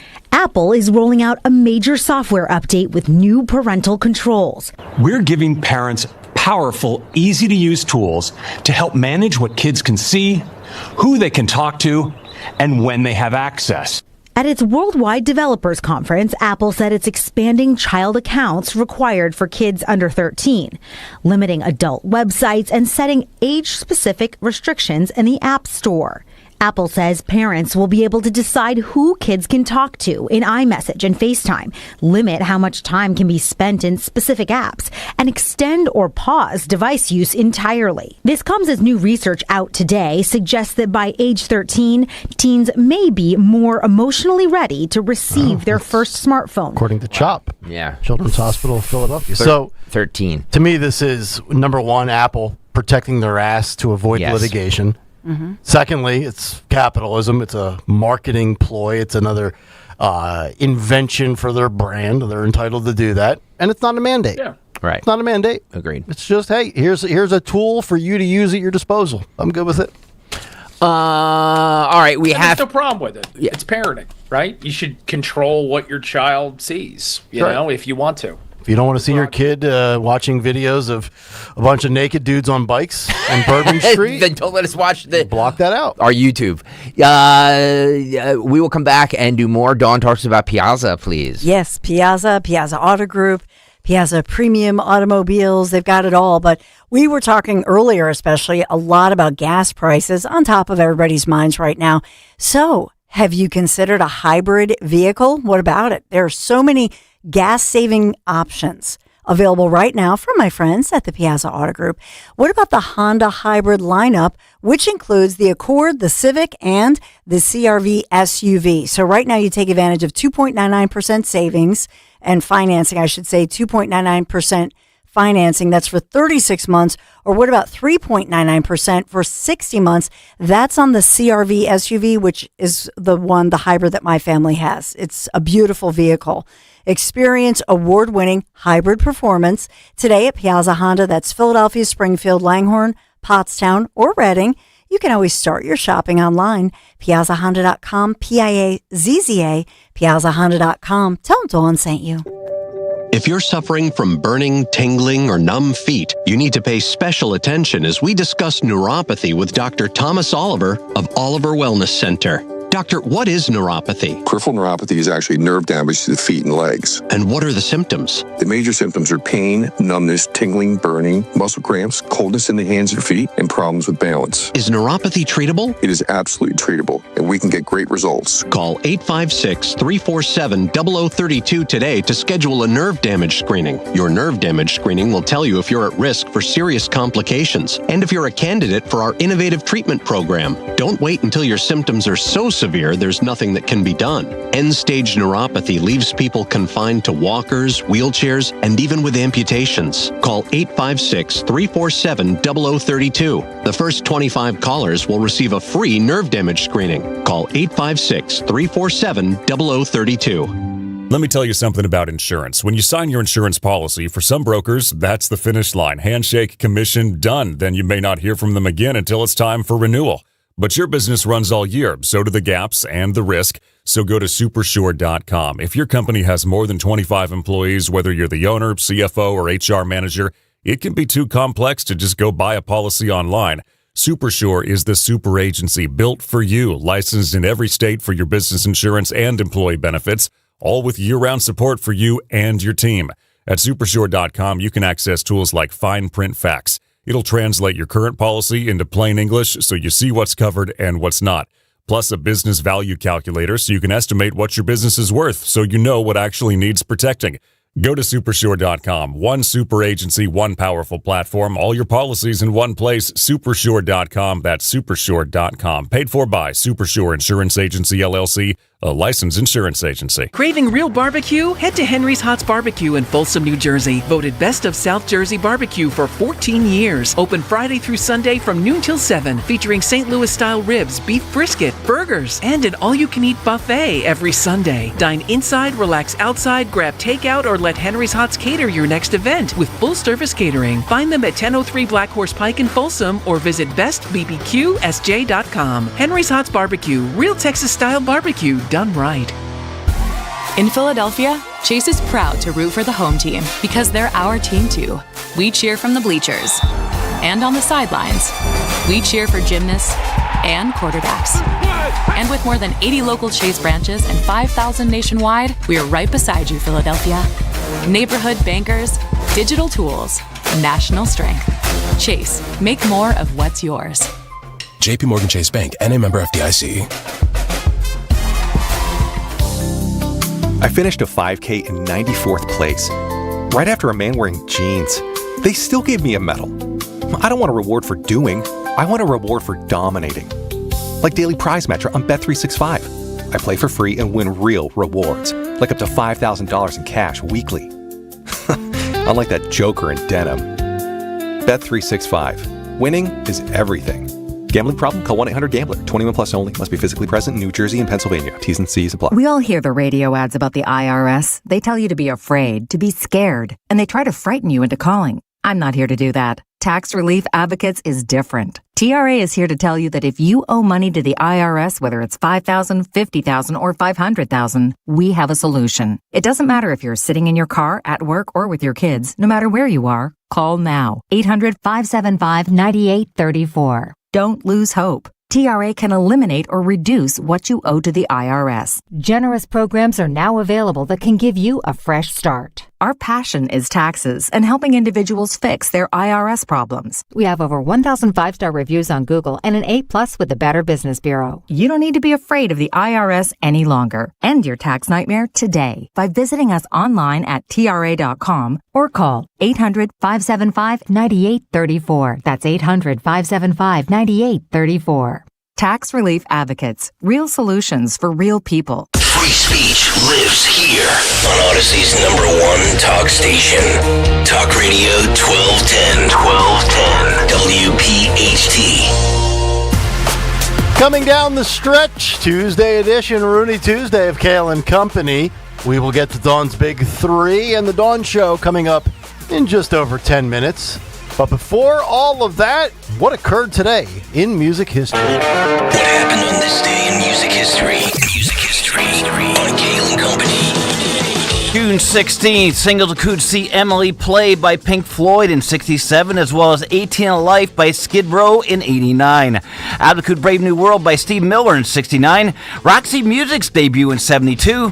Hold Your Fire by Firehouse in 92. The Queen is Dead by the Smiths in 86. And A Light in the Dark by Metal Church in 2006. Also in 2013, Black Sabbath set a new UK record for longest gap between #1 albums at 42 years and 8 months, when 13 hit #1. In 90, Roxette was topped the singles chart. In 67, the Monterey Pop Festival began in California. In 2022, Motley Crue kicked off a tour with Def Leppard. In 2017, Bob Seger made his catalog available for streaming and downloading for the first time. In 2007, Muse became the first band to sell out the rebuilt Wembley Stadium in London. In 80, the movie Blues Brothers came out. And in 2010, the Big Four, Metallica, Slayer, Megadeth, and Anthrax played together for the very first time. But lastly, on this day in 99, Phil Collins got a star on the Hollywood Walk of Fame. For Kayal and Company, I'm Phil Almquist. All right, there he is, Phil Almquist. Big 3 with Dawn coming up next, and some big news out of D.C. as well. Stay right there. This is the sound of Claire, cooking dinner at home. And that's the sound of a fraud alert from Wells Fargo, flagging a charge for a pricey restaurant in Paris. Considering Claire isn't in Paris right now, that seemed odd to the bank and to Claire. 2 taps later, Claire says nope to the charge, and Wells Fargo is on the case. However you make money work, Wells Fargo can work with that. Wells Fargo Bank, N.A., member FDIC. Hit the road this season to watch the birds. Book your road trip with Fans of Philly. Trips are available now for Nashville, Arizona, Chicago, and London. Travel in style with transportation, a pregame party, and game tickets to enjoy the birds on the road this season with Fans of Philly. The official travel partner of 94 WIP and the Eagles Radio Network. Book now at fansofphilly.com. That's fans with a PH of Philly.com. D&K Appliances is a family-owned and operated business for 3 generations located in Newtown Square and Flowertown. D&K Appliances offers one-stop shopping, providing delivery, installation, and service of top brands like GE, Thermador, Wolf, Bosch, Speed Queen, KitchenAid, and Whirlpool for your kitchen or laundry. D&K Appliance sales associates are industry experts, supporting customers every step of the way. Visit D&K Appliances, the dependable difference. Newtown Square and Flowertown showrooms, or visit dkappliances.com. PJFinanceServices.com. Just don't do it. Just don't go another day climbing in and out of that unsafe, ugly old bathtub. Today's the day to step into a gorgeous new shower from PJ Fitzpatrick. The jacuzzi shower system from PJ Fitzpatrick features a low entry threshold. Just walk right in. The jacuzzi shower is luxurious, affordable, and installs in just one day. Plus, PJ will include a free shower seat and safety bars for all customers this month. Visit trustpj.com today for your free design consultation. If you have unfiled taxes or are in debt to the IRS, this is important news. Did you know the IRS has programs specifically designed to help people struggling with tax debt? Powerful tax assistance programs that can save you thousands if you qualify. No one knows these programs better than the experts at Optima Tax Relief, America's most trusted tax resolution firm, A-rated by the Better Business Bureau. Their award-winning tax attorneys and licensed professionals have resolved over $3 billion of tax debt for their clients. One call to Optima can start the process, helping to put an end to your worries about wage garnishment, asset seizure, and other aggressive IRS actions. Find the best options to solve your tax problems. Call the experts at Optima Tax Relief today for a free consultation. Call 800-354-2840. 800-354-2840. 800-354-2840. Optima Tax Relief. Some restrictions apply. For complete details, please visit OptimaTaxRelief.com. Carpal tunnel syndrome, heart failure that doesn't improve with common medicines. These are some signs and symptoms associated with ATTR-CM, or the cardiomyopathy of ATTR amyloidosis, a serious heart condition with symptoms that get worse over time. Amvuttra, vutrisiran, is a prescription medicine given by a healthcare provider that treats ATTR-CM in adults to reduce heart-related death, hospital stays, and urgent visits. In a clinical study, Amvuttra was proven to help people live longer and have fewer heart-related hospital stays and urgent visits over 3 years compared to placebo. Amvuttra lowers the amount of vitamin A in your blood, which can affect vision. Other side effects include pain in the arms or legs, pain in the joints, and shortness of breath. These are not all the possible side effects of Amvuttra. For prescribing information, call 1-833-256-2748 or learn more at amvuttra.com. Ask your doctor about Amvuttra for ATTR-CM. Let me tell you something about insurance. When you sign your insurance policy, for some brokers, that's the finish line. Handshake, commission, done. Then you may not hear from them again until it's time for renewal. But your business runs all year, so do the gaps and the risk. So go to supersure.com. If your company has more than 25 employees, whether you're the owner, CFO, or HR manager, it can be too complex to just go buy a policy online. Supersure is the super agency built for you, licensed in every state for your business insurance and employee benefits, all with year-round support for you and your team. At supersure.com, you can access tools like fine print facts. It'll translate your current policy into plain English so you see what's covered and what's not. Plus a business value calculator so you can estimate what your business is worth so you know what actually needs protecting. Go to supersure.com. One super agency, one powerful platform, all your policies in one place. Supersure.com. That's supersure.com. Paid for by Supersure Insurance Agency, LLC, a licensed insurance agency. Hey, this is Larry Steinhaus with Investor Schooling. Listen, I know sometimes you worry about coming to see me because you don't want to invest in real estate, because you don't want to deal with toilets, trash, or tenants. I'm going to teach you a way that you don't have to deal with toilets, trash, or tenants, or even own any real estate and invest in real estate at the same time. You want to learn this, so go to investorschooling.com. That's investorschooling.com and take a complimentary class this Thursday, and I promise you, no toilets, no trash, no tenants. Babbel proudly presents The Bookstore Bungle. Librairie means library in French, right? Yeah, obviously. I just love a library. The French are so loud, though. Yeah. Hey, be quiet. This is a library. S'il vous plaît. Ce n'est pas une bibliothèque. Bibliothèque? I think that's Spanish, ma'am. You are in a bookstore, not a library. Oh. No more bookstore bungles with Babbel. Ah, touriste. Learn to speak like a local and act like one too. Practice with Babbel's guided conversations based on real situations. Get up to 50% off on your Babbel subscription when you sign up at Babbel.com. That's Babbel.com to get up to 50% off. Babbel.com. Now you can listen to Talk Radio 1210 WPHT on the iHeartRadio app. It is 9:56 here on a Rooney Tuesday as we get set to hand it off to the Dawn Show coming up in just about 3 minutes. But before that, time to get caught up in the world of news. And here is Dawn Stensland with her Big Three. It's the Big Three with Dawn Stensland. Big Three sponsored today by Harvest Credit Union. Let's get right to it as we do have some new developments.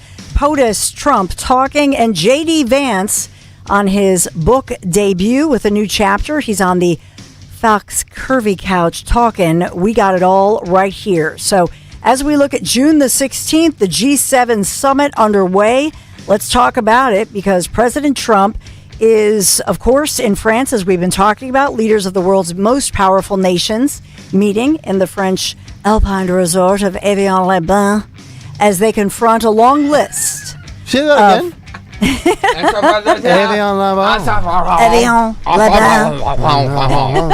I can listen to Dawn speak French all day. Me too. Voulez-vous coucher? Yes. Avec lower gas prices. Tell you what, between Dawn's dialect and that calzone, I'm peak arousal. Don't fly too close to the sun. I'm getting revved up here, folks.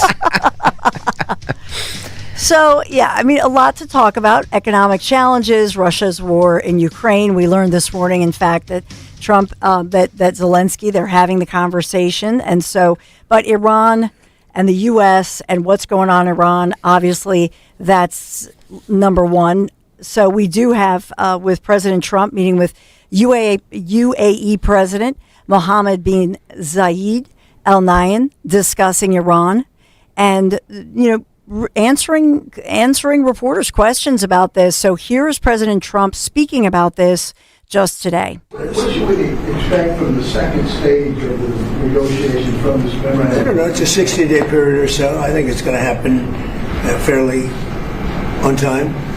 We've been both involved. I think they're going to want to get it done. Iran wants to get it done. They have to get back to business. And the relationship is now normalized. So I think it's going to go pretty quickly, Steve. It's a very important document, and unlike Obama, who could have destroyed the Middle East with a horrible JCPOA, yes, it is the worst agreement. That was a road to a nuclear weapon. Mine is a wall against a nuclear weapon. Sure. I mean, I see these people say, but we already had one. That was the worst. He paid a fortune for it. We paid nothing. We don't pay. There was some statement, we're going to spend $300 billion. No, we're not. We're allowed to go and invest if we wanted to someday in the future. We have no obligation whatsoever. It could be that Iran will turn out to be successful when they have oil. But if we left a week ago, just left, before the last two attacks, it would have taken them 20 years to rebuild Iran. So, but I'll go over the document with the media in a couple of days. In a couple of days. So notice that as he speaks about this today, he mentioned that his deal is a wall against, nuclear and nuclear capabilities, a wall. He had mentioned about a week or two ago a wall in the Strait of Hormuz to block Iran's but if you blockage. If you ask Obama, his deal was great too. So it's great to whoever is the one who makes the deal, right? So like to the Obama administration, to the left, that deal was fine. To Trump and the Trump administration and all his sycophants think this deal is going to be fine, right? This is different than the wall at the southern border, right? Well, it's not subjective, though, right? Like, yes, of course, everyone spins. This is politics. But like we said, with Kayal and Company today, it depends what the details are. We don't yet have the details. I think what most Americans care about at the moment is that oil prices are dropping. So you're already starting to see relief at the pump. But, I mean, goodness gracious. Like, can we just wait 5 seconds? Thank you. Before we judge this thing? I think we have a responsibility to help people gain a little bit of perspective here, which is what the 24/7, 365 news cycle not only makes difficult to achieve, but it disincentivizes it on. Amen. I love that. I love Rooney's take on this Rooney Tuesday. Well, yeah, okay. Well, we don't know. I've said that at the beginning. Like, nobody knows anything about this deal, and so those saying it's the greatest thing ever, nobody knows, and those saying it's the worst thing ever, nobody knows. So, he has an obligation to release the text of the deal. He says he's going to do it. Sure. I don't think it's what I've said. It's like that movie. It's as good as it gets with the evil in the world, this evil force that has reigned terror and been the state-funded, the largest state-funded and the most deadly state-funded source of terror on Earth for 47 years. But so Trump promised, no investment of any U.S. tax dollars in Iran, and then you heard him talk about what he called a failed Obama era agreement. So here he is praising Qatar for being on the front line. Here is this comment from Trump. Thank you very much, everybody. We appreciate you being here. We've had a great. They record this in space. Yeah, it's low. It's very low audio. A fantastic man, respected all over the world. Prime Minister likewise. But we have to go to the Emir first. Do you agree, Mr. Prime Minister? First him. But highly respected people, great people. And we work very well together. We have our deal done with Iran, and it should be successful. It goes to a second stage, which I think will be actually easier. I didn't want to attack them last week, but we had no choice. And we did it twice, actually. We were doing it a third time, and we were able to not have to do that. But we have a deal that's a fair deal. It's a good deal. We are not investing any money in Iran, by the way. That rumor got out there yesterday. It was ridiculous. We have the right to go in someday and do, if I want to do something, or somebody wants to do something, but we are not investing any money. We have no obligation to invest any money in Iran. Working with Qatar and the people of Qatar was really a pleasure. They were tough. They were strong. They are the closest to Iran physically. So with other countries, I noticed I had to travel about 45 minutes to get there. With you could walk right across the border. So you were in a more dangerous position. But I do have to say you fought and you helped us, and with great bravery. So I just want to compliment you on that. And so you'll notice it's a new day, because here we are at the G7 with these UAE forces, and that's what I talk about, because President Trump is very proud of this relationship that he forged, and we talked about it when he went to the Middle East, showed them the respect in the world, brought the American media and all of those business deals, and now at this point with Qatar, I mean, look at who he's flanked by. You don't think that he would release the details of this if it was some great, wonderful deal? Well, I think that right now, in truth, Greg, the deal that he wants to forge, what he's talking about here and what he's solidifying, is the financial combination. This is like a combo deal with the G7, but it's a new day with regard to energy, and that the fact that OPEC is out, the UAE is in. And so I think his level of it's all intertwined with these countries, UAE, energy pricing, and then that's why the next phase is Ukraine peace, that he talks about that now it's time that Russia, Ukraine, that they make a deal. Well, if Qatar is so close militarily, strength-wise, to Iran and their neighbors on the border, why doesn't Qatar just handle them? And we'll just go home and have lemonade. Well, I think what I infer is that's, what do you say, water under the bridge or spilled milk or whatever silly little, saying I want to do. But I think at this point, geopolitics too, right? I mean, part of the problem here is that you have Muslim countries that don't want to be the tip of the spear taking on another Muslim country or risk significant unrest at home. You can say whatever you want about that rationale, but that's why we always end up having to lead the damn way with all this stuff. Yep. Yes, they should they should police their own neighborhood. Right. But they won't. Right. And I candidly think, and this is the America First position, we should just try to continue to develop our own you actually make a really capacity here at home. You make a good until really they're good point. trying to get a nuke. It's like Democrats that can't control crime in their city, and then the feds have to come in.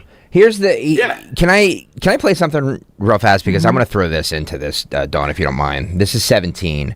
I didn't play this earlier. This is Bibi because Israel is. Well, to your point, that was next on the list. Oh, okay. So Right. so that's fine, but.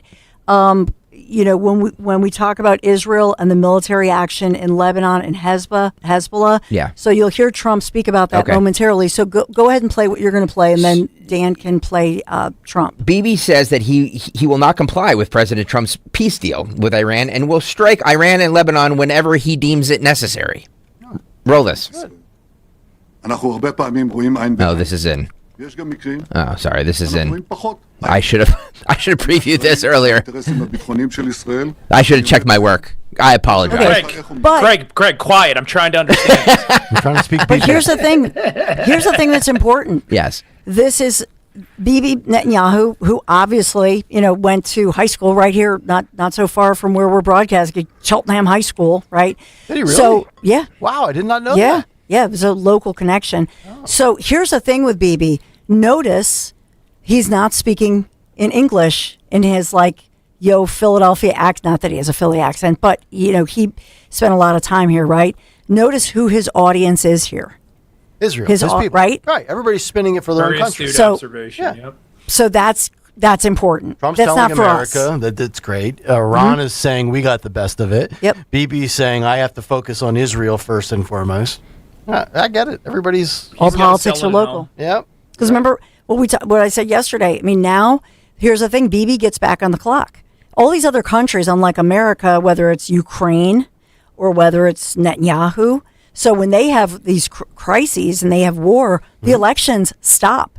Let me ask you a question. The leaders are guaranteed their job, and so Netanyahu. What did I say yesterday? 2 or 3 criminal trials he's facing, and then re-election must happen by October 27th. Let me ask you guys a question because, I know we all have short attention spans. I'm not talking about you guys. I'm just talking about us as a nation. That when we struck Iran in February 28th, the speech that Trump gave was, "This is a freedom day for the Iranian people. This is Liberation Day." Remember, what happened with that? What happened? This deal, whatever, gives nothing to the Iranian people. That was supposed to be the objective of this, right? Or at least that's what he said when he struck Iran to begin with. Was this is Liberation Day for the Iranian people, and they were going to rise up, and they were going to overthrow their government, and we're showing you the way. That didn't really happen, did it? Well, you can't do it without weapons. So then, why did he say it to begin with? Then. Ask him. Okay, all right. I'm just asking because I know that now we're hindsight is well, yes, they had nuclear weapons, so we had to do that. But that really wasn't the reasoning to begin with. The reasoning was to do a regime change, right? Was to do a regime change, and the Iranian people were going to rise up, and blah blah blah blah blah. We were going to be the great liberators, right? That was the original thing, according to Trump's speech. Mm-hmm. So, just asking, as this narrative has changed for the 79th time, That's not what I heard. Okay. I mean, look. No. I mean, we're used to presidents that come out and read notes from a teleprompter. Yeah. This guy gives you stream of consciousness as if he's sitting there at the negotiating table, which is sometimes he's threatening his adversary, sometimes he's complimenting them. Again, anybody who's ever been in negotiation, Craig, you've been in negotiations. Yes. They're all over the place. Right. Now, if your criticism of Trump is that he should have more of a filter when he's not in a negotiating room, fine. That's PR, critiques, and we might all even agree with that, depending upon the circumstance.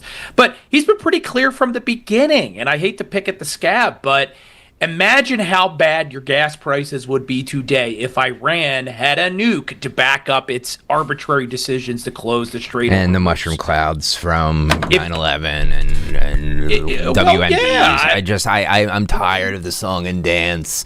I'm tired of it too, but not tired enough that I don't want to stop the next 9/11. China has nukes. Israel has nukes. Most Americans. Pakistan has nukes. There's a lot of places that have nukes that don't like the United States of America. They're not crazy. Iran is the geopolitical equivalent of Fight Club.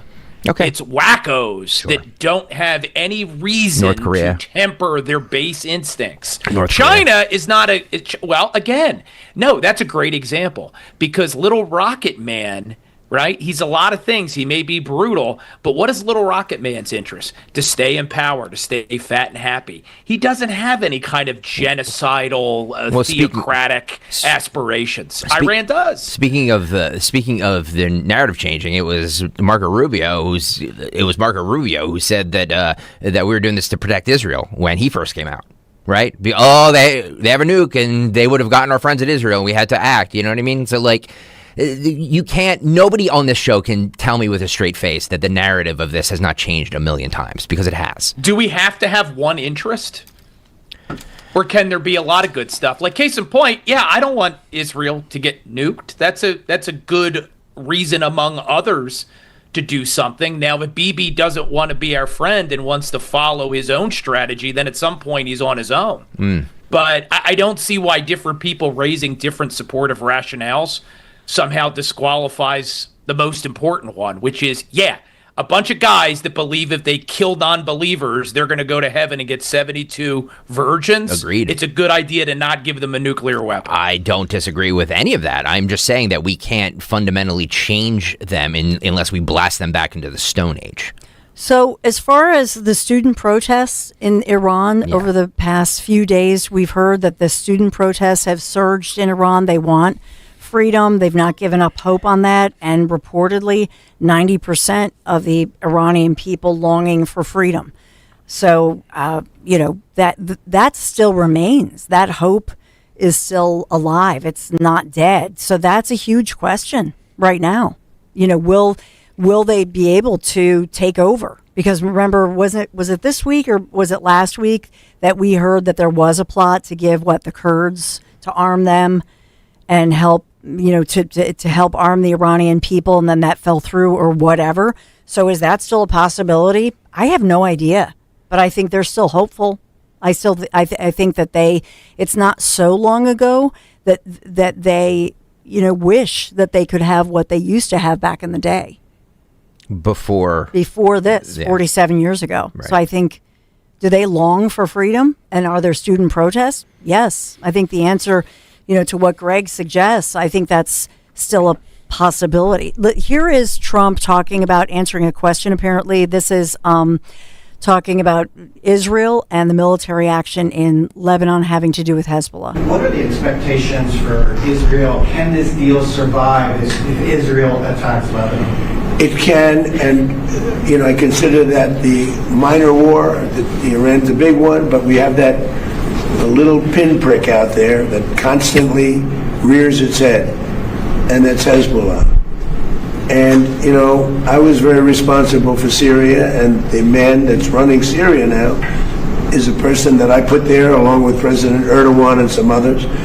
He's done an amazing job of pulling it together. He's not a Boy Scout, but he's done an amazing job of pulling it together. And he is very good with Hezbollah, does not like them. And I'll tell you what, Israel's fighting Hezbollah too long, and too many people are being killed. And you don't have to knock down an apartment house every time you're looking for somebody, because there are a lot of people in those apartment houses, and they're not all Hezbollah, that I can tell you. And I suggested to Israel to let Syria take care of Hezbollah. Because to be honest with you, I think they do a better job of doing it.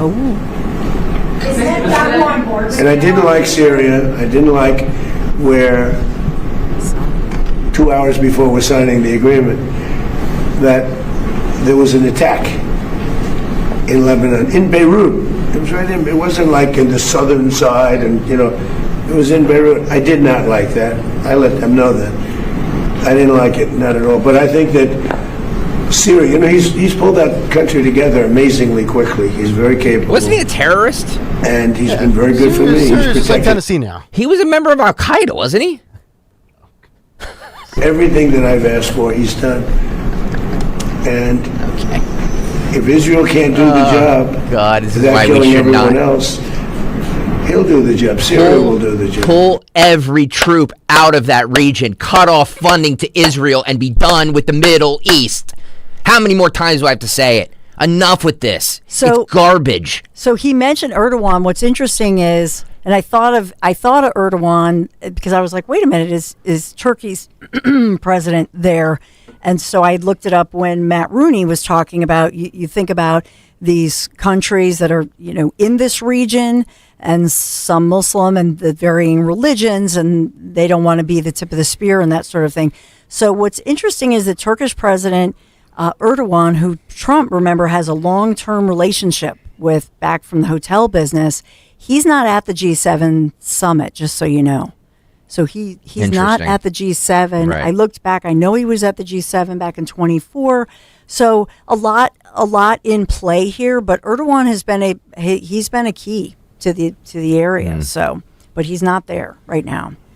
So in any event, I just thought that those were some specific insights that you guys would enjoy. Let me switch over to another big story. Nick, you alluded to this, and the headline here is that we have terror suspects in custody. The FBI just announcing it KO'd a plot to attack the UFC Freedom 250 event at the White House on President Trump's birthday weekend. FBI Director Kash Patel putting this out, confirming multiple individuals are now in custody. I don't have an exact number. This is in connection with an attack that he says was indeed planned for the UFC Freedom 250 event, specifically Sunday, he talks about. And so at the White House, and he does put in his post on X, and there are other references, reportedly at least 24 suspects, about 23 suspects involved here. Are there others? We don't have the details on this, and he's crediting and congratulating and thanking law partners at the local level and many other levels. Yep. Well, this was my concern all summer long. With all the different festivities, I was saying that security needs to be on its A game, and certainly looked like they had everything pretty well buttoned up at UFC 250. It looked like they even had all sorts of different levels of Secret Service or surveillance security, even on the top of the White House. I mean, they had that whole perimeter probably miles out covered. But, Stalker, this is what you had said, like, your prediction for the next terror attack would be with technology and drones, right? Right, 100%. And I'm not surprised that something like this happened. I'm glad they caught it. I think that they're, we all need to be on high alert with this stuff, and I'm glad the FBI is. Yeah, so was this Can I throw one thing in there real quick, Dawn? Yeah. I'm sorry, but at the risk of being boorish, we're talking about sanctuary statehood today. We've mentioned cooperation between different levels of law enforcement. That's exactly what sanctuary statehood is designed to disrupt. Yes. That's exactly what it prevents. If we had a sanctuary state regime impacting these circumstances, there would have been an attack on that UFC fight because there would not have been the appropriate coordination. And so if you want to stop the next 9/11, end sanctuary statehood everywhere it exists in the United States. Everybody that's an entry-level thinker just thinks illegal immigration is from South American nations. It's not. They're coming from the Middle East. They're coming from the Far East. It's just not Hispanic and Latino people. So if you want to protect terrorists, 100%. Go to a sanctuary city. Can you imagine, though, that, talk about mass casualties. We talked about that, on the ellipse there, 85,000 people all around there. But they're saying that was it one drone? We're hearing about a plot for using drones, I believe multiple drones with explosives to strike buildings near the fight, targeting the huge crowds in and around that area. Not just the people seated, the 4,500, but as well that the sprawling crowds surrounding the area, and that they even plan to storm the White House gate. So those are some of what is being leaked out, and Vice President J.D. Vance, by the way, he was on Fox and Friends this morning. He was asked about this terror plot. The Iranians have just had their conventional military destroyed. Their country. But this is very scary. We learned about this, about 30 minutes ago, an hour ago in the middle of our show. Sure. Why do you think they're telling us this? Because I know there's a lot going on behind the scenes with the FBI. Sure. We don't always find out. Why do you think they're telling us this now? And what's your reaction? Well, I think they're telling us because the scale of the planned attack is so significant. And I think it's important for us to be as transparent as we can be about these ongoing investigations. We want to tell the American people what's going on, of course. But I actually just heard about it this morning myself. And so this is very, very dark stuff. And unfortunately, we were talking about this a little bit off camera, but this is what happens when people turn the rhetoric up so loud that disagreeing with somebody is a cause for violence. That's the place that we've come to, unfortunately, with too much of our political rhetoric. We got to tell everybody to tone it down. And I hate to say this, but it's true. You see more political violence and violent rhetoric coming from the left than the right these days. Everybody has a role to cut this stuff out. But I think a lot of my Democratic colleagues in Washington have got to look themselves in the mirror and say, why is so much of this political violence coming from our side of the spectrum? Maybe they can do something different. So he alludes to a political attack by saying that. I think we were all leaning toward, was this some kind of a outside terror attack dealing with Iran and Hezbollah and so on? Let me just say this, that obviously these organizations know more than I do. Of course, they should. Color me a little skeptical about this entire thing. That's all I'm going to say. So, and what the motive for lying about it is? I didn't say lying. I said you doubt skeptical. The authenticity of it. I said that Okay, so the motive. Let's inflate stuff a little bit. That's all I'm saying. Okay. Look. How do you inflate that? Look. The FBI is doing their job. Look at us. Look at us doing our job. After all this bad press and all the bad PR from Secret Service, I disagree. No. Well, just all I'm saying, I didn't say I didn't believe it. I'm just saying, color me a little skeptical. No, I'm not skeptical. Yeah, sure. I mean, between UFC, World Cup, 4th of July, a lot of people out there with sinister intentions. I was the one who said that this is a breeding ground for something like this to happen. It's just a little coincidental that it did. That's all I'm saying. You're allowed to be wrong today. I'm not wrong at all. So Greg, you are suspicious that they've inflated it. What? Yeah, the threat. I mean, there's threats all the time. Yeah. Just go online and somebody's threatening Trump's life. Somebody's threatening Michelle Obama's life. There are threats everywhere. There are threats every day, all the time. Mm-hmm, the FBI has to weed out and deem what they feel is credible and what's not credible. I'm just saying that, I'm not saying that there wasn't some sort of a threat.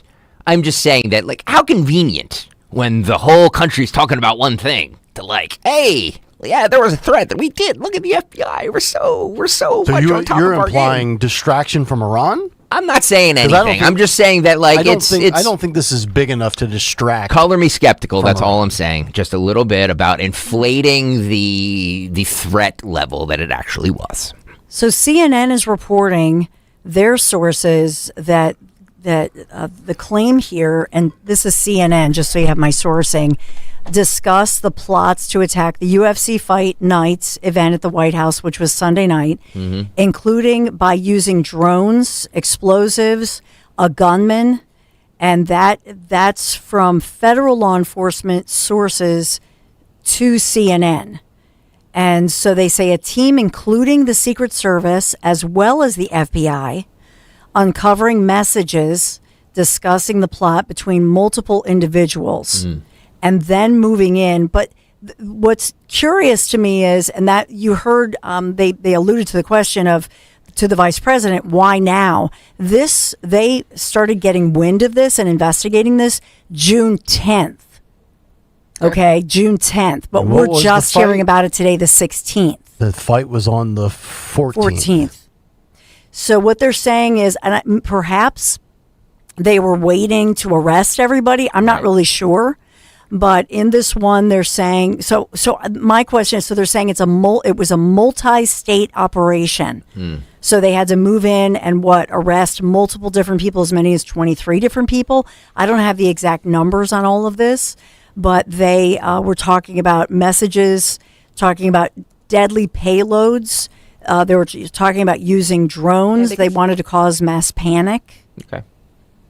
I'm just giving you what No, this I know, is specific to CNN reporting. I've been warning about. Maybe they're still digging. not Maybe just- that's why we don't have all the details. Right. Dan, what were you?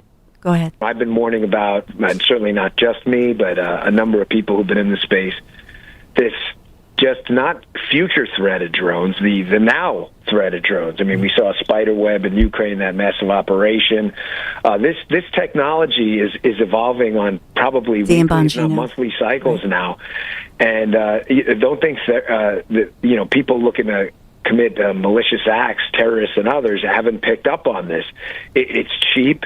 It's very difficult to defeat. As I said, the technology cycle is quick, where measures, countermeasures, measures, countermeasures, that cycle can be just weeks in long end. And they're learning a lot of this technology in war theaters overseas.